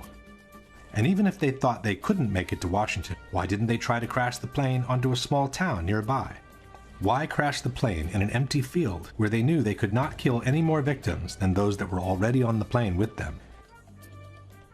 Maybe a less fictional explanation for Flight 93 is the one offered by Vernon Gross, author and former NTSB investigator. The role the government plays in times of stress, how they view the public. Can the public stand the truth? Or shouldn't we, we need a legend at this point. We need a really neat story of reacting against such a dastardly act as was happening. So it's really nice and convenient to think of the Beamer story, let's roll, and that becomes just like the Alamo. And it's just one of those legends, and I think there'll be a lot of pressure to let the legend stay where it is. If we now summarize Flight 93, we have no proof whatsoever that the terrorists boarded the plane, nor that they were ever in the cockpit. An alleged hijacker who could not have flown an airliner in the way that Flight 93 was flown. A false, concurrent hijacking that called the attention away from the real one. No proof whatsoever that Flight 93 crashed in the field near Shanksville. An extended debris field which flatly disproves the official version of the crash and suggests that the plane broke up in mid-air instead. An unexplained small white jet leaving the area right after the impact.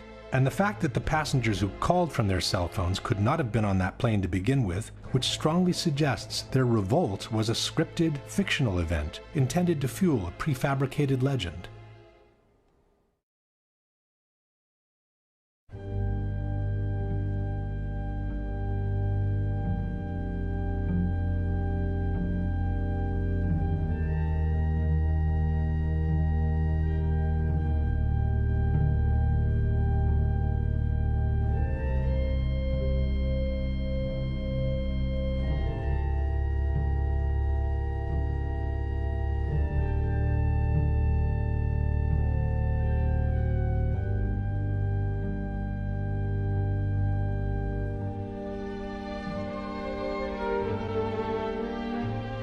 God, I'm on the 83rd floor. What? I'm on the 83rd floor. What's the telephone number you're calling? In the AC.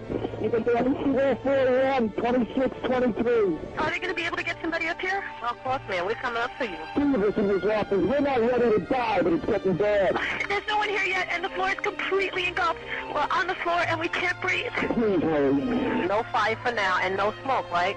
Of course there's smoke. Where are you? What's where you guys up to? We're getting there. We're getting there. Doesn't feel like it, man. I got one kid. It's very hot. I don't see any air anymore. Okay. All I see is smoke. Smoke rises. We're on the floor. We're in a window. Can't see. Can you stay on the line with me, please? Yes, ma'am. I'm going to die, aren't I? No. I'm going to die. Ma'am, say your prayers. Thank God to blow you in from the left. Help! Ma'am? Help! What the hell happened? Oh, my God. Oh, God!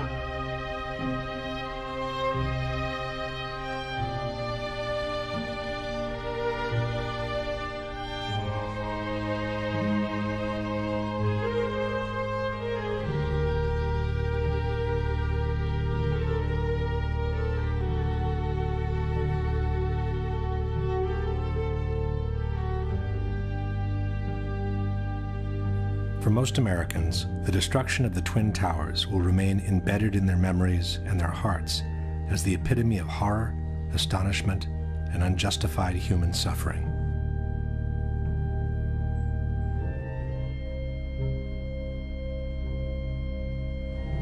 But for some, it may have represented the moment where large corporate interests of global reach and cynical economic greed found the perfect place for a secret encounter. common wisdom has it that the September 11 attacks destroyed two of the best jewels America has ever had.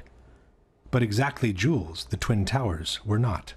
While they sat on some of the most valuable real estate in the world, after 30 years the Twin Towers had become obsolete. With each of the floors built as an open space of almost 1 acre in size, the rising cost of energy had made it extremely expensive to keep the buildings warm in winter and cool in summer. General maintenance was also very expensive compared to buildings from more recent years. In his 1999 book on the Twin Towers, Divided We Stand, author Eric Darton wrote, "When the World Trade Center was bombed in February 1993, it was already passing its prime as office space, overtaken by a generation of more recent, cybernetically smart buildings with higher ceilings and greater built-in electrical capacity.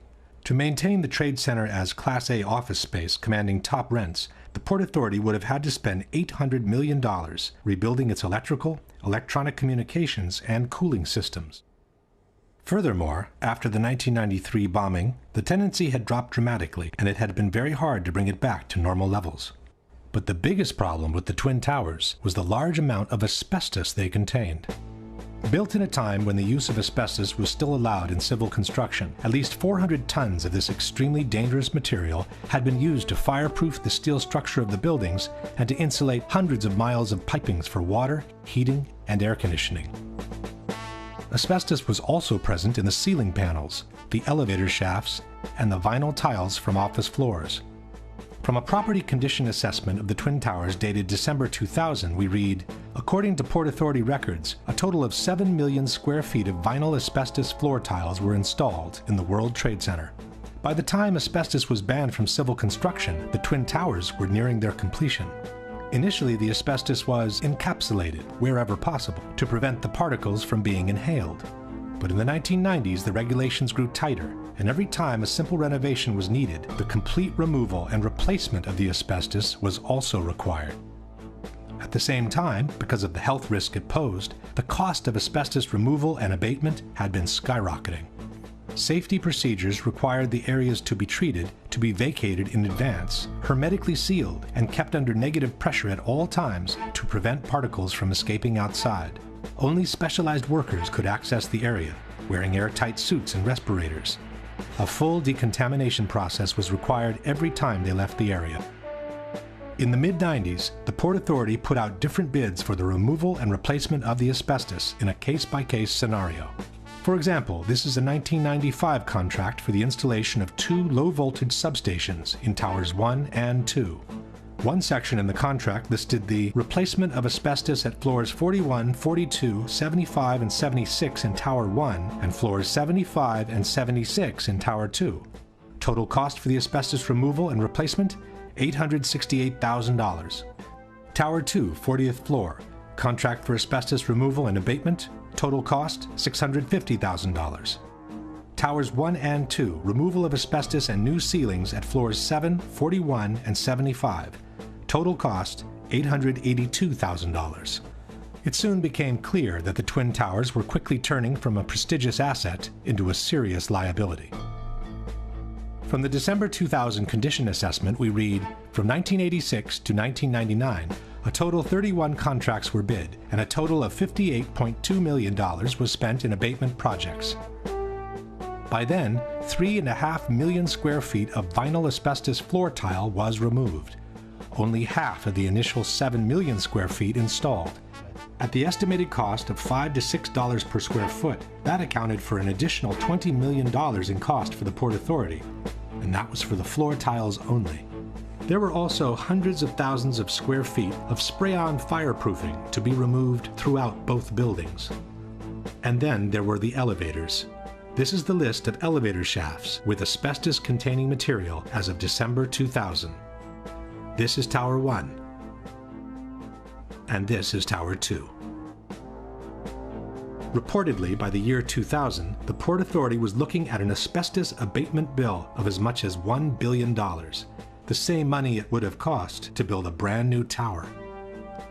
Back in the 90s, the Port Authority had sued the insurance companies, trying to get them to cover the cost of the asbestos removal. But in May 2001, 4 months before the terrorist attack, the Port Authority of New York and New Jersey lost their 10-year-old court battle. At that point, the Port Authority was between a rock and a hard place. The Twin Towers could no longer be maintained without incurring the cost of asbestos removal, yet they could not be demolished because of the large amounts of asbestos they contained. The only remaining option was to dismantle and remove the two poison-filled giants one piece at a time. But the cost of such an operation would have been so astronomical that no one has ever tried to put a number on it. Luckily for all, the stalemate was broken when a real estate tycoon named Larry Silverstein, who already owned Building 7, offered to purchase a 99-year lease for the Twin Towers. 76 years old, and look at him go. He walks fast, talks fast, and is always selling. Silverstein seemed in a big hurry to close the deal. Even though he had been hospitalized for a car accident during the bidding operations, he asked his doctors to take him off the morphine so the deal could be finalized. So I told the doctor, I said, kill the morphine, and I got to get my people in here, because you can't think with morphine. So they let the morphine run down. The pain was terrible, but I brought everybody together, and that's when we framed our best and final bid. On July 24, 2001, Larry Silverstein celebrated the acquisition of the Twin Towers with a public ceremony. Silverstein signed the lease on the World Trade Center just 6 weeks before 9/11. He then took out an insurance policy covering the Twin Towers for $3.2 billion in case of total destruction. Silverstein then began spending every morning of the week in his new office in the North Tower. And so my mornings were spent at the Trade Center, and then by noon I was back uptown. But on September 11, luckily for him, Silverstein didn't go to work. Even though he had already scheduled a business meeting in the North Tower, he found out that his wife had made an appointment for him at the dermatologist. The morning of September 11th, Silverstein was scheduled to have breakfast at the restaurant at the top of the North Tower. He canceled at the last minute at the insistence of his wife, Clara, who wanted him to go see his dermatologist. That particular morning, my wife, God bless her, had made an appointment for me at the doctor. And I said, okay, yes, dear, I'll go. Everyone who was in that restaurant that morning perished. And then, just minutes later, received a telephone call to turn on a television set and witnessed this horrendous circumstance. This is how, on the evening of September 11, Larry Silverstein found himself in control of some 12 million square feet of new office space to be built on some of the most valuable real estate in the world. And since the terrorist attacks had been two separate events, contended Silverstein, the insurance companies would have to pay him $7 billion to rebuild what he has always been calling My Three Towers. I will spend $7 billion on My Three Towers. Eventually, a settlement was reached for $4.5 billion, which was still 1/3 more than the amount initially insured by Silverstein. And since on September 11, due to the terrorist attacks, Building 7 had also been destroyed, Silverstein received another $800 million to rebuild a skyscraper that had originally cost $400 million. It's a much more beautiful building. It's a glass facade, allows the light to come into the space. The views on four sides are phenomenal, and the space looks magnificent. In the meantime, all the asbestos from the Twin Towers has been inhaled by the citizens of downtown Manhattan, and especially by the first responders and volunteers who worked at Ground Zero, who are now being decimated by mesothelioma and other pulmonary diseases. In the debate over the destruction of the World Trade Center, two important organizations have played a major role. One is NIST, the National Institute of Standards and Technology, which was officially tasked by the U.S. government to investigate the collapse of the three skyscrapers. In 2005, NIST presented their final report on the collapse of the Twin Towers, and in 2008, the one on Building 7. For the Twin Towers, NIST concluded that they were brought down by the consequences of the impacts and the ensuing fires, while Building 7, according to NIST, was brought down primarily by fire alone. In other words, they fully confirmed the official version by the U.S. government. The other organization to bear weight on the debate has been Architects and Engineers for 9/11 Truth, an association of professionals in civil construction founded in 2006 by San Francisco architect Richard Gage. Architects and Engineers lists over 2,000 experts in structural engineering, science of materials, architectural design, fire protection, science of construction, metallurgy, and even experts in controlled demolitions. Since they've entered the fray, Architects and Engineers has brought to the table a solid amount of scientific information refuting the official explanation by NIST on the collapses and confirming the theory of controlled demolitions instead. At the same time, Architects and Engineers has acted as an unrelenting watchdog for every action taken by NIST, pointing out every single error in their work, and even forcing them, in some cases, to make corrections to their reports. I think it's something that we need to clarify and correct in the final version of the report. Okay. The first issue that needs to be clarified is the actual strength and solidity of the Twin Towers, since both the 9/11 Commission and the debunkers have made extensive efforts to depict them as extremely light and fragile buildings. The outside of each tower was covered by a frame of 14-inch wide steel columns. The centers of the steel columns were 40 inches apart. These exterior walls bore the majority of the weight of the building. The interior core of the buildings was a hollow steel shaft in which elevators and stairwells were grouped. Le torri di New York invece erano sostenute da un'intelaiatura esterna, da sottili nervature d'acciaio, insomma erano come dei parallelepipedi vuoti. Il World Trade Center era una struttura leggerissima, era la massima espressione del grattacielo leggero, come lo chiamano i tecnici. C'è un solo altro edificio che io sappia, che è quella che si chiamava un tempo la Sears Tower a Chicago, che usa lo stesso tipo di struttura. Dopo il World Trade Center nessuno l'ha più usata. As we shall see, all these statements are false. Contrary to traditional skyscrapers, where all the support columns are equally spaced, in the Twin Towers, part of the supporting columns had been moved towards the exterior wall, creating a large column-free space available for rental. For this reason, the external structure had literally become a grid of steel columns made with prefabricated blocks that were mounted on site. These are the thin steel nerves mentioned by debunker Alberto Angela, 244 steel columns placed approximately 2 feet apart, which supported 40% of the weight of the towers. Far from being two empty parallelepipeds, the internal structure was comprised of 47 steel columns, so long and sturdy that a special factory in Japan had to be built in order to assemble them. It was the core structure to support the majority of the weight of the building, 60% of it, and not the external structure. The core structure seen on the left is what the 9/11 Commission has called a hollow steel shaft. This is the same core structure near the base of the tower. The core structure was an actual, extremely robust steel skyscraper built within another skyscraper. The core structure housed the stairs, the elevators, and all other services needed for the functioning of the tower. The inner walls of the core structure were made of simple layers of sheetrock. A long series of steel trusses connected the core structure to the external one and supported the floors. The floors were also prefabricated rectangular pieces covered by a thin layer of concrete. The internal and external structure connected through an umbrella-like structure called a hat truss, which kept together the towers and bound them from above. The idea that this kind of structure is fragile and therefore no longer used after 9/11 is disproven by the new Building 7 built by Larry Silverstein. A strong central structure supports the majority of the weight of the building. Long steel beams support the floors and connect the core structure to the external one, allowing for a large column-free space in between. A very similar concept to the one used in the Twin Towers. Most importantly, the debunkers forget to mention that the Twin Towers were built with a structural redundancy of 3 to 5 times the weight they were meant to support. This structure was capable of holding 3 to 5 times the weight. These buildings are built to handle several times the load above them. So those perimeter columns could handle 5 times the load above them, and the core columns could handle 3 times the load above them. In addressing the solidity of the Twin Towers, the Massachusetts Institute of Technology stated that its 244 perimeter columns made it one of the most redundant and one of the most resilient skyscrapers. On the same subject, the architectural firm of Roth & Sons wrote, "The building as designed is 16 times stiffer than a conventional structure.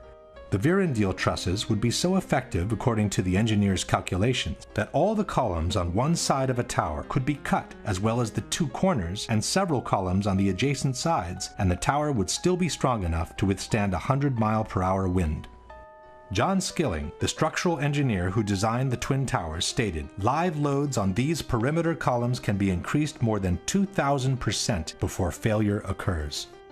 In particular, the Twin Towers were designed to sustain the impact of a large airliner traveling at 600 miles per hour and still remain standing.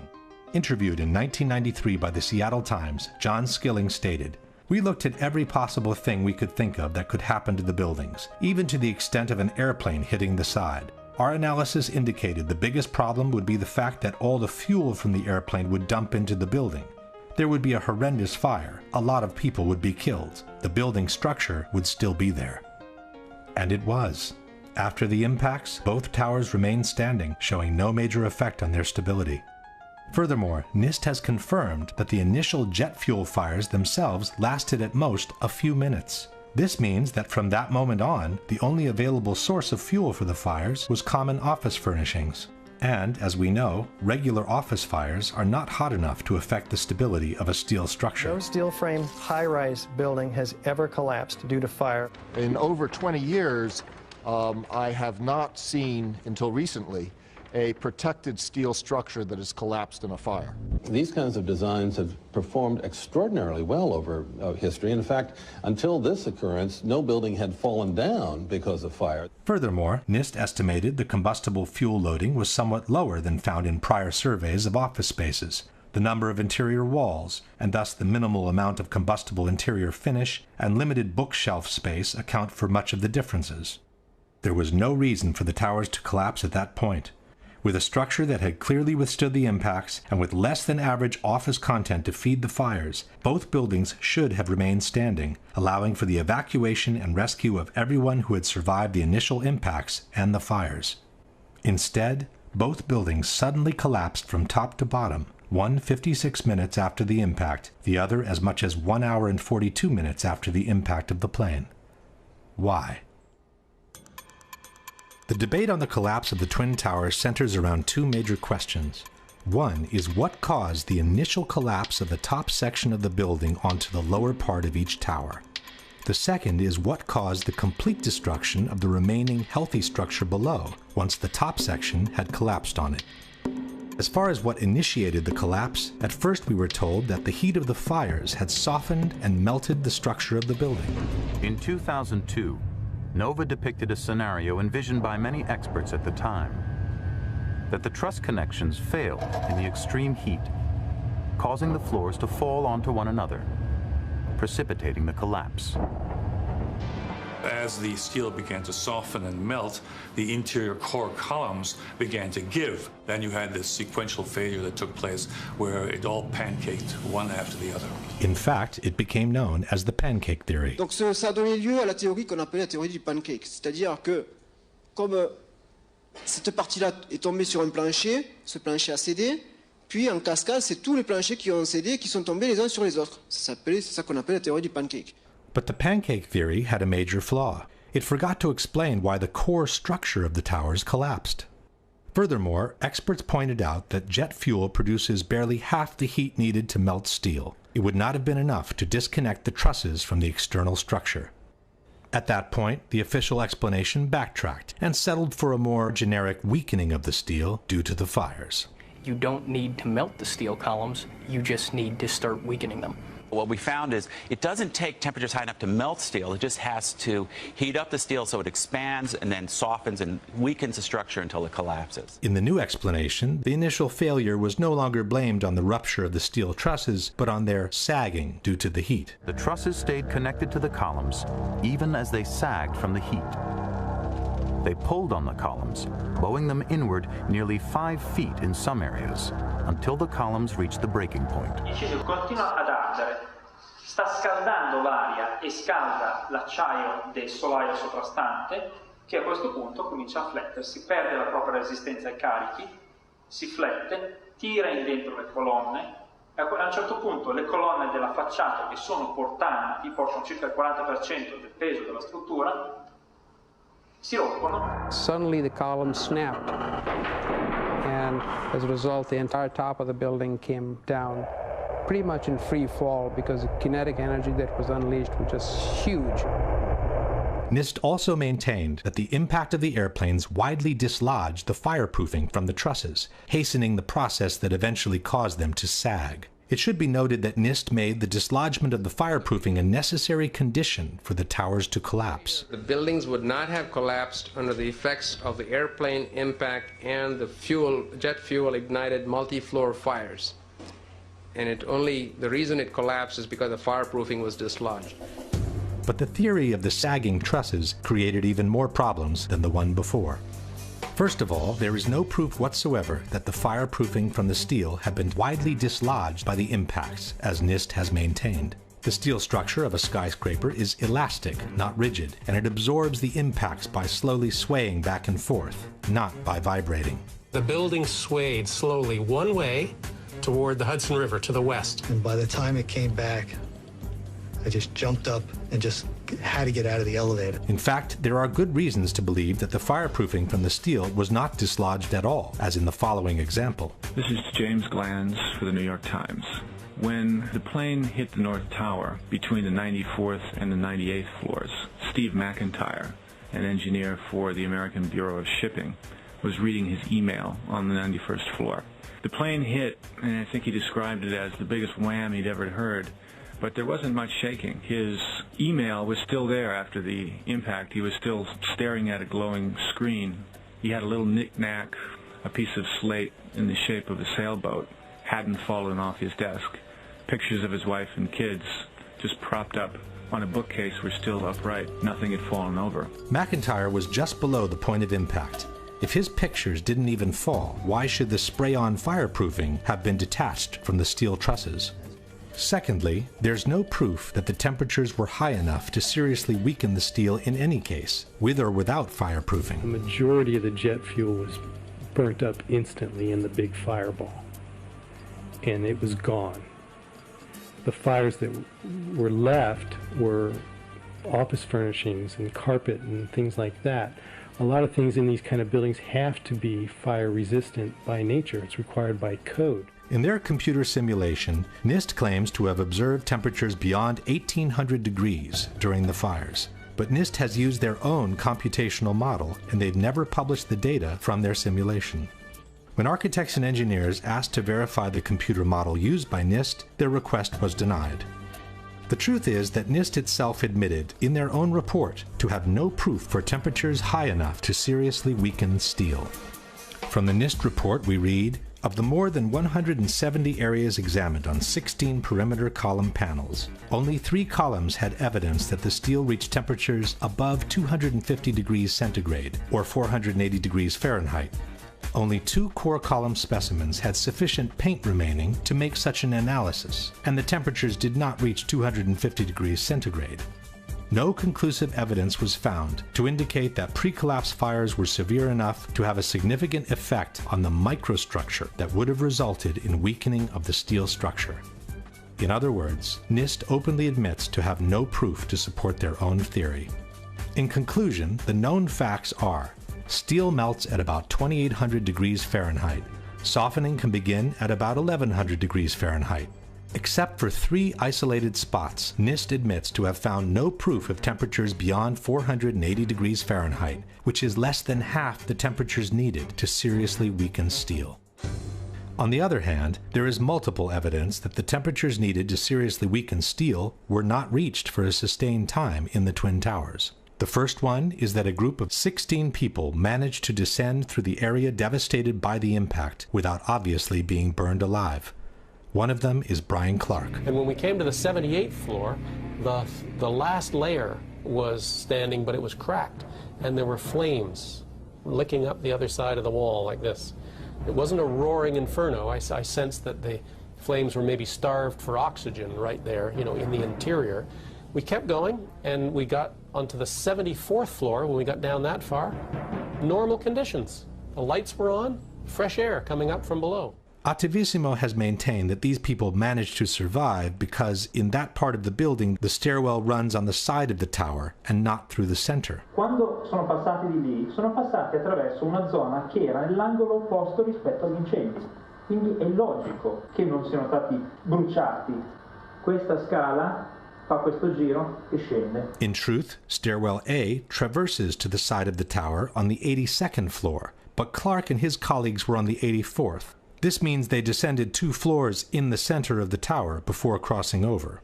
Furthermore, one of Clark's colleagues went back from the 81st to the 91st floor before descending all the way to the ground. Ron DiFrancesco, who went in the 81st floor with me, he went up to 91, caught up to the people, laying down on the floor, to thinking that there was fresher air at floor level. He made his way back to the stairs. And so I started to run downstairs. And so I ended up on ground level and I went to walk out. Had there been a temperature of 1100 degrees around the stairwell, nobody would have been able to go through it alive. Secondly, there is a series of thermographic images shot with an infrared camera showing temperatures much lower than those needed to soften steel. This is the North Tower, seen from below. It's 9:18, about a half an hour after the impact of the first plane, and the indicated temperatures do not reach the color yellow, which means they don't exceed 100 degrees centigrade or 212 degrees Fahrenheit. And this is the South Tower, some 15 minutes after the impact of the second plane. Here too, the indicated temperatures do not exceed 212 degrees Fahrenheit. But the major problem with the sagging trusses theory is that it doesn't make any sense from a mechanical point of view. Even assuming the temperatures were high enough to make them sag to such an extent, where did these relatively thin trusses find the strength to pull and then break apart a supporting structure much larger and stronger than they were? The phenomenon suggested by NIST is called thermal expansion. If one assumes that the trusses were forced to expand downwards by the vertical structures resisting the push, it means they were weaker than the structure and they would have never found the strength to pull it inwards. If instead the trusses sagged on their own, so weakened by fire to become unable to support their own weight, where would they find the strength to pull and break apart the same structure that had easily supported them when they were strong and healthy? In either case, the idea that the trusses alone would have been able to pull and break apart the external structure makes no sense. As we shall see, the external structure did bow inwards before the towers collapsed, but a much greater force than their own must have been applied to those trusses for them to be able to pull and break apart the structure they were attached to. Question: can you provide any evidence that the fireproofing from the steel trusses was widely dislodged by the impact of the planes, which NIST has made a necessary condition for the collapses to be caused by fire? Can you provide any evidence that the temperatures in the Twin Towers were high enough and lasted long enough to seriously weaken the steel in the areas where the initial collapses occurred? Can you explain how a sagging truss, weakened by heat, could pull and eventually break apart the structure it is attached to, with no external force being applied to it? If the explanation by NIST on what caused the initial collapse seems seriously flawed, their explanation on what caused the complete destruction of the towers does not exist.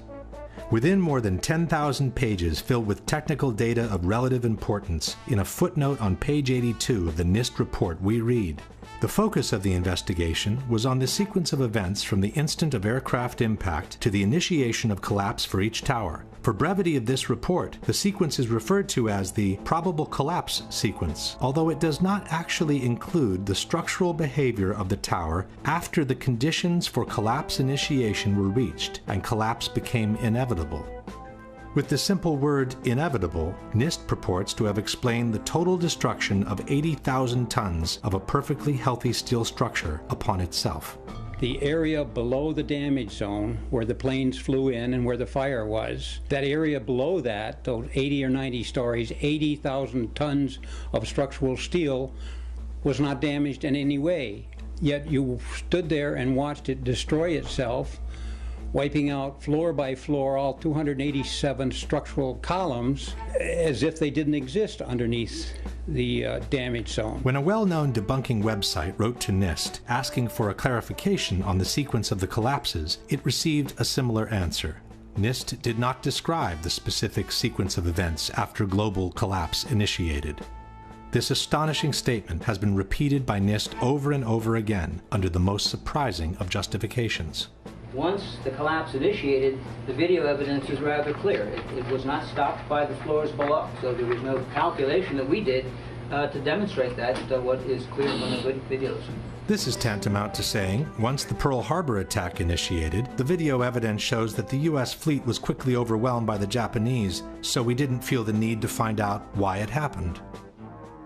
To make up for this embarrassing void, the debunkers often point at some independent studies which purport to explain the collapses by gravity alone. Ci sono opere tecniche come quelle che vedete citate qui che analizzano in estremo dettaglio la dinamica del crollo delle Torri Gemelle e non trovano niente di strano. The study most quoted by debunkers is called What Did and Did Not Cause the Collapse of the WTC Twin Towers in New York by Czech engineer Zdeněk Bazant.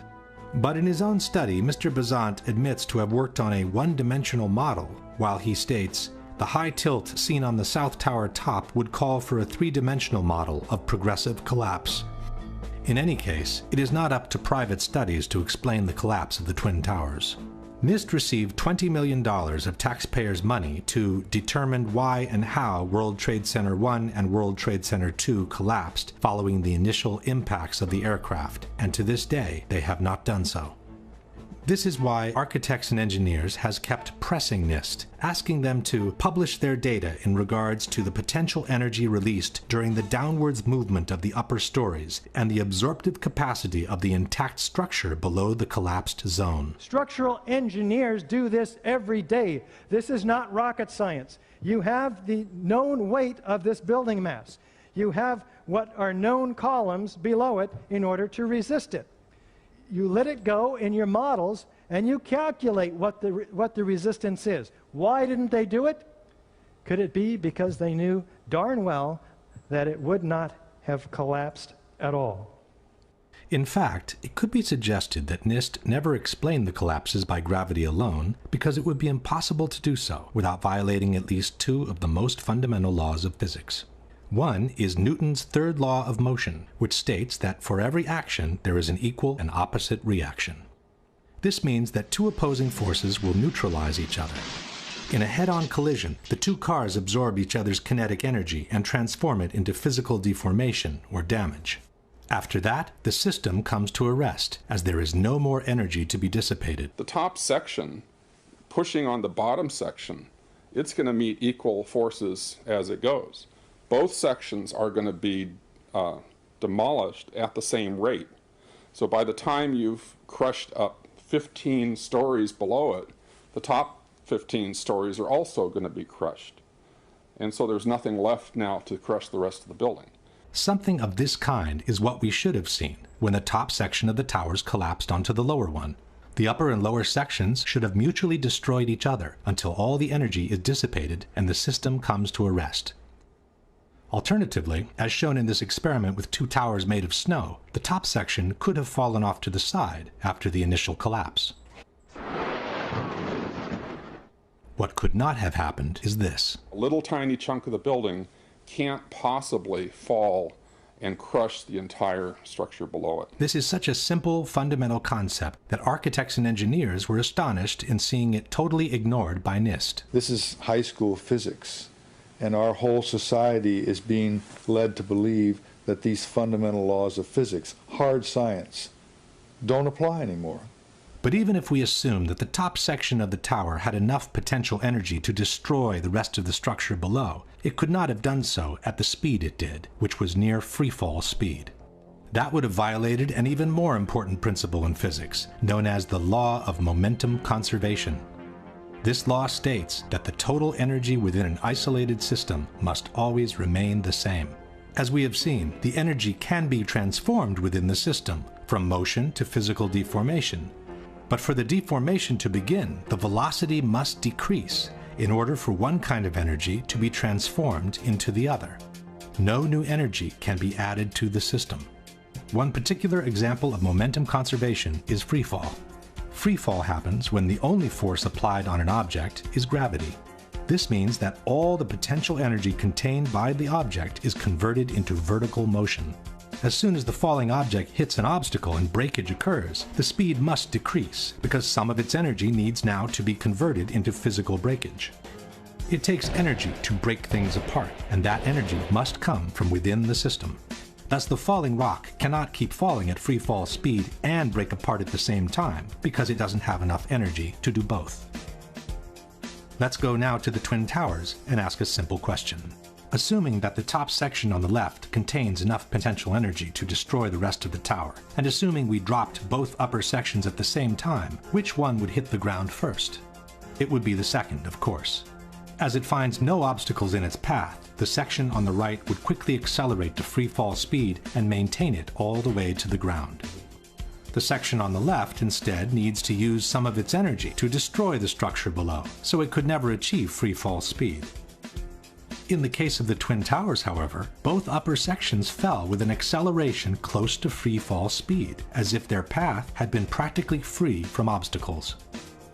It took each tower between 10 and 12 seconds to collapse to the ground, while an absolute free fall time would have been 9.2 seconds. In other words, both upper sections of the towers found enough energy to destroy 80,000 tons of healthy structure below, while accelerating to near free fall speed. This is, as we have said, absolutely impossible by gravity alone. The law of momentum conservation won't allow it. A building cannot do free fall with a huge steel structural system in place to support it. The Twin Towers could not have come straight down through the resistance of 80,000 tons of structural steel at the speed of practically free fall. That just would not happen. If in fact it actually hit and made an impact, it was effectively crushing anything, pushing hard on this core structure below it, the core structure is going to push back equally hard. And that's what's going to cause the top section of the building to slow down. As energy is drained away from the system to deform those members, it would slow down the descending mass and cause a descent at less than free fall speed. There is only one way for those buildings to have collapsed at the speed they did. The buildings fall at a speed which can only occur if the structure has been removed, the vertical structure. The same Shyam Sunder from NIST has acknowledged that free fall can only be achieved with the absence of a structure below. Free fall time would be an object that has no structural components below it. But what could have removed the supporting structure below, since the falling section didn't have any extra energy to do so? The fact that it's coming down at free fall says all of the energy is being used to just make it go straight down, which means it's coming down through itself and not breaking up the building as it goes. Something else has to be clearing the way. There is only one known way to allow that kind of acceleration while removing the supporting structure. A building cannot do free fall without it being blown up. That's the only way it could come down at free fall. The only way that a building can accelerate as it collapses is by having pre-engineered, precisely timed, and precisely placed explosives. In other words, controlled demolition.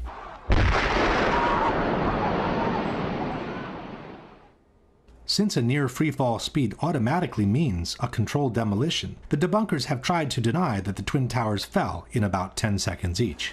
Tempi di crollo, si parla di 10 secondi, tempo di caduta libera, esatto, ma i tempi di crollo delle torri gemelle non sono quelli di una caduta libera. Sono, sulla base dei video disponibili, di almeno 16 secondi. Basta ascoltare la durata del boato.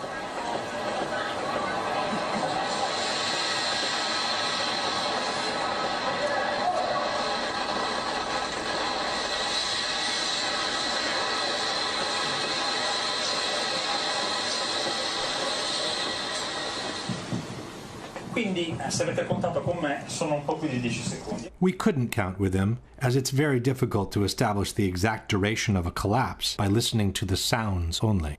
Furthermore, a couple of seconds more or less would not make a big difference, as the time for the transfer of momentum between each collapsing floor must be considered anyway. So a floor impacting on a floor below would transfer momentum, and that floor, those floors would transfer momentum such that in the Twin Towers, if you didn't have any columns whatsoever, it would still take a minimum of 30 seconds for these towers to collapse just by transferring the momentum of the floors. In any case, the near free-fall speed of about 10 seconds has been confirmed by different official sources. The 9/11 Commission wrote that the South Tower collapsed in 10 seconds. Mr. Sunder from NIST has confirmed similar timings. The measurements have indicated that Tower 1 collapsed in about 11 seconds and Tower 2 collapsed in about 9 seconds. Mr. Sunder has also acknowledged that the towers came down practically at free fall speed. As a result, the entire top of the building came down pretty much in free fall. The same admission is present in the official report. Since the stories below the level of collapse initiation provided little resistance, the building section above came down essentially in free fall. At this point, we can pose the following question. Given that the building section above came down essentially in free fall, given that for free fall to occur, no supporting structure must be present, and given that the falling sections didn't have any extra energy to destroy the structure below, can you suggest anything different from some kind of controlled demolition for the removal of the supporting structure, which was necessary for near free fall speed to be achieved? At this point, one may wonder what the response by the debunkers has been to all the scientific arguments presented by architects and engineers. There has been no response.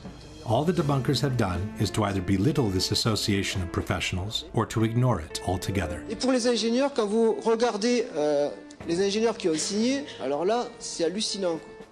C'est-à-dire que vous avez des ingénieurs en électricité, en hydraulique, en sûreté nucléaire. Enfin bon, c'est vraiment la tour de Babel de l'ingénierie. Les personnes qui sont compétentes en calcul de structure, alors je les ai regardées, une petite trentaine, je suis généreux. Hein. Whether the experts in structural engineering are 30 or 300, it should not make any difference.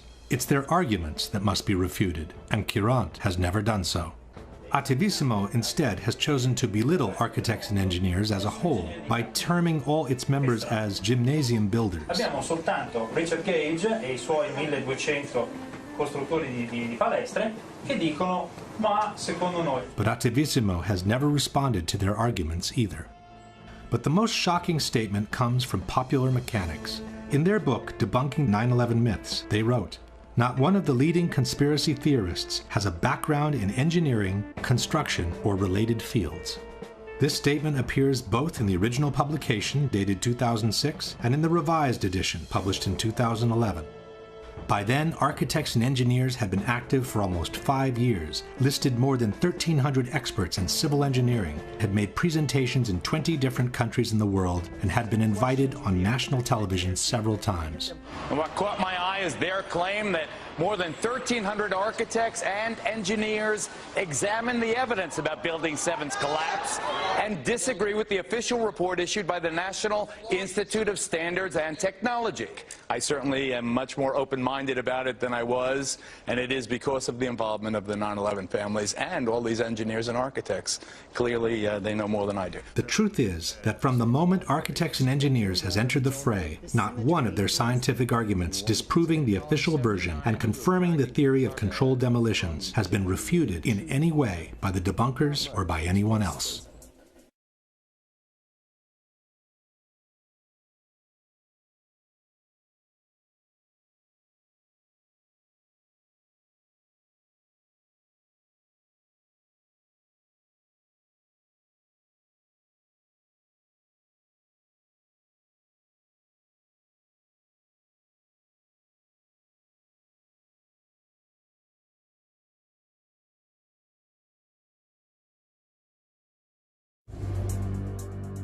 Let's now return to the previous question, which is still unanswered.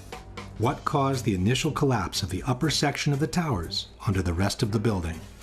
As we have seen, there was a bowing of the facade before the collapse, but the trusses didn't have any strength of their own to cause such a massive bending of the external structure.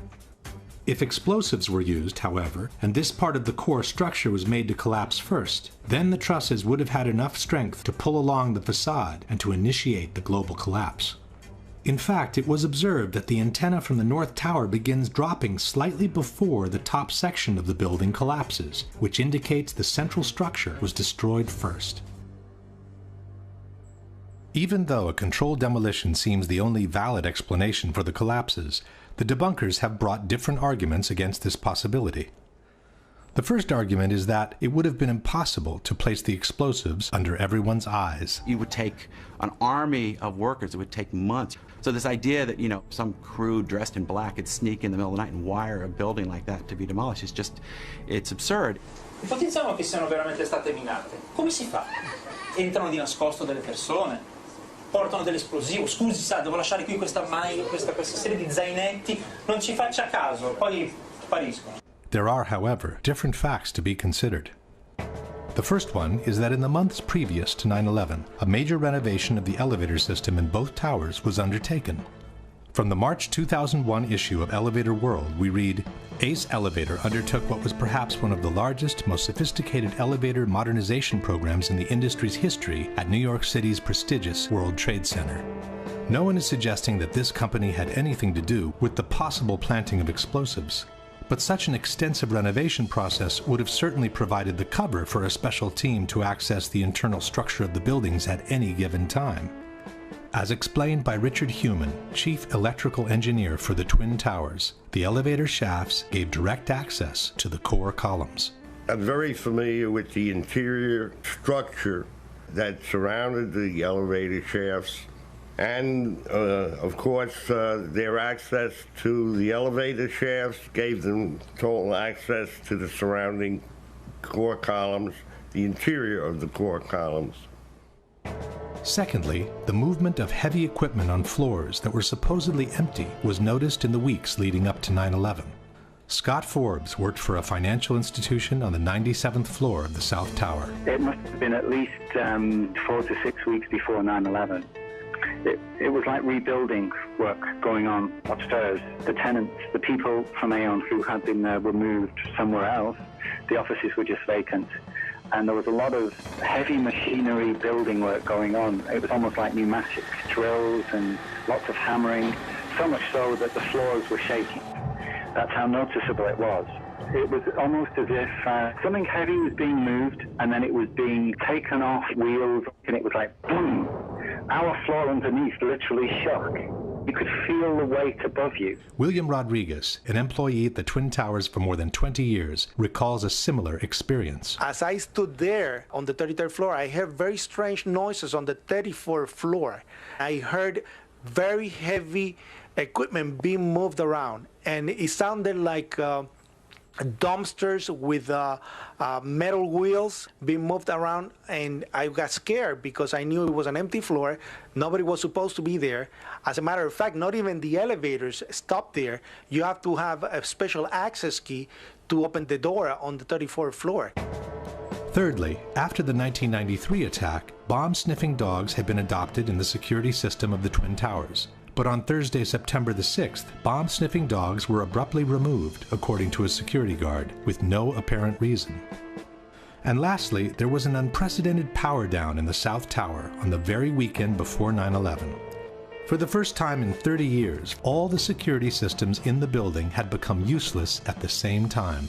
People could come and go as they pleased, even in protected areas, without being seen nor recorded by surveillance cameras. The previous weekend, there had been a power down. Because of the power down, there was a complete breakdown of security that weekend. We had guided tours coming into secured areas by mistake and nobody picking it up because there's no intrusion alarms or anything else. Scott Forbes was also present during the power down. There was a power down in the South Tower on the weekend of the 8th and 9th of September. And it wouldn't have just have affected camera security, it would have affected all the secure systems on doors for either key locks or security badges and so on. To undo them, they weren't working because they're all powered by electricity, so there was no power, there was no backup system, therefore they were all open. What again was the excuse that the Port Authority gave you, Scott, for this 36-hour period of the power being down in the South Tower? The explanation was that there was a recabling exercise to increase the bandwidth of networks that were available in the towers. But what I can recall is that there were plenty of toolboxes, there were plenty of spools of cable, there were men around wearing overalls. You know, they appeared to be like engineers. At the time, it seemed perfectly legitimate what they were doing because this was the story we were given, that there was a recabling exercise. The debunkers are right. It would have been very difficult to bring in the explosives without being noticed. But with the proper cover story, it could have been done under everyone's eyes, in full daylight, without anybody even questioning what was going on. Another argument by the debunkers is that controlled demolitions, they say, always begin from the bottom, while the destruction of the Twin Towers clearly started from the top. Controlled demolitions always begin from the bottom of a building. you cut the bottom columns and then the building falls. If you look at the World Trade Centers, both of them began at the impact wounds where the planes hit. Il crollo della torre parte dall'alto, mentre nelle esplosioni controllate parte sempre dal basso. Si demoliscono le fondamenta, poi si va su e la torre, il palazzo che deve essere demolito, crolla subito. But this is not true.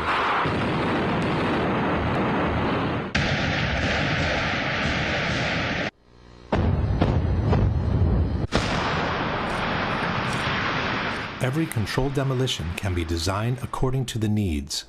In fact, sometimes it's not a good idea to start from the bottom.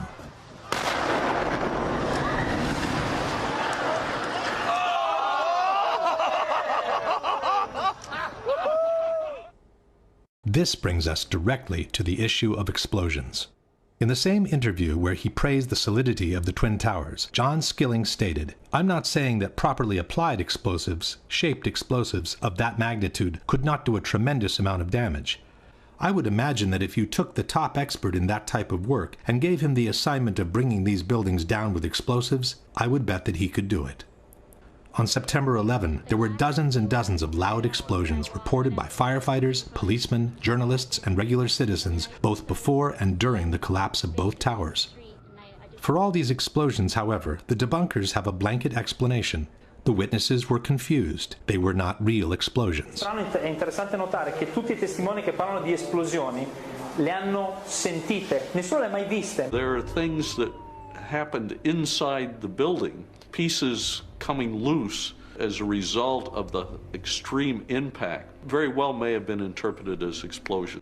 Molto spesso I profani parlano di explosion, ma non intendono strettamente la carica di dinamite che fa boom, parlano di botto, di boato, e il boato può essere dovuto a tante ragioni. What's an explosion sound like? Most people don't know because most people have never heard one. So any sharp, loud bang, that's probably an explosion. The fact is, most of the explosions were reported by firefighters and policemen, and no one knows how to recognize an explosion in a burning building better than they do. As we were getting our gear on and making our way to the stairway, there was a heavy-duty explosion. Everybody just started running for the door. Everybody was trapped. New York's bravest never had a chance. We really never even got to that close to the building. An explosion blew and it knocked everybody over. The whole time you're hearing boom, boom, boom, boom, boom. So I think I know an explosion when I hear it.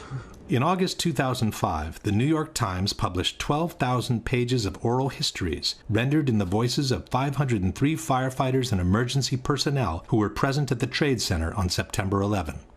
Over 100 of them, 1/5 of the total, has reported explosions in the buildings prior or during the collapses. Regular citizens also seem quite capable of telling an explosion from a simple object falling to the ground. Something, either they blew the lobby up or something, because it blew the glass out of the doors and knocked us all down, and I got smoke and everything on me. I just feel a little shook up because I got blasted, you know. So. Before proceeding, one thing should be known about controlled demolitions. Just like the Twin Towers, most modern buildings are built with a high redundancy factor in terms of structural strength. For this reason, a series of preliminary explosions is normally needed in controlled demolitions to weaken the structure before the actual collapse can be induced.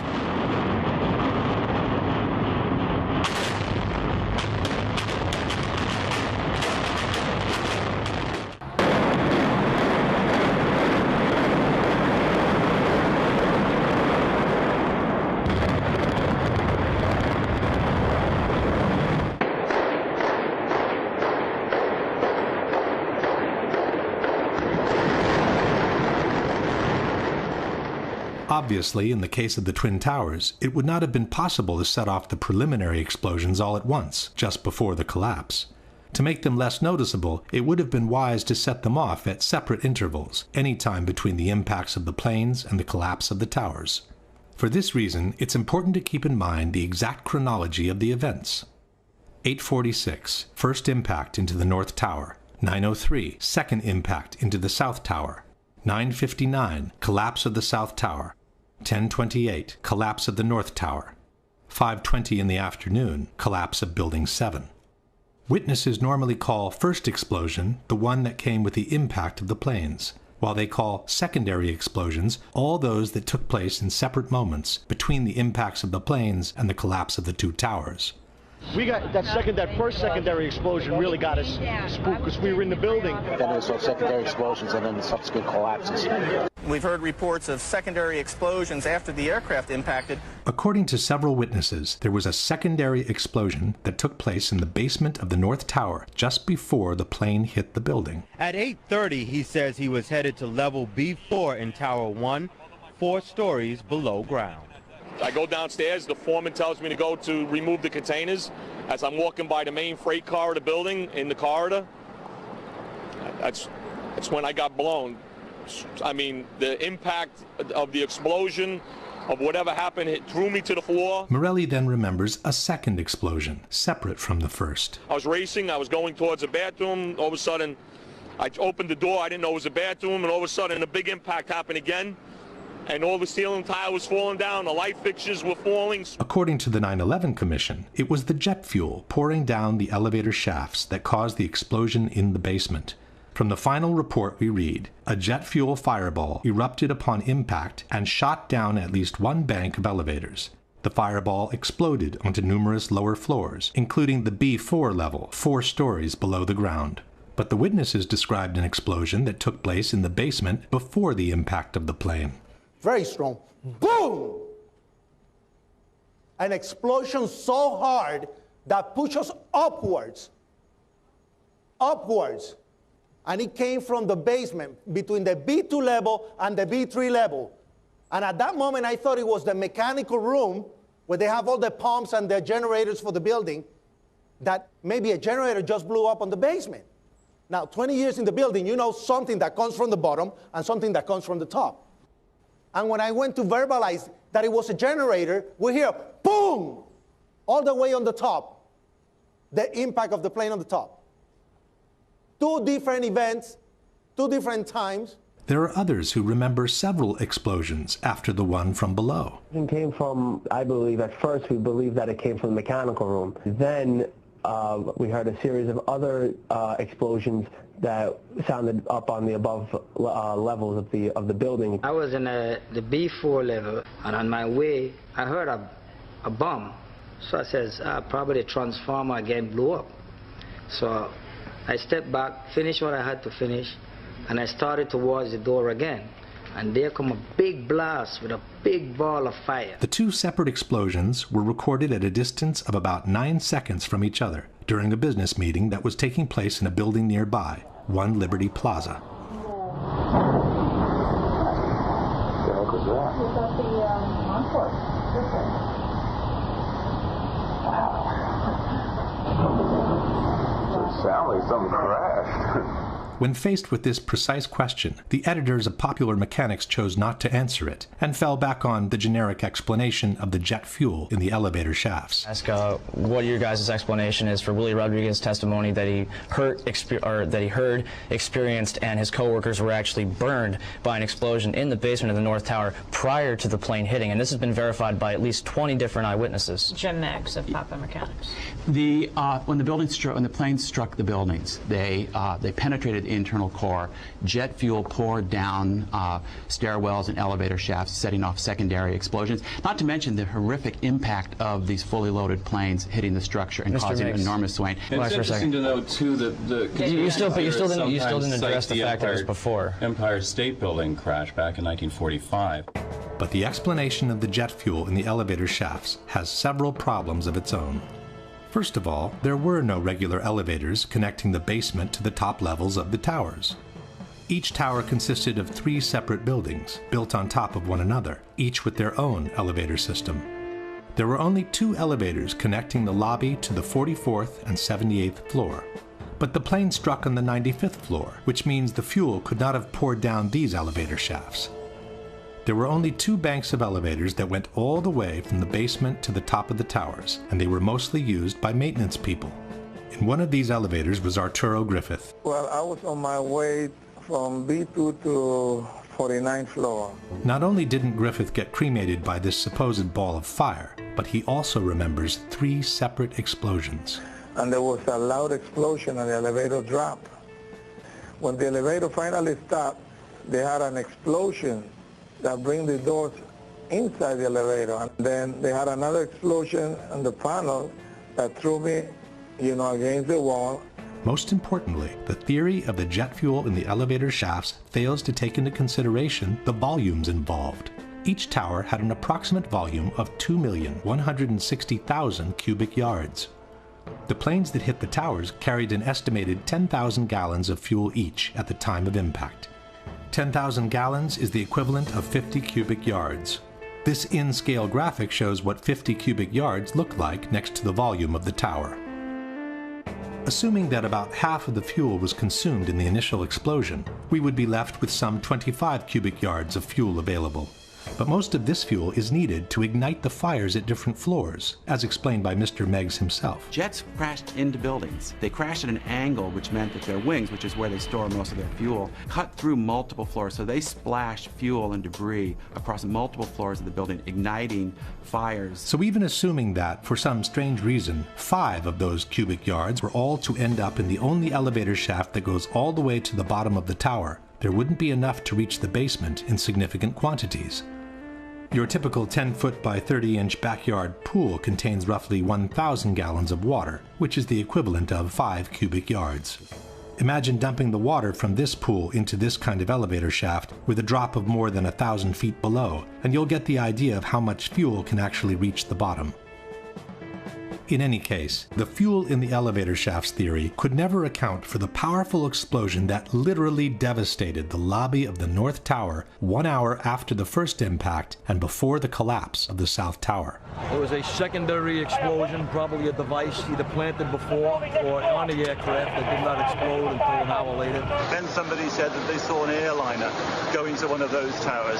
Then, I don't know, an hour later than that, we had that big explosion from much lower. I don't know what on earth caused that. In fact, these firemen reported 3 large explosions in Tower 1, which took place after the plane's impact. They also confirmed it was the 3rd explosion to devastate the lobby of the tower. It was an explosion. We was in the lobby and the 3rd explosion, the whole lobby collapsed on us. What you told me is that there was a plane or whatever hit the building, then a secondary explosion. It was like 3 explosions after that. We came in after the fire. We came when the fire was going on already. We was in the staging area inside the building, waiting to go upstairs. Then they exploded. The whole lobby collapsed on the lobby inside. It took these witnesses about 1 hour to walk down from the 82nd floor to the lobby of the North Tower after the impact of the plane. We got to the 4th floor from 82nd floor. We stuck on the stairs for a while. We finally got down to the lobby. Then we get to the lobby, it was this big explosion. I don't know if everything went just like what you just seen. That's what we went through before we came out of the building. Then when we get out the building, then another smoke cloud came. A similar story here. The long descent from Tower 1 and the big explosion in the lobby. It was like holy hell coming down them stairs. And then when we finally got to the bottom, we were coming out on the mezzanine level there, and another explosion came right from it because everything went flying. Yet another similar story. Big boom, come down the steps, everything fine till we got to the basement, and then everything just fell in. I got trapped under there with another guy, crawled out, kept getting hit in the head, bounced all around, finally we clawed our way out over the rubble. The situation in the lobby was such that there was no doubt on what had happened. The ladies that are with me were in the World Trade Center in the first building and escaped through the lobby where they report they believe there was a bomb in the lobby. We ran down the steps to the lobby. There was no lobby. Everything was torn up. We came outside in the lobby. There was no lobby. The lobby was totally gone. Did you see other people? People. There was a woman there with her face blown off. Big glass lobby, and all the glass was broken. Wires hanging from the ceiling, the signs that would hang above telling you where to go were all hanging. It was unbelievably scary to look at. Firefighter John Schroeder was climbing the stairs of Tower 1 when he heard the huge explosion from below. We were heading up to the 24th floor of the stairwell, and all of a sudden our building got rocked. We got bounced around in the stairwell like pinballs, man. And we just said, you know what? Time to go. We came down, it looked like a bomb went off in the lobby. Everything was exploded, everything was gone. We're like, what is going on here? For every window in the lobby to be exploded. I mean, them windows were like as thick as forget it. They were 2-3-inch glasses, you know, come on. They exploded out of the lobby. You know, it wasn't from the jet fuel. No way. Then we have the accounts from those who heard explosions moments before the South Tower collapsed.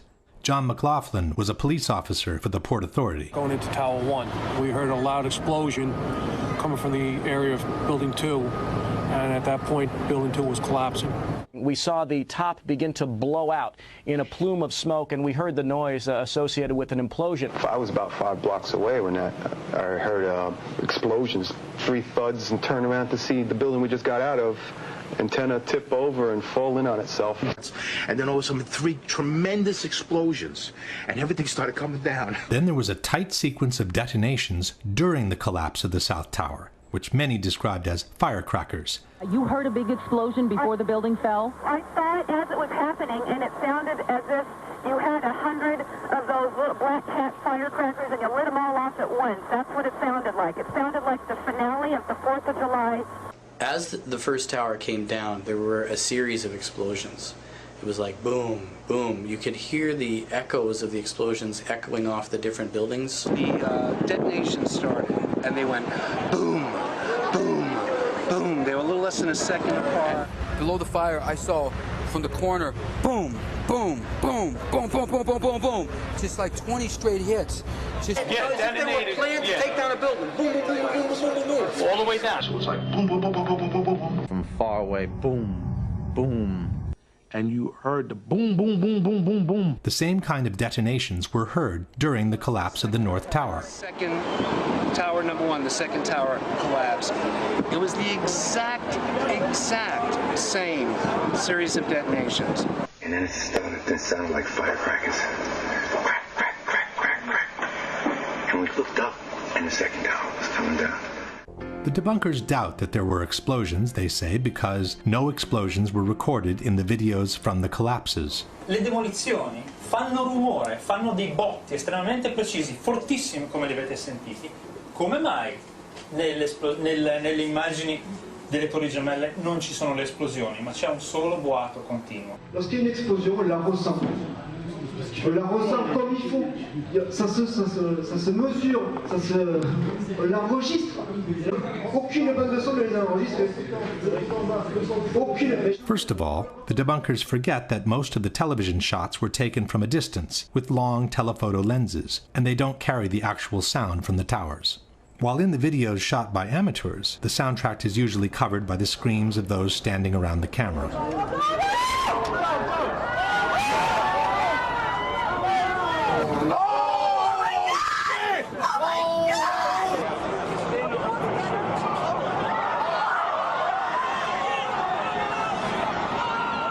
In any case, it's not true that no explosions were recorded by video cameras.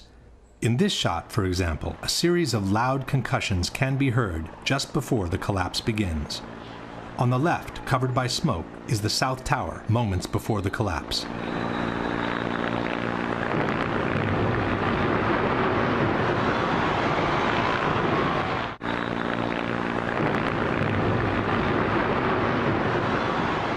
In this shot by ABC Television, the initial explosion can also be heard.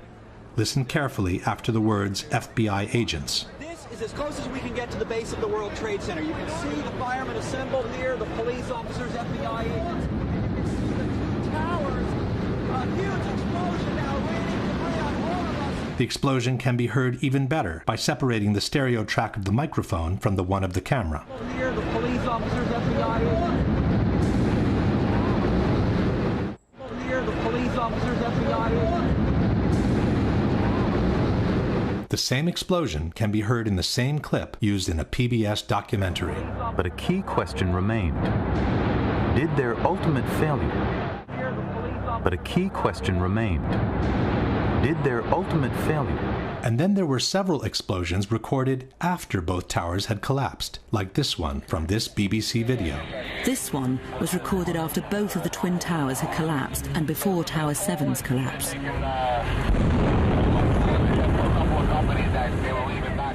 Amateurs also kept recording explosions after the collapse of both towers. It's now 11 o'clock.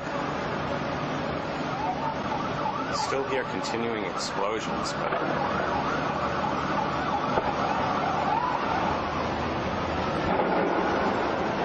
There's another explosion. This recording was made between 10 and 11 o'clock, The explosion came from the direction of Building 7. You gotta get back. You know that. You gotta get back. All right. In fact, a big explosion in Building 7 was reported before either tower had collapsed. Sometime after 9 o'clock, Barry Jennings was descending the stairs of Building 7, trying to reach street level. Well, me and Mr. Hesh, the Corporation Counsel, were on the 23rd floor. I told him we got to get out of here. We started walking down the stairs. We made it to the 8th floor. Big explosion. Blew us back into the 8th floor. Jennings was trapped in the building for several hours, together with his colleague, Michael Hess. Mr. Hess! 8th floor, 7 World Trade. I passed the word! After they were rescued by the fire department, Mr. Hess confirmed the big explosion on the 8th floor. So, Mr. Hess, you were trapped in, I believe, 7 World Trade Center. Go ahead, sir. Yes, I was. I was up in the Emergency Management Center on the 23rd floor. Another gentleman and I walked down to the 8th floor where there was an explosion.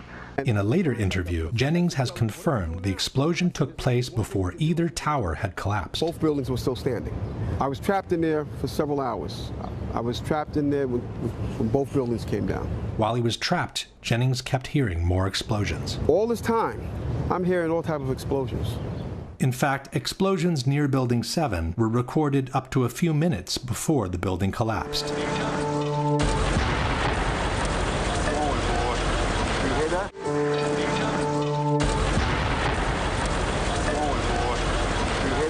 And finally, there is also someone who saw an explosion up close, through his very eyes. It's Ron DeFrancesco, the same person who had descended from the 91st floor of the South Tower all the way to the lobby. When he was exiting the building, he heard an explosion. He spun around, and a fireball was coming down the hallway at him. He put his arms up, blew him across Church Street. He woke up in the hospital 2 days later. Yeah, I had burns, they say, on 80% of my body, and I had a broken bone in my back, and I guess my ears were turned inside out just with the burns. My head was very swollen. You know, I had my contacts in, so they were melted to my eyes, and... To doubt the content of all these accounts does not mean to have debunked the claims of explosions.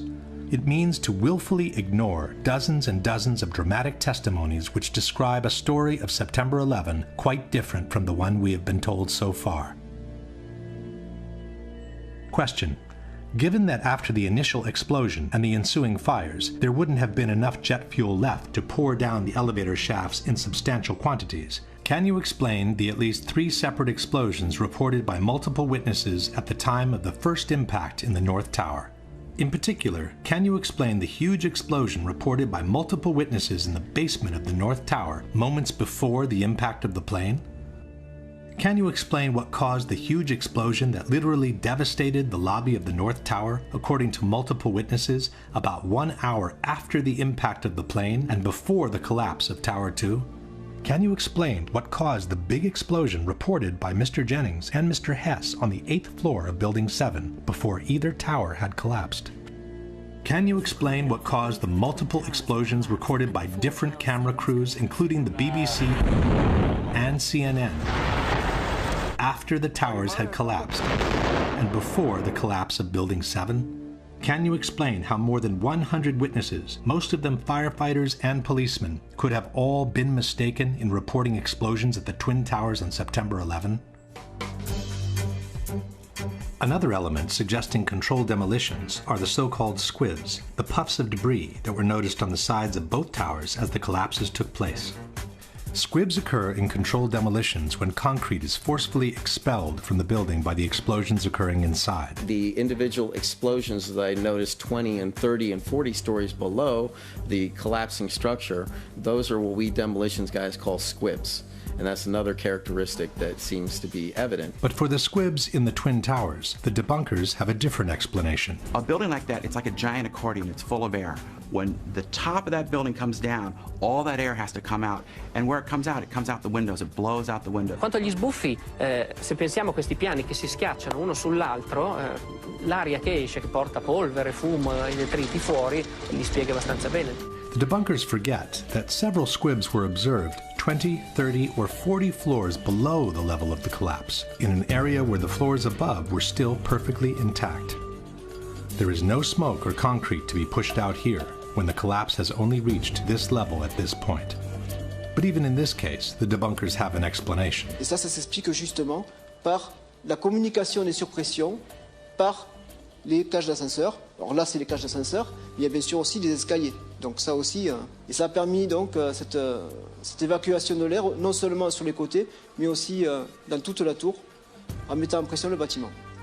But elevators and stairs have doors at almost every floor. Had there been such a strong compression from above, it would have pushed with equal force on all the floors below, not just the one where the squib occurred. In any case, this is clearly not broken glass. Glass fragments from a window would not even be visible from such a distance. These are high-speed ejections of concrete and other solid debris, which can only be explained by a powerful explosion having occurred nearby. There is even one case in which the expulsion of material, and possibly a human being, takes place before the collapse has begun. You see that blowout?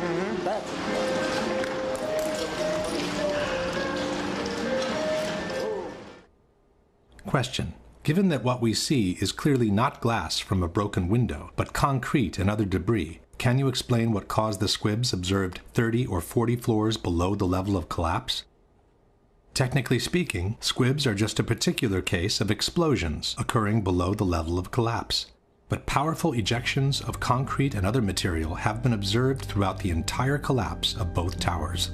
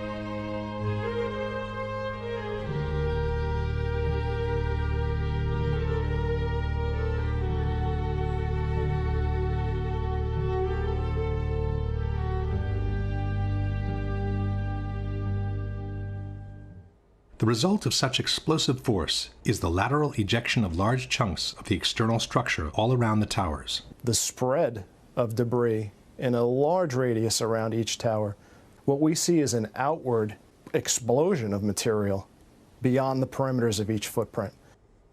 FEMA has documented a 1,200-foot diameter debris area around each tower where major chunks of the buildings were found.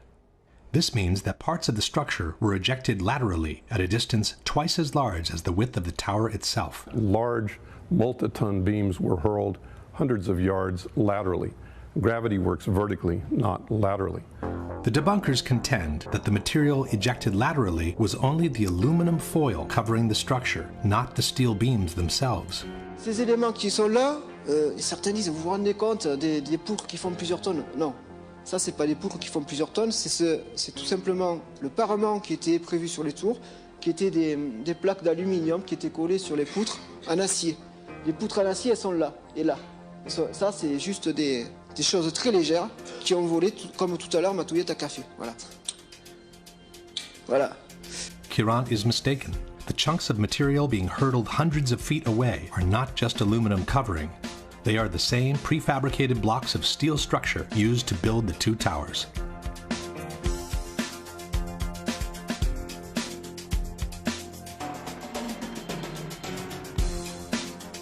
In this case, a person who has remained attached to a block of columns falling can give us an idea of the structural pieces being detached from the building.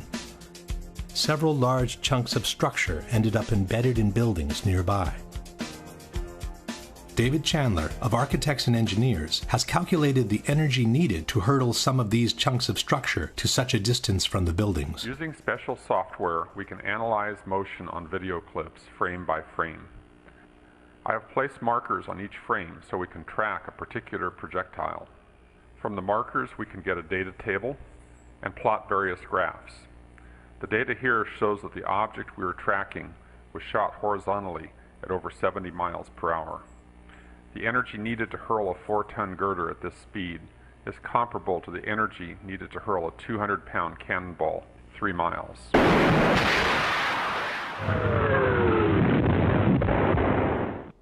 Question. Given that the falling upper sections of the towers had no additional energy to destroy the healthy structure below, where did the energy to hurtle these large chunks of structure at such a distance from the towers come from?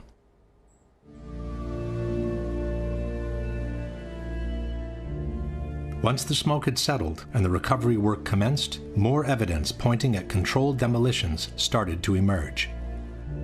One example are the supporting columns cut at a 45-degree angle that were noticed sticking out of the ground. This kind of cut is typical of controlled demolitions and is obtained by placing linear charges on the columns at a 45-degree angle. Now this is a linear shaped charge and it's wired in with the dynamite. When it cuts, it'll cut this column right on this angle, and then this piece will be deflected and displaced in that direction.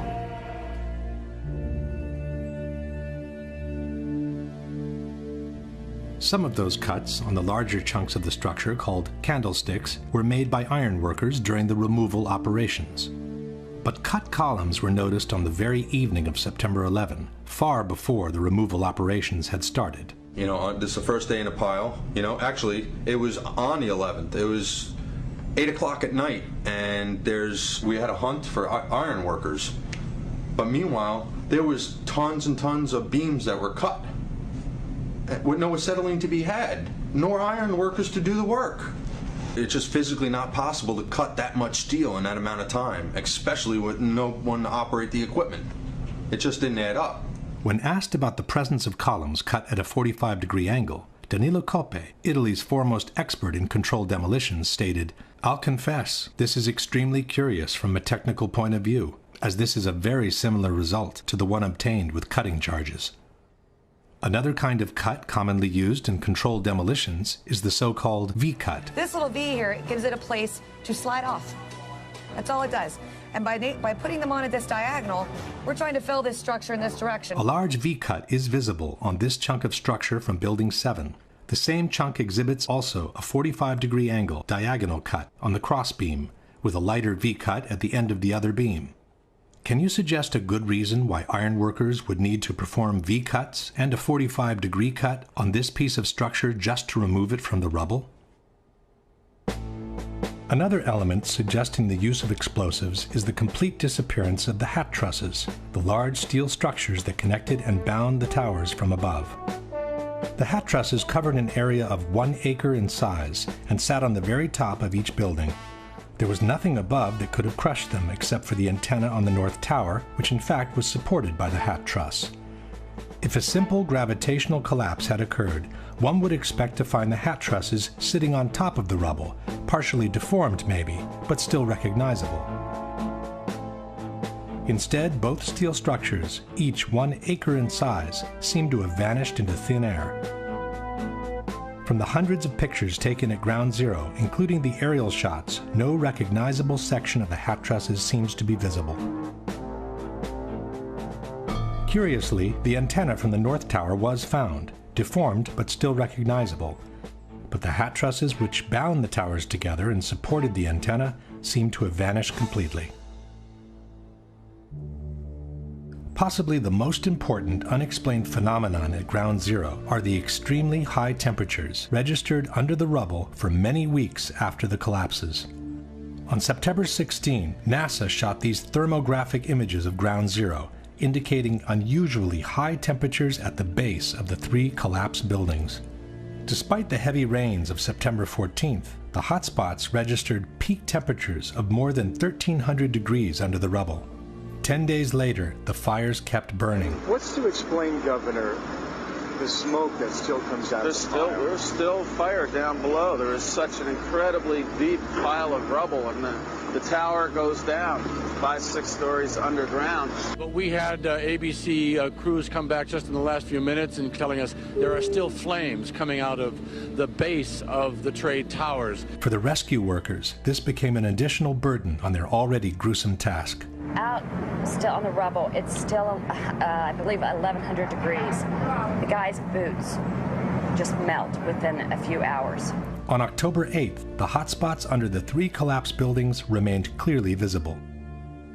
6 weeks later, as the excavations progressed, the situation seemed only to get worse. Oh, it's unbelievable. And this is 6 weeks later, almost 6 weeks later.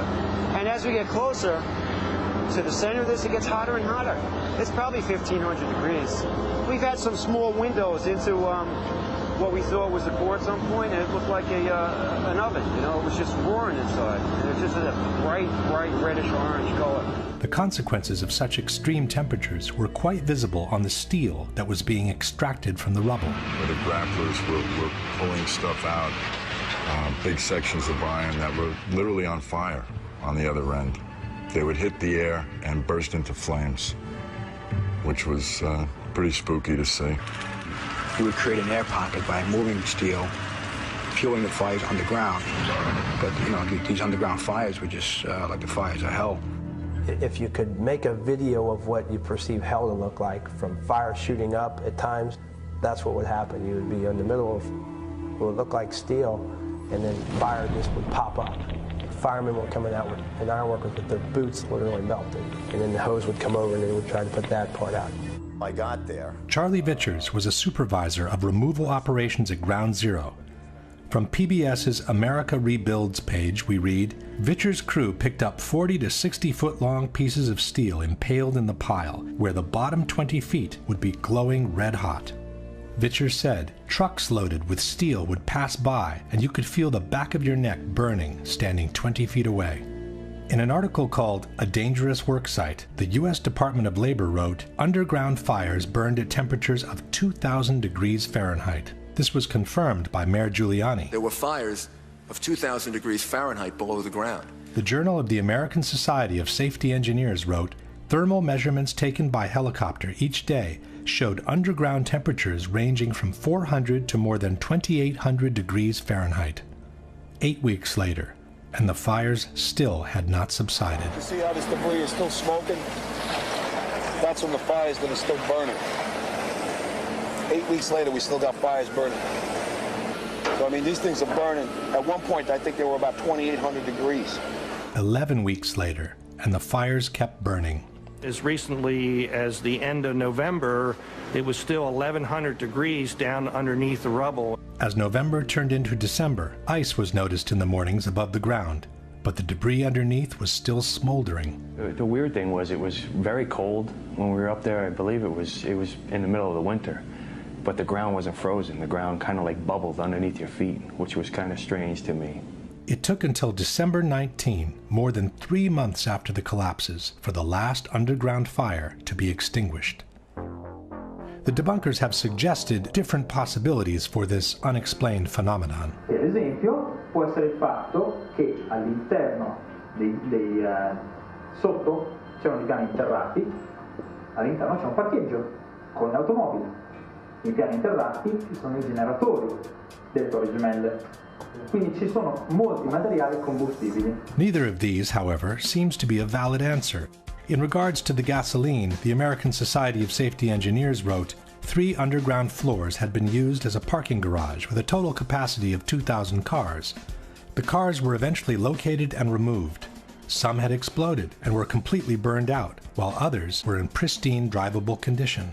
The gasoline in a car either explodes or it remains inside the tank. It does not leak out and go looking for fires to be fueled.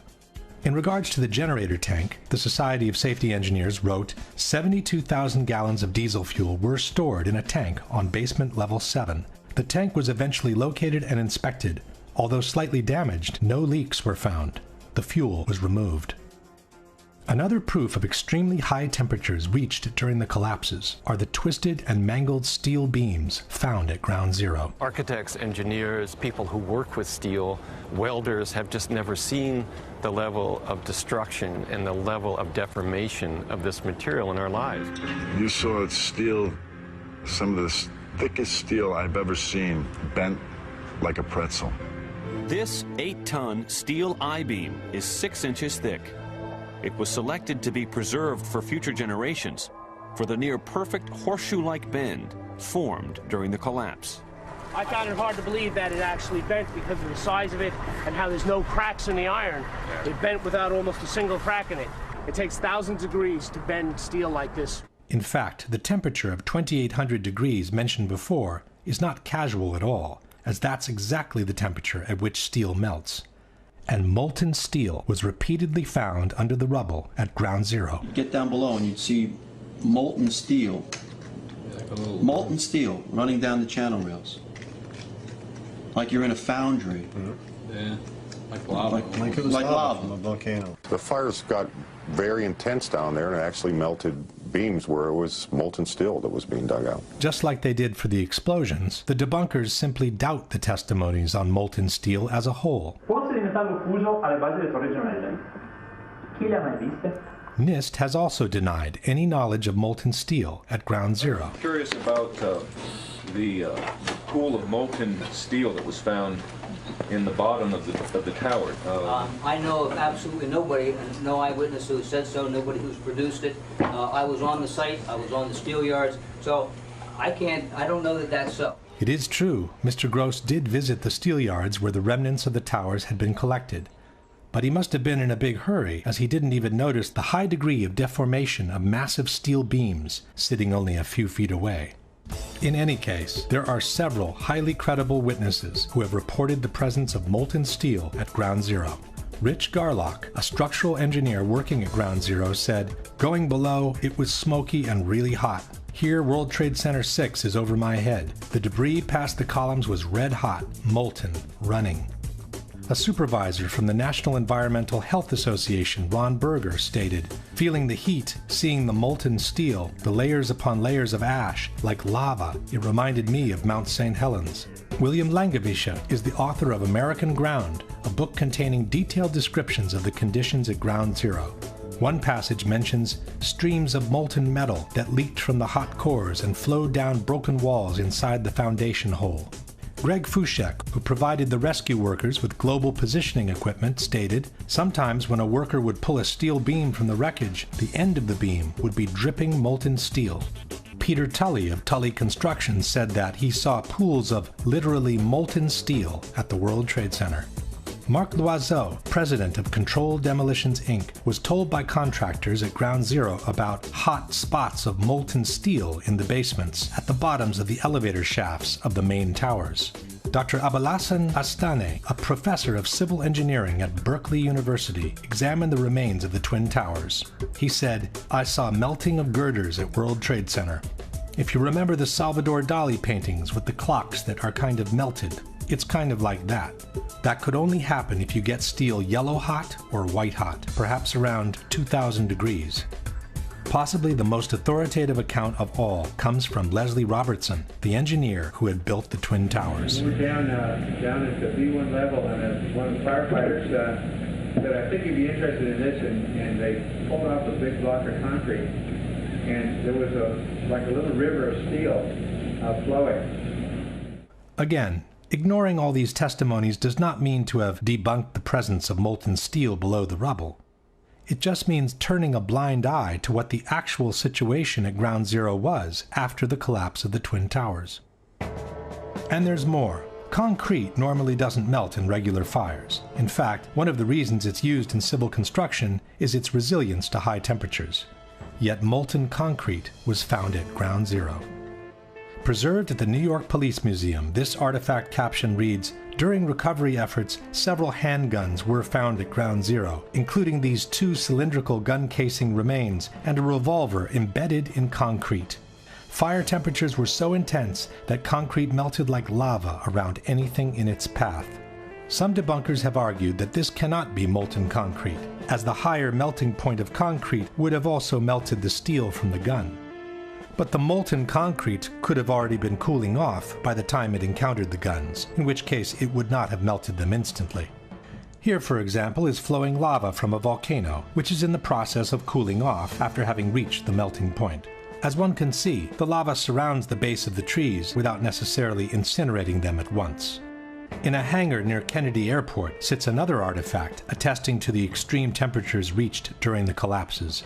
This formation is really 4 separate stories of the World Trade Center, compressed, compacted, incinerated, exposed to temperatures as hot as the inner Earth. I never knew this existed. Another of these artifacts, nicknamed the meteorite, contains both molten steel and molten concrete. One of the more unusual artifacts to emerge from the rubble is this rock-like object that has come to be known as the meteorite. It's this fused element of steel, molten steel and concrete and all of these things all fused by the heat into one single element. As we know, for concrete to melt, a temperature of several thousand degrees is needed, and the result will be much the same as the lava that comes out of volcanoes. And almost like a chunk of lava from Kilauea or Iceland, where they're very sharp but breakable shards on the end here. Question. Given that most of the jet fuel was burned after the impacts, given that only office fires were burning at the time of the collapses, and given that no major source of combustibles seems to have been available underground, can you offer a comprehensive explanation for the temperatures up to 2,800 degrees reported at Ground Zero, for the long-lasting fires underground, for the incandescent beams repeatedly extracted from the rubble, for the massive steel beams bent like a pretzel, for the molten steel and the molten concrete observed and found at Ground Zero as caused by the office fires and the gravitational collapses only?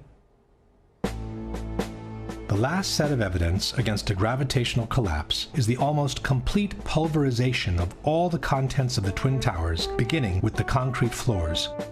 Had a simple gravitational collapse occurred, one would expect to find 110 floors pretty much stacked up on each other, like it happens in regular collapses.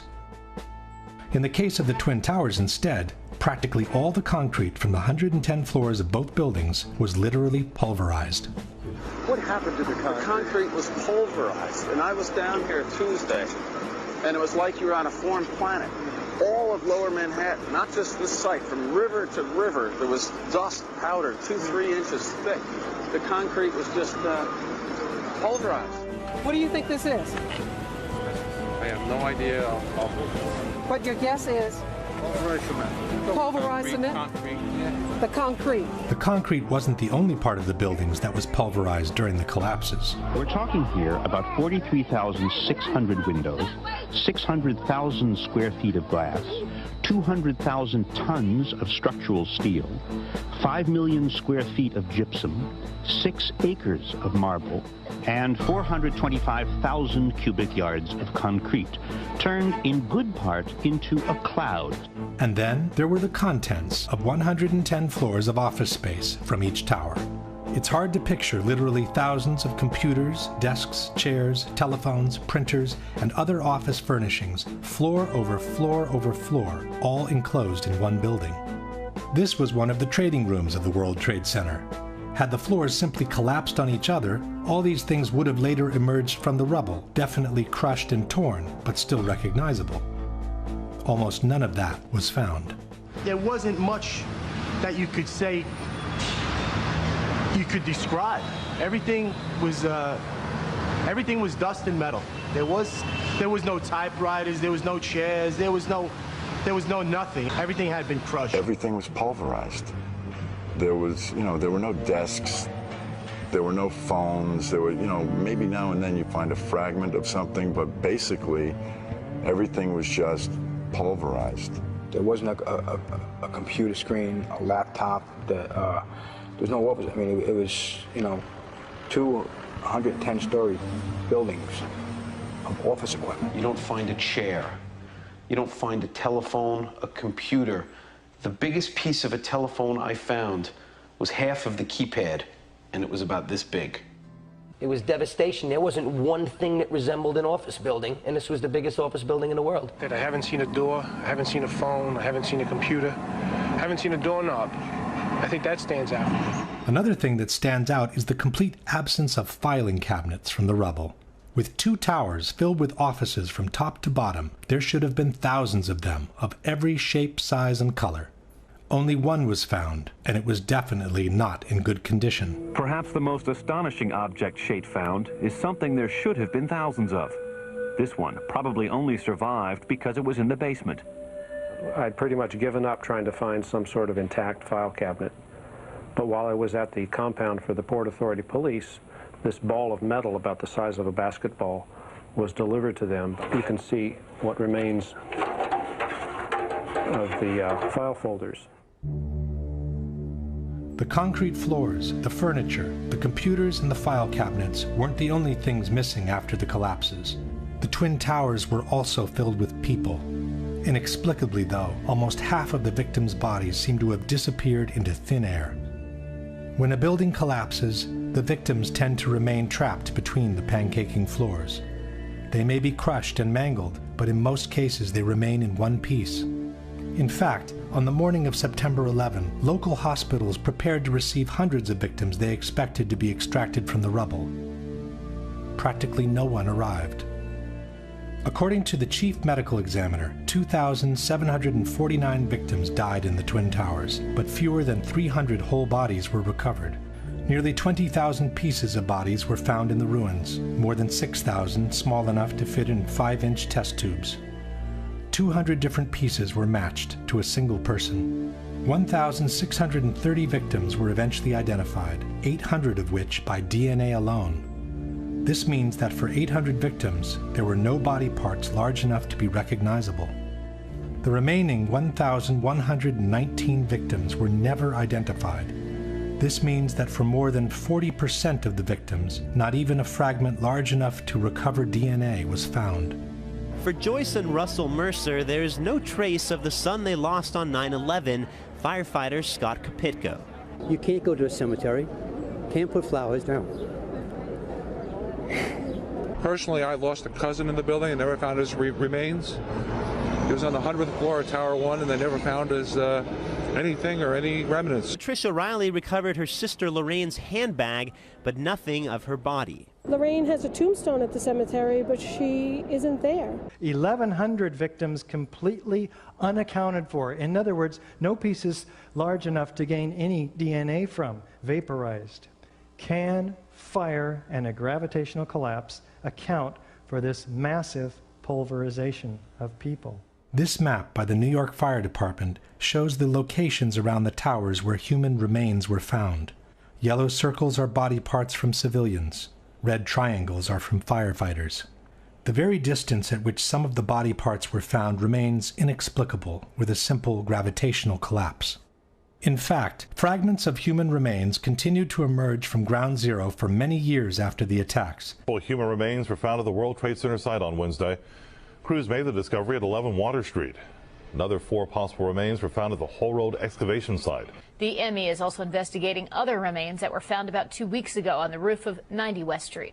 Construction workers found 9 pieces of bone and tissue on a 20th floor scaffolding on this building on West Street. Workers have found 65 potential human remains at the World Trade Center site over the last couple of days. The medical examiner's office says they were recovered from the Liberty Street section of the site. Then, in 2006, came the biggest surprise. Demolition workers found 74 new bone fragments on the roof of the Deutsche Bank building over the weekend. That's the most found since the end of major recovery operations at the site. The number of fragments found on the roof of the Deutsche Bank kept increasing by the day. Crews continue to find human bone fragments on the roof of the Deutsche Bank building next to the Trade Center site. The medical examiner's office says 142 fragments were found, bringing to 598 the total number of fragments found in the building. Eventually, more than 700 bone fragments were recovered from the Deutsche Bank building. USA Today wrote, "The bone fragments are tiny, some the size of a pinky nail." Some debunkers have suggested that the bone fragments could have reached the roof of the Deutsche Bank after the impact of American 11, as some debris exited the opposite side of the tower in a southerly direction. But the view of the Deutsche Bank was blocked by the South Tower at the time of impact, and there was no direct line between the exit hole in the North Tower and the roof of the Deutsche Bank. Furthermore, as seen in this map, the body parts found on the roof belong not only to civilians, but also to firefighters, who were clearly not present in the North Tower at the time of impact.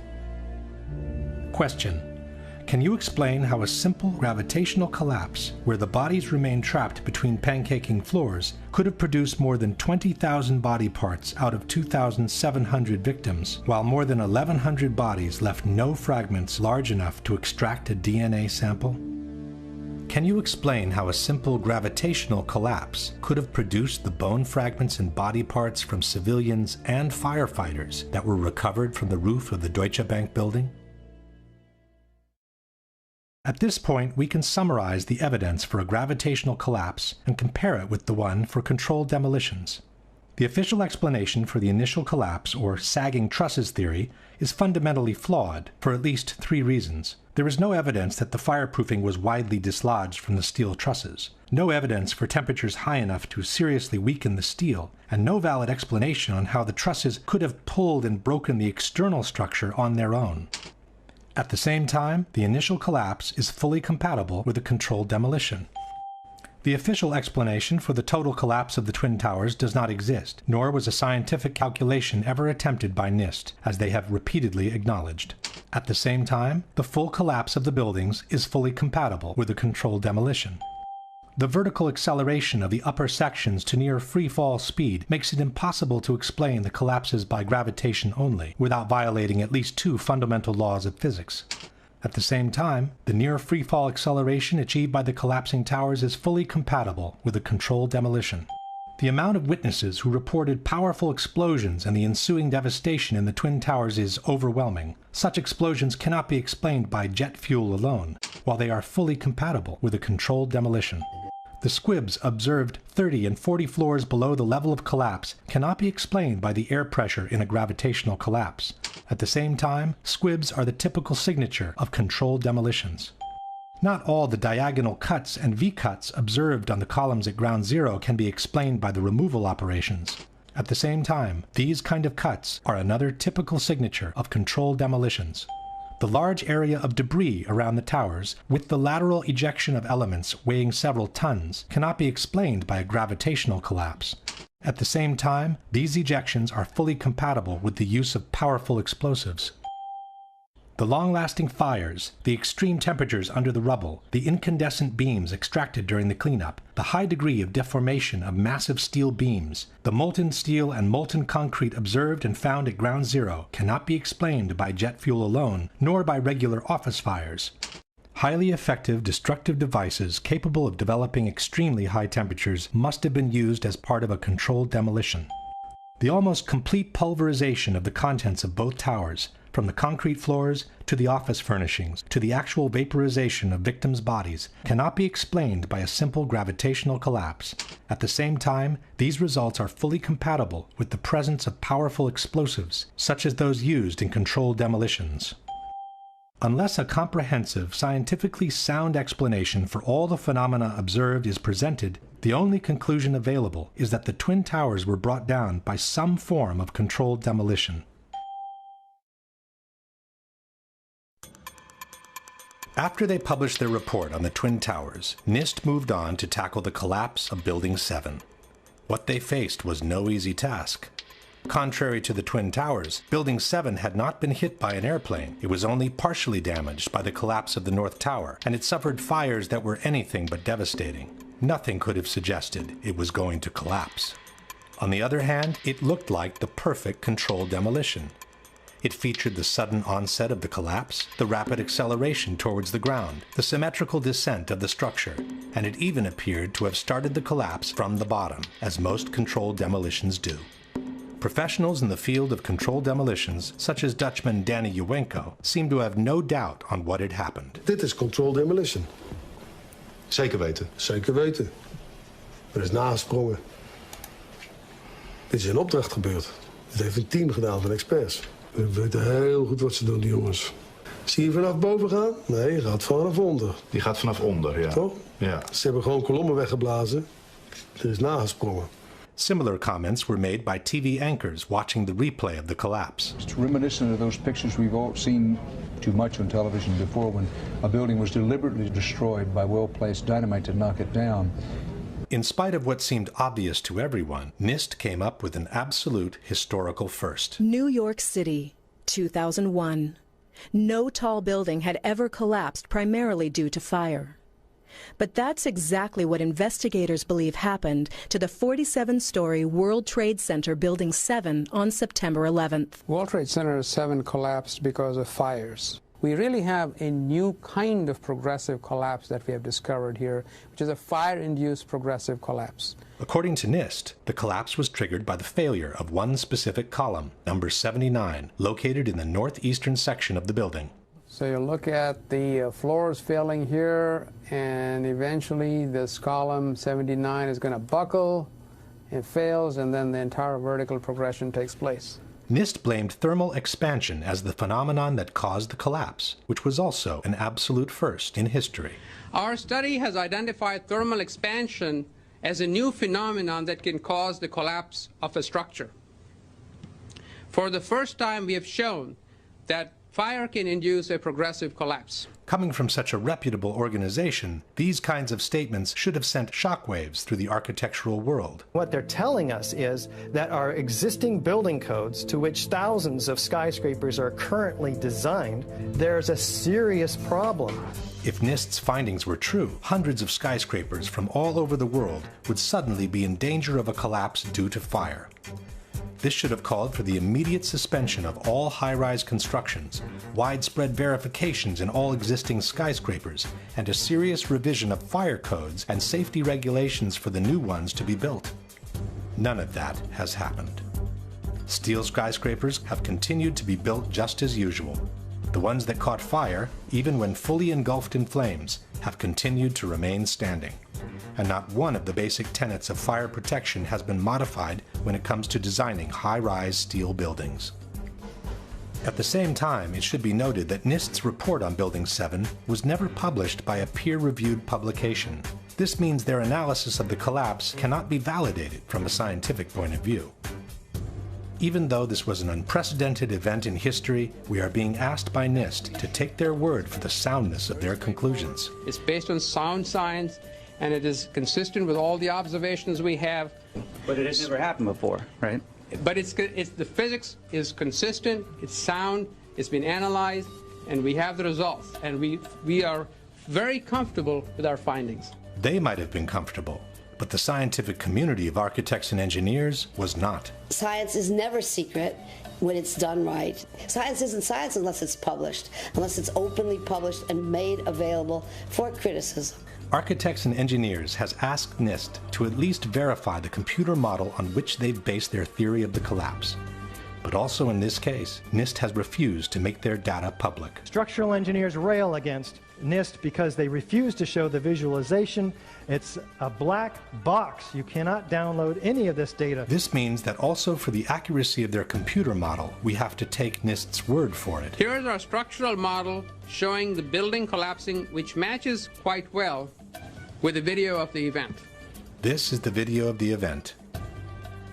On the right is one of the two animations released by NIST on the collapse of Building 7. When you observe the footage of how the building failed, and when you look at the animation of the failure, and compare that to what you actually observe in reality, I think they disprove their own theories. It is impossible for it to fail the way they said.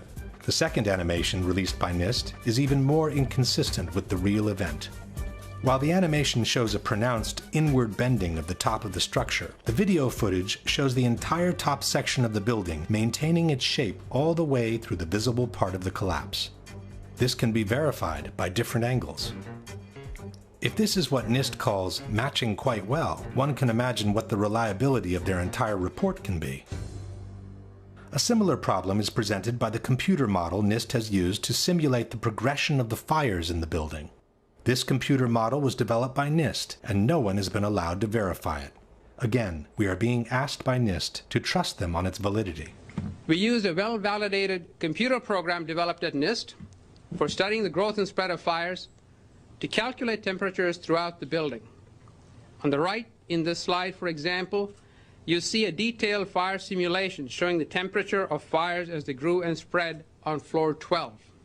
The graphic shows the temperatures in floor 12 rising after 1 p.m. and peaking around 4 p.m. on the northeastern side of the building. But the same picture NIST has published in their report, which was taken between 3:49 and 3:54 p.m., shows that the fires have already died off across the entire eastern section of the 12th floor. A similar picture, taken between 3:53 and 4:02 p.m., confirms that the fires on the eastern side of the 12th floor had already died off.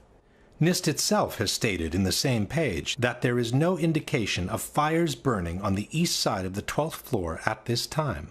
In other words, the accuracy of NIST's computer model doesn't even need to be verified, as it's disproven by the very pictures and statements NIST has published in their own report.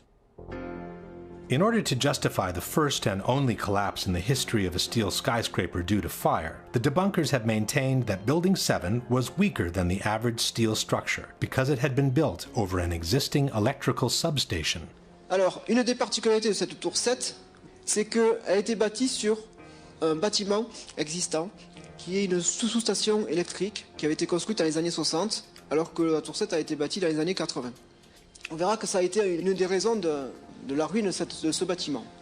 The building was extremely unconventional. It had this giant Con Ed substation with enormous trusses carrying extraordinarily high loads, very vulnerable to fire and other kinds of damage. But NIST itself has refuted this possibility. From the final report we read, the transfer elements such as trusses, girders, and cantilever overhangs that were used to support the office building over the Con Edison substation did not play a significant role in the collapse of World Trade Center 7. In fact, it was the opposite. After it was completed, Larry Silverstein had the building reinforced beyond its requirements in order to accommodate the needs of its main tenant, Salomon Brothers.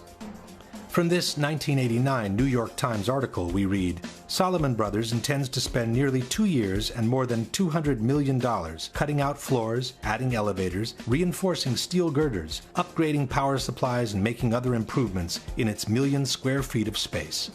We built in enough redundancy to allow entire portions of floors to be removed without affecting the building's structural integrity, said Larry Silverstein, president of the company.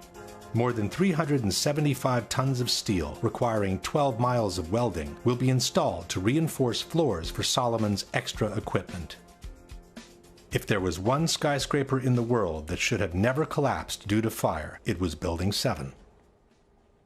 While NIST has been unable to come up with a valid explanation for a collapse due to fire, there are at least 3 good reasons why such a collapse could not have happened in any case. One is the widespread pre-knowledge of the event. As we have said before, the collapse of a steel structure due to fire is considered an absolute impossibility in the architectural world. Steel structural frame buildings, high-rise buildings, simply do not collapse due to fire. We've never had a steel-framed skyscraper collapse in the United States or internationally. No high-rise steel structure has ever been destroyed by a fire in the history of construction. Consequently, if Building 7 was truly brought down by fire, it would have been a totally unexpected event, which would have taken everyone by surprise. It turns out instead that dozens of policemen, firemen, and first responders had been warned that the building was going to come down as early as 5 hours before it happened. All I can attest to is that by noon or 1 o'clock, they told us we had to move from that triage site up to Pace University, a little further away, because Building 7 was going to come down or being brought down. Did they actually use the word brought down, and who was it that was telling you this? The fire department, and they did use the word, we're going to have to bring it down. Firemen also had been warned of the impending collapse. Fireman Holowak, we were just hanging out until Tower 7 came down. Fireman Sweeney, we stood and waited for World Trade Center 7 to come down. By 4 p.m., CNN had already picked up the rumor and was spreading it around the world. We are getting information now that one of the other buildings, Building 7, in the World Trade Center complex is on fire and has either collapsed or is collapsing. At 5 o'clock, the BBC announced that the building had already collapsed, even though it was still standing in the background. Jane Stanley. Jane, what more can you tell us about the Salomon Brothers building and its collapse? As you can see behind me... At 5 o'clock, Building 7 can clearly be seen on the right of the picture. But the BBC correspondent, who was obviously unfamiliar with the landscape, didn't recognize it. This has fueled ludicrous conspiracy theories, which accuse the mainstream media of having been informed in advance of what was going to happen on September 11. In truth, this incident only confirms that the information on the impending collapse had been circulating long enough in downtown Manhattan to have already reached the BBC, even before it happened. At about the same time, when CNN recorded the explosions near Building 7, they also captured the police clearing the area and announcing the collapse.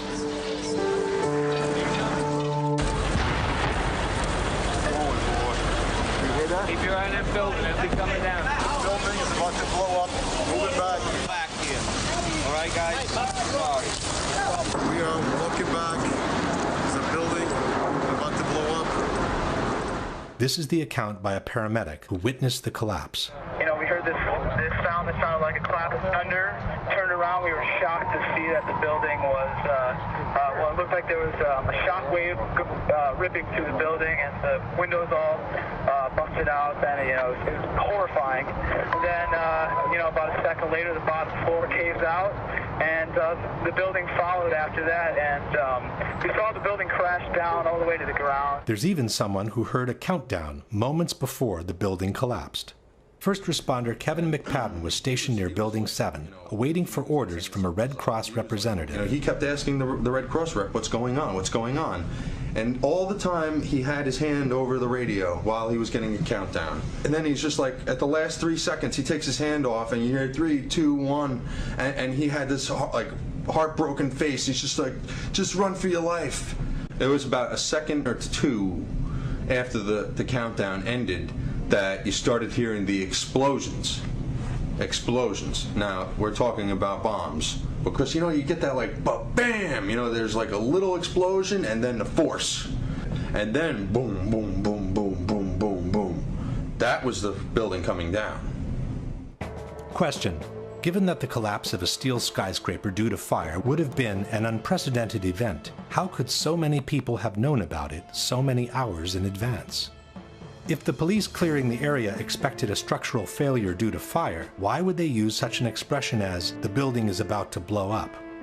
Can you explain how an unprecedented, totally unexpected collapse due to fire could be predicted with absolute precision by an actual countdown? The second reason that makes the official explanation by NIST untenable is the symmetry of the collapse. As we have seen before, the entire top section of the building falls as a single piece, maintaining an almost perfect symmetry as it descends towards the ground. The symmetry is the smoking gun. It cannot happen that when you have asymmetric damage, you will get a perfectly symmetrical collapse. And all you need to do is look at the videos and see that. The exterior columns on the outside, as well as on the inside, at the bottom would have to be severed almost at the same time. In order for the perimeter to fall perfectly and symmetrically, which it pretty much does at Building 7, all of those columns have to be removed within a tenth of a second of each other. Question. Can you explain how the almost simultaneous removal of all the columns, which was necessary for Building 7 to collapse in the way it did, can be caused by fire alone? The last and possibly most conclusive piece of evidence against the official explanation is freefall. After the initial failure of the penthouse on the eastern side of the building, the entire structure came crashing down to the ground in a little more than 6 seconds.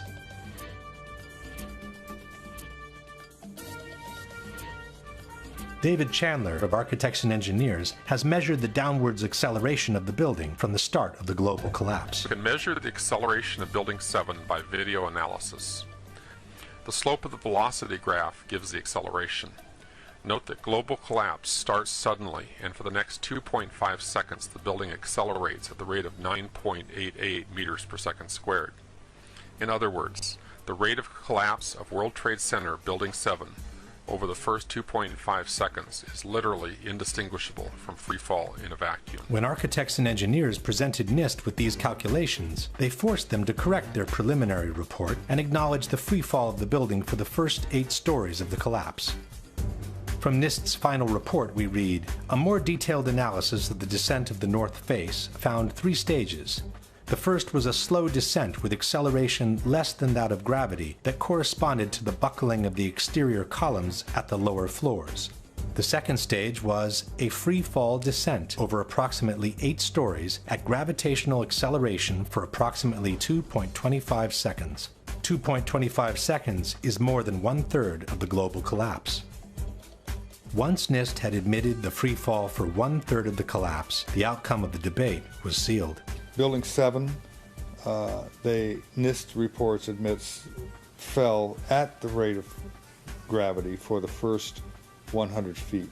Well, that's impossible unless there's nothing resisting it. NIST has always acknowledged this. Free fall time would be an object that has no structural components below it. And, as we have seen before, the almost simultaneous removal of the supporting structure can only be obtained with a controlled demolition. The building didn't disappear so the building can fall for 100 feet at free fall speed. That's impossible. That evidence alone would indicate that the official story doesn't hold water. Question: can you explain how free fall, which requires the almost simultaneous removal of the supporting structure, can be achieved without a controlled demolition? This very question was posed to Senator John McCain by a 9/11 researcher in April 2013 during a C-SPAN broadcast. Senator McCain, the National Institute of Standards and Technology asserts that the collapse of Building 7 was caused by fire, yet they acknowledge that the first 100 feet of that collapse took place at free fall acceleration. Now, engineers will tell you that fire cannot do this, and that the only method by which it can be accomplished is the use of pre-planted explosives. Your question is what? Well, how do you explain this discrepancy of 100 feet of free fall without the use of explosives? To tell you the truth, this is an area that I am not very familiar, and if you would drop me a note and mention that we talked on C-SPAN, I'd be glad to get you a more complete answer, but It is unfortunate that Senator McCain could not answer, as he is the person who wrote the foreword to the popular mechanics book, Debunking 9/11 Myths. In the foreword, McCain stated, "Any explanation for 9/11 must start and end with the facts. The evidence must be gathered and analyzed. Then, only then, can conclusions be drawn." But now that the evidence has been gathered and conclusions can be drawn, he claims ignorance on the whole matter. This brings us to the last question, which is not only for the debunkers, but for anyone who cares about freedom, democracy, and an honest government. If you were aware of solid evidence disproving the official version and suggesting the involvement of some rogue elements of the government in the terrorist attacks, would it be more unpatriotic and anti-American to ask for a new investigation, or to turn a blind eye to it and pretend such evidence doesn't exist? Given that the people's trust in institutions is of paramount importance for a nation's well-being, would that trust be better served by denying the evidence of a conspiracy, or by bringing those suspected to accountability in a court of law? We leave the last word to the first responders, who have been dying by the dozens after having inhaled the poisonous air from Ground Zero in the total silence of the media. I want to tell you tonight about the people we call heroes and are still in growing numbers living in terrible physical and economic circumstances as they struggle with the carcinogenic effects of the toxic chemical soup Ground Zero became. Can this side of the room, everybody stand up? Everybody on this side, if you're all rescue workers, will be dead in 4 years. Thank you. You'd all be dead in 4 years. That's our statistics. That's what's happening. In 7 years, it doubles. And every time Popular Mechanics calls the people of this movement nuts, these propagandists, professional liars and tools who cannot, even by any stretch of the imagination, be considered journalists, strike another nail into the coffin of another rescue worker. I don't think we're crazy. Conspiracies are only evidence the courts won't hear. We who are still dying from 9/11, who went into the towers and into that pile, now live with those buildings in our lungs and digestive systems and our blood. For myself and far too many of us, research and the effective treatment is going to arrive far too late. I have double metastasizations in both lungs. That's just a reality. We were also killed on 9/11. Avenge us.